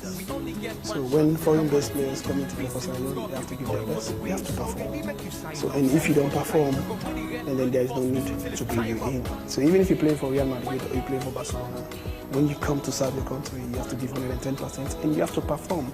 You have to do something remarkable or do something to help the national team to win. Most of the players that we cut off the squad, they still deserve. The head coach Mohamed Kalon is so optimistic about today. For one coach to the other, we get Musa Jallo, the yellow man, the head coach of Bantal FC. Today, the team list on the out, of course, you see the one goalkeeper that you goalkeeper, and also you strike out the score for Indian fantastic goals, Mohamed Bangoa. No, what do you think about the team selection first as a coach? I believe say Mohamed not the decision of the coach because he selects 11 who he believes say can get away to look after based on in practice, in tactical thing we don't put into them. He believes say just can't forget 11. And there's a small difference by this 11 because if you think about Tugojo, yeah, yes, is now player we don't use for play that the national team. Yeah. You think about Saliu na the left position, himself don't use for play. You think about Diaby, think about Twin. So they just knew one them and for just select Alaji. They don't pass long time in being kind of the national team. Like Mohamed first time. Then you think about of course Musa Sumo, of course. Now Mawe can do thing at any time. So I believe say Mohamed na the correct decision. Coaching is about philosophy. If he believes say this team I put can give me what I want, I believe say he don't get confidence from the starting and he gets the one the way he believes if anything can go, they can bring the one from the bench. Now look at the midfield, of course, you get the way we mentioned, they bring Alpha as well, Alpha Tsuye, the former FC Kalon player, then they bring Abdullahi Jumaba for the first time where they get in full-time play. They don't use goal time, don't play. So now Juma returns to the team. What do you think about Juma in day one at the back line as a coach? Generally there's a saga for us where I want just make small. Say the coach pick defenders and FC Kalon concede a lot of goals. Generally, me own team will pick what in house. Now I see the back four. I believe say Pillow and Juma can come inside. Juma can come on to this team. Now a big plus because on in professional play where they play, to in clubs them, how they perform. I watch away the team, now the national team. I watch the video. To myself, I think I say yes. There's a great difference. And with Juma and Pillow don't get an experience to the national team. I don't play against Oshime, against Nigeria at the same Slbc Stadium. We just see lack of experience at that time. So now, they don't get a national call off again and they play professional football. So I believe say with him and Juma, it will bring a good PR for Mohamed and the country as a whole. And this is not about Mohamed again, it's about national. So they always go play, so they all self one play for the country and tell the nation say they self can do. Okay, in a Coach Yellowman continue for stay with you where they tell me about the philosophy where Mohamed Kalon get for change the game. Mohamed Simiko Ma, you don't follow Leon Stars. Today are a very big moment. If we can go back in time, the last time we play with Guinea-Bissau and beat with 2-1. That was 2023. Exciting win for them. They come off from Vienna. Who for score? We see Bakayoko in goal. Bakayoko not in at the squad today. What do you think is going to happen from the journalistic point of view? Well, of course, personally, I'm impressed with the squad where Mohamed Karon pick, because when you look at the team, you get a host of young players where at least you give opportunity again to your own best players. Then before now, we will see now more of players that will be see they play international. But right now, Mohamed Kalon want to make even the own best players them take up responsibility. But inside the squad, I be expect for the see Emmanuel Samadia, being that Emmanuel Samadia don't be a consistent player. We don't improve for the team. We don't play perfectly, even our effort safe. He don't play very, very well. But just as Coach Eloman say, every coach getting philosophy. In believe say Kapesalu, we able to play very, very well. Usai Putam would expect the best really, and we see say success will come. Looking at again, Mohamed Bangura get also a very good run for Bantal FC. This again I hope, because if you pair together Mohamed Bangura and Musa Tumbo, these are two strike force the way we say at any time they do anything they deliver. Yeah. And these are players the way we say over the years they don't prove say indeed they can do something. So me trust the team, and I believe say Leon Stars will get headway. Being that even though we know say Guinea-Bissau now that strong side with themselves, they do very, very well inside this particular qualification. But with this new team, I believe say new philosophy will come and we will get success inside this particular match. Thank you so much, Mohamed Simiko. Now they can go to Shako Sumaila. That's somebody will get historical facts about Leon Stars. If you tell you to go back in time, we'll tell you about the Junior Tumbo, the Junior Parade, the Jazino. Shako Sumaila, Mohamed Kalon, don't play as a player, now as a coach. They didn't have the touchline. What do you expect from him? Take we back in time. How they match here in Talek where Salon day up for a game against Guinea-Bissau, against Burkina Faso, the Stallions. Then teams here, they always give you a tough time, but they always conquer them. You know, the thing is that I believe say Mohamed Kalon would be the right person for really take it back. Because to be very based on facts, even the coaching for Banta FC will tell you say there were years where we say we start to play against teams like Burkina Faso, Guinea-Bissau. Those teams were underdogs. Sierra Leone, in fact, themselves when they don't say that Sierra Leone they can play, they were very jittery in a way. But over time, because of what happened along the line, Leon Stars drop in a way to be very, at times we get for put sincerity by this game. Yeah. But I believe say with Mohamed Kalon, dinner at the end of affairs, I believe say there is time for us. This is the opportune time for we make a comeback, a very strong comeback. But you see, Abdul, one thing we are very much happy about now, the composition of the team. Mohamed Kalon decided for bringing in more home-based players. If you look at players that we really don't make name of football in Africa, in the likes of Roger Milla. Roger Milla no ever play international football, but he win African best player. He win best player, African best player, Roger Milla. And also I want to talk about the technical team, the backroom staff of Leon Stars. Yeah. You see, Mohamed Kalon decide for bringing very experienced people, in the likes of Imbrother, we na Musa Kalon, we for me now one of the best we Salon ever produced in terms of coaching. We get people like Kewle Conte, we also playing at the Sierra A. Kewle, get Paul Parker, we also put on the flag, the green, white and blue, a very experienced person as well. So and now Abdul, we did in as much as we all the hope for victory, but no over expect. Yeah. Now within a group way, you get Egypt 10 points. They get 10 points from 4 games played. Yes, 4 games. Yeah. We get Guinea-Bissau, they get 6 points. 6 points, 4 games played. Leon Stars get 5 points. Burkina Faso they before. Because Burkina Faso. Yes, Burkina. Yes, you understand? Eh? Yeah. Ethiopia get just no Djibouti get just 1 point. Ethiopia get is it 3 points or so? 3 points. 3 points. And they all get 6 games for play, including this one we play today. Yeah. And now Africa get 9 teams. They expanded. I mean the cup of Africa's representation at the World Cup. Yeah. 9 teams, but it can be 10. It depends on how the qualifiers play. Can go for teams can go for playoff, intercontinental playoff. Where you make we add up to 10 representation from Africa. But that notwithstanding, in as much as yes, we expect the technical team to do the best, or for do the best where they can for do, but at the same time, the players.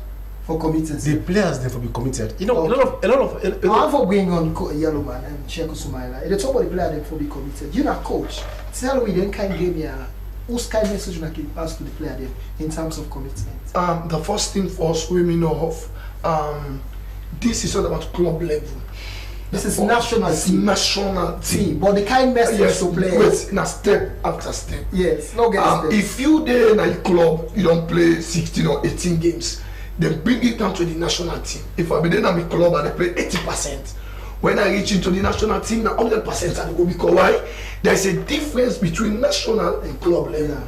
And now we can play a team with the head of we, where we say win, can take we go ahead of them. Yeah. So they can game here and they bring the spirit for breakthrough. So we safely go the World Cup. Yes, we can. So this game it gets a lot of a carry go. The players, I can't remember they say, the players get 90%, the technical team at 10%, because why? I can always say to my players, we can cheat. But when you reach into the pitch, not to me they go put you on the side goal. Now you the player they go. So if the player gets 100%, it will be better enough. And this game, we all know the kind of status for this game. And I believe say Mohamed, with all in training in a way don't put on to them Bobo there. I believe say and the Bobo there and I'm glad me man cut one big point for bringing home-based players to the national team. If it don't they happen before, the time when John Kista be there, when they want to go into the Nations Cup, they bring him. Mohamed take the highest. If you look at that time, they want to qualify the national team. Now few, but Mohamed in your time now. Why make Mohamed bring in home-based? It don't they that the ground. So it only to the league for the past 2 seasons. So it even watch each and every players in performance. If you look at Mohamed with the Bantan, he scored 13 goals in the last league. Now the present thing, he don't score 3 goals for Bantan. But I will tell you not about the score, it's about the assist where they make. So if you bring all the statistics then they come together, that means let's give the home base and platform. And I believe say we can talk to the coach. If I don't play big man Mr. Sunday will tell them about say can't pull in position, can't play for me. If you win this game, what's going to happen? With a big pressure for the professional. You go make the coach get a decision where everybody go to say yes. The almost the way Mohamed take, they put character and they show say they play the league. Yes, now they don't play 13 games. The list play concept for the 13 games. 80% of the OBs they play week in week out at the club. Week in week out. So the match fitness it go show and with the hope say how they can play for the club is different. This is about Sierra Leone, it's not about the club. So everybody they watch and they expect and they pray that themselves be able to give and put your country going to another level. Okay, in our coach Yellow Man continue for stay with you. Mohamed Simbi Coleman, this is a crucial game for Sierra Leone, just like what the coach mentioned. We see a lot of media publicity, everything, the media come on board and support the game fully. And now, today and the day, the young players they wouldn't give this opportunity for deliver. You don't see call a few players. Mohamed Bangoua get for play with Musa, and we all know Musa the kind impact we get, Musa the kind ability we get for finish. You don't follow Musa too more. If you see Musa will carry the day today. Of course, Musa now one player we not afraid game. Now one player we always way it is I feel he wanted no saying at the best as always. So I believe say Musa Tumbo. The same thing we do Ivory Coast game where it take Benny. That kind very superb goal we score. I believe say today go make Sierra Leoneans they happy also. Because it's been a while. Some people don't say Musa Tumbo not take the game seriously. In spite of the fact say it good, but yet still not take the game seriously. But I believe say Musa Tumbo today go able for prove for the Leon Star squad. Okay, in Mohamed Simbi Koroba continue to stay with me. Very soon we will join the Studio 2 for the match itself. We can get the final message there, Kusumaila, before we go. Yes, indeed. Abdul, the expectations from Sierra Leoneans, yes, we are supposed to be very hopeful, and we expect a lot. We expect much from our darling Leon Stars. As I always say on this platform, as a nation, we mad about football. We are so football crazy. We are football fanatic in a way. So therefore, with expectations also, let me not forget say Simbi, we for manage with expectation. Indeed. You understand? Indeed. This is not the debut. Indeed. But the debut for Mohamed Kalon. The first match where they coach Leon Stars against a foreign team, and a first assignment as a coach of this Leon Stars. But the thing is, I expect to say, as a nation, the next time we Leon Stars go play in Liberia, we get people fans from here. You see, one thing, yes, we get Sierra Leoneans and Liberia, but most times you watch the games they play like empty. Yeah. Liberia is a different country, you understand? And therefore, what they say again that as Mohamed Kalon don't begin to encourage the home base, they continue. Now, most of them players what they call professionals or foreign based, they don't get play time. Even the coach of Banta FCK attests to that. But we don't players them week in, week out they play. And we expect to say today, now the coachee or the technical team can do the best. But everything nowadays in the hands or 90% of waiting for be the outcome of this match. It depends on how the players they perform. Sure. The players they need for perform, and we expect to say yes, they for perform. And me no say Mohamed Kalon possibly get luck. I know say the luck we get go far at the national team. Now that it at the helm of affairs. So I expect a victory for the Stars. I expect, in fact, my prediction, Abdul, now 2. Indeed. 2-0. Yes. With that determination. The Stars 2, Guinea-Bissau nothing. Now that's what I expect. Now, Coach Yoloma, quick one. Say the coach will salon play against one more team and somebody we don't play professional football. But at this point, we can take a quick break. When we can, we'll continue the program. Let's take a quick break.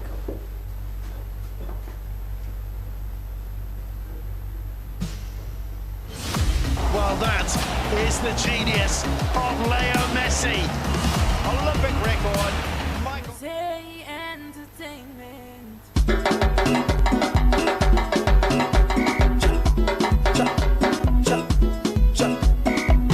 Oh, we just start.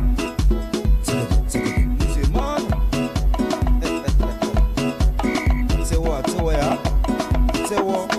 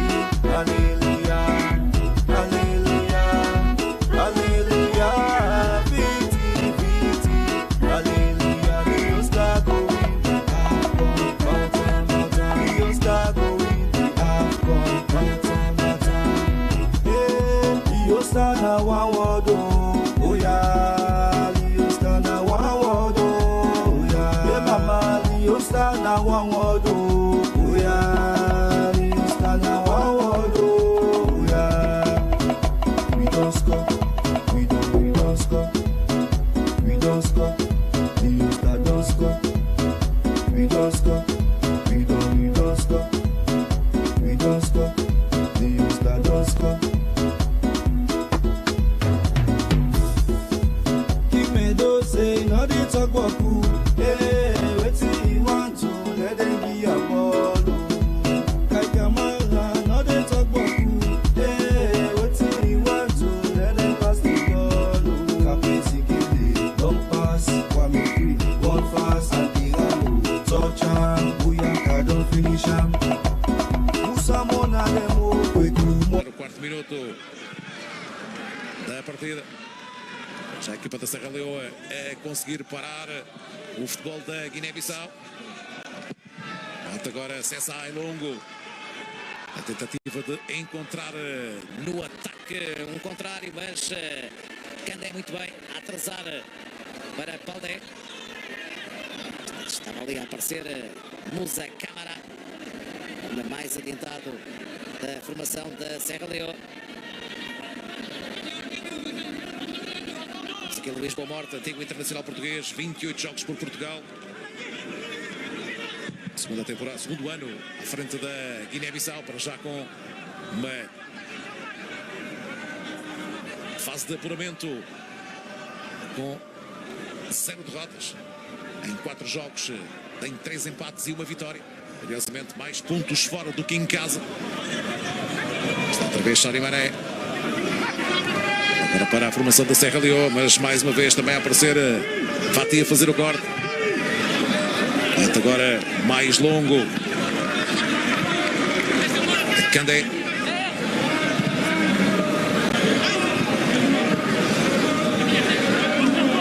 Luís Boa Morte.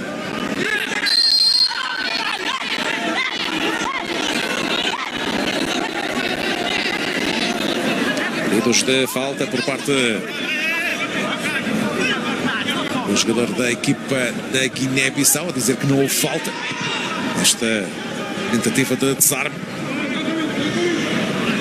Estamos no 6º minuto, mais uma vez a bola atrasada pela formação da Serra Leoa até ao guarda-redes Cessai.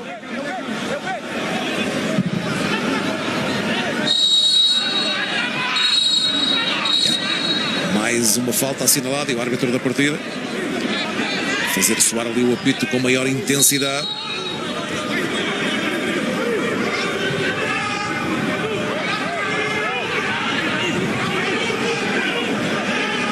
Chamar Rufino.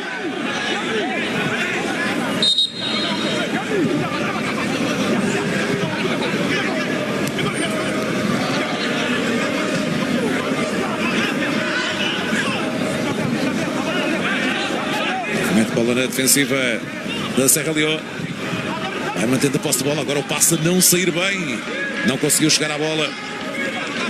Tumbuiá. Depois daquele passe de Turai que não saiu da melhor maneira. Lançamento mais uma vez para a equipa guineense.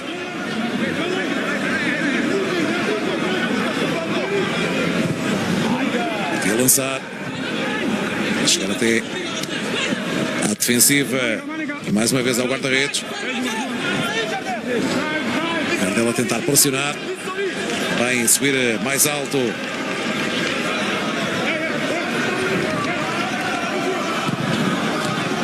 Jogador da equipa da Guiné-Bissau. Lançamento para Yalo.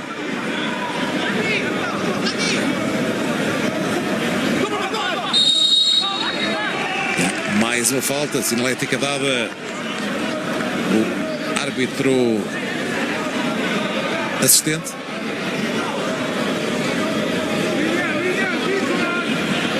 Capitão da equipa, Mustafa Abundu.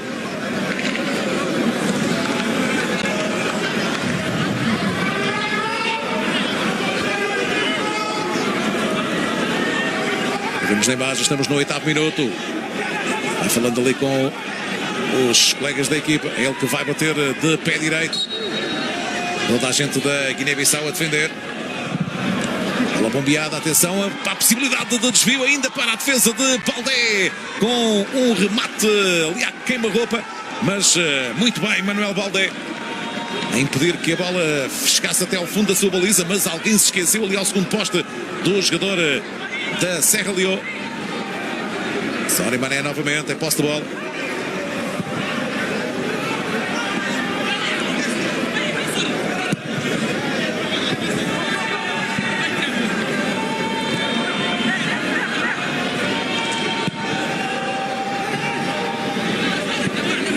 Posse de bola para a equipa de Luís Boa Morte. Pede ali calma à sua equipa para abordar o jogo com alguma calma.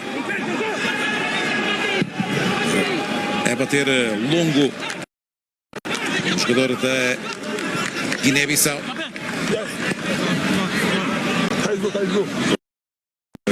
Jardel.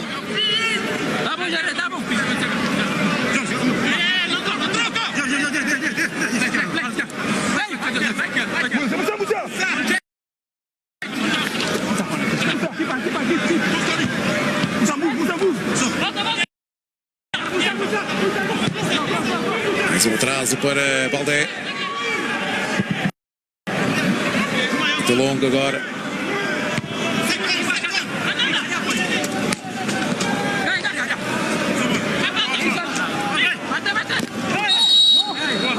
Mais uma falta, desta vez favorável à equipa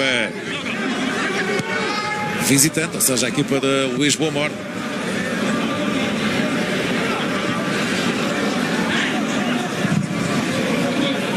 Esticar o jogo agora com falta de Jardel, diz o árbitro da partida.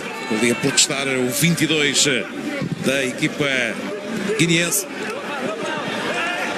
A recuperar agora aqui uma falta também cometida por Nathaniel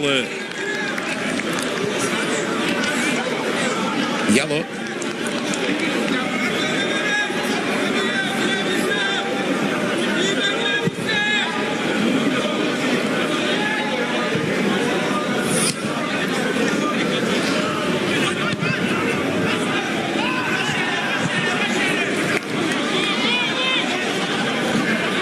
Mais uma vez tenta sair a equipa guineense, a receber agora Vando Félix. Aí vai Vando Félix, o jogador do Vitória de Guimarães. A ganhar ali a posse de bola Beto. A abrir para o lado contrário.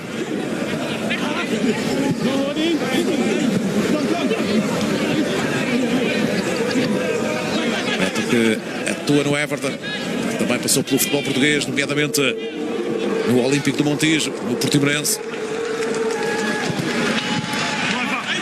Estamos no 12º minuto deste encontro. Mantém-se este 0-0 entre Sierra Leone e Guiné-Bissau.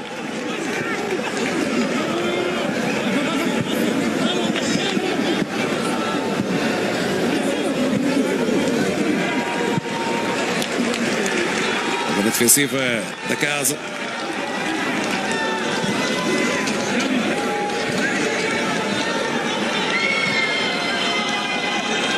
O jogo mais lento nesta fase. Bola para o grande círculo, onde recupera a bola Jorginho. Obviamente também com pouca gente na bancada. Recordo que o jogo é disputado na Libéria. Este Sierra Leone, Guiné-Bissau. Está a bola a ser dominada por Alfa Semedo. Bate na frente, a tentativa de encontrar Beto. Fica em posse de bola Forná. Consegue fazer o atraso para Bá. Agora não consegue dominar da melhor maneira Bangura.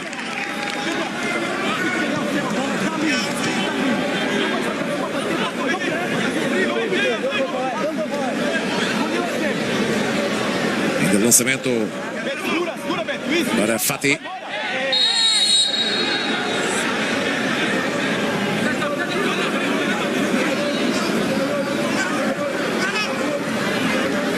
Assinalada pelo árbitro da partida.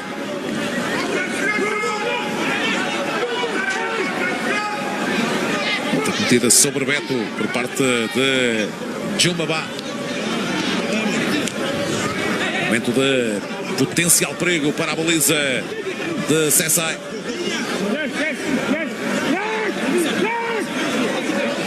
Ibrahim Sessai.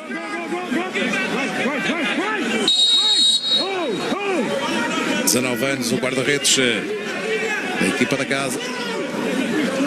Prepara-se para bater Jardel, pé direito. Bola bombeada e obriga ali. É uma palmada por parte do guarda-redes Sessai. Guarda-redes que alinha da Sierra Leone no Bull Rangers. Está a fazer a sua 10ª internacionalização da equipa principal.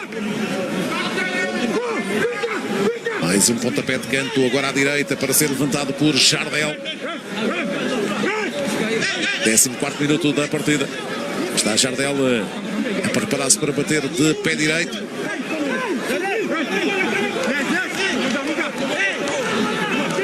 E bater do lado direito, ou seja, vai sair um canto a fugir do guarda-redes. Autoriza agora sim o árbitro da partida, Daniel Lária. Pela batida, atenção para os punhos através de Sessai. Vem ali a chegar mais rápido que o adversário. Aqui sublinho que e retifico Sessai, é guarda-redes de 20 anos.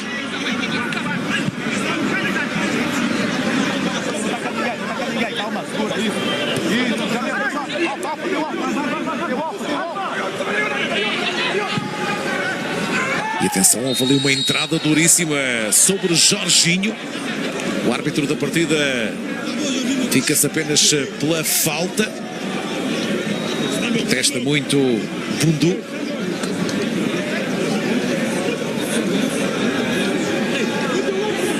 Está fechado o primeiro quarto de hora do encontro. Jardel, outra vez ali a proteger o sítio da infração. Alfa Semedo também para bater.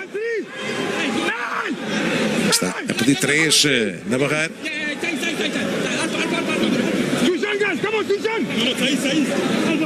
Já ali alguma falha na comunicação na equipa. Aqui revemos esta entrada dura de Yellow. Então o árbitro da partida, Alfa Semedo e Jardel. Parece-me que Alfa Semedo pode tentar atingir a baliza. Aí está Alfa Semedo, remate, mas a bola para as mãos de Sessai.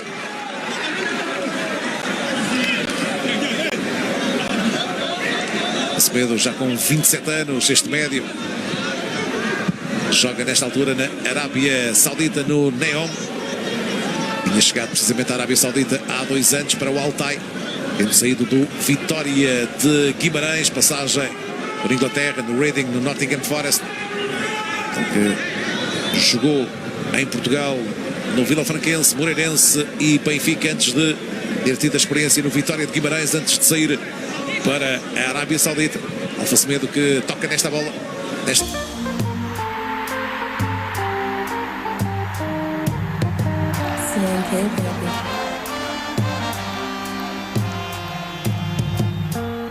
I get a message for you. Leon starts to do for you. They say we no go. But we prove them wrong. They say we no go. Always come from the best. I said they play. We go they pray. From Freetown to Kenema, Kenema. We go they say. The people red. All man come out and so all the youngsters comes. More than 20 years, not to 20 days. Salon people patient and wait. More than 20 years, it's a new day. Help me sing congratulations.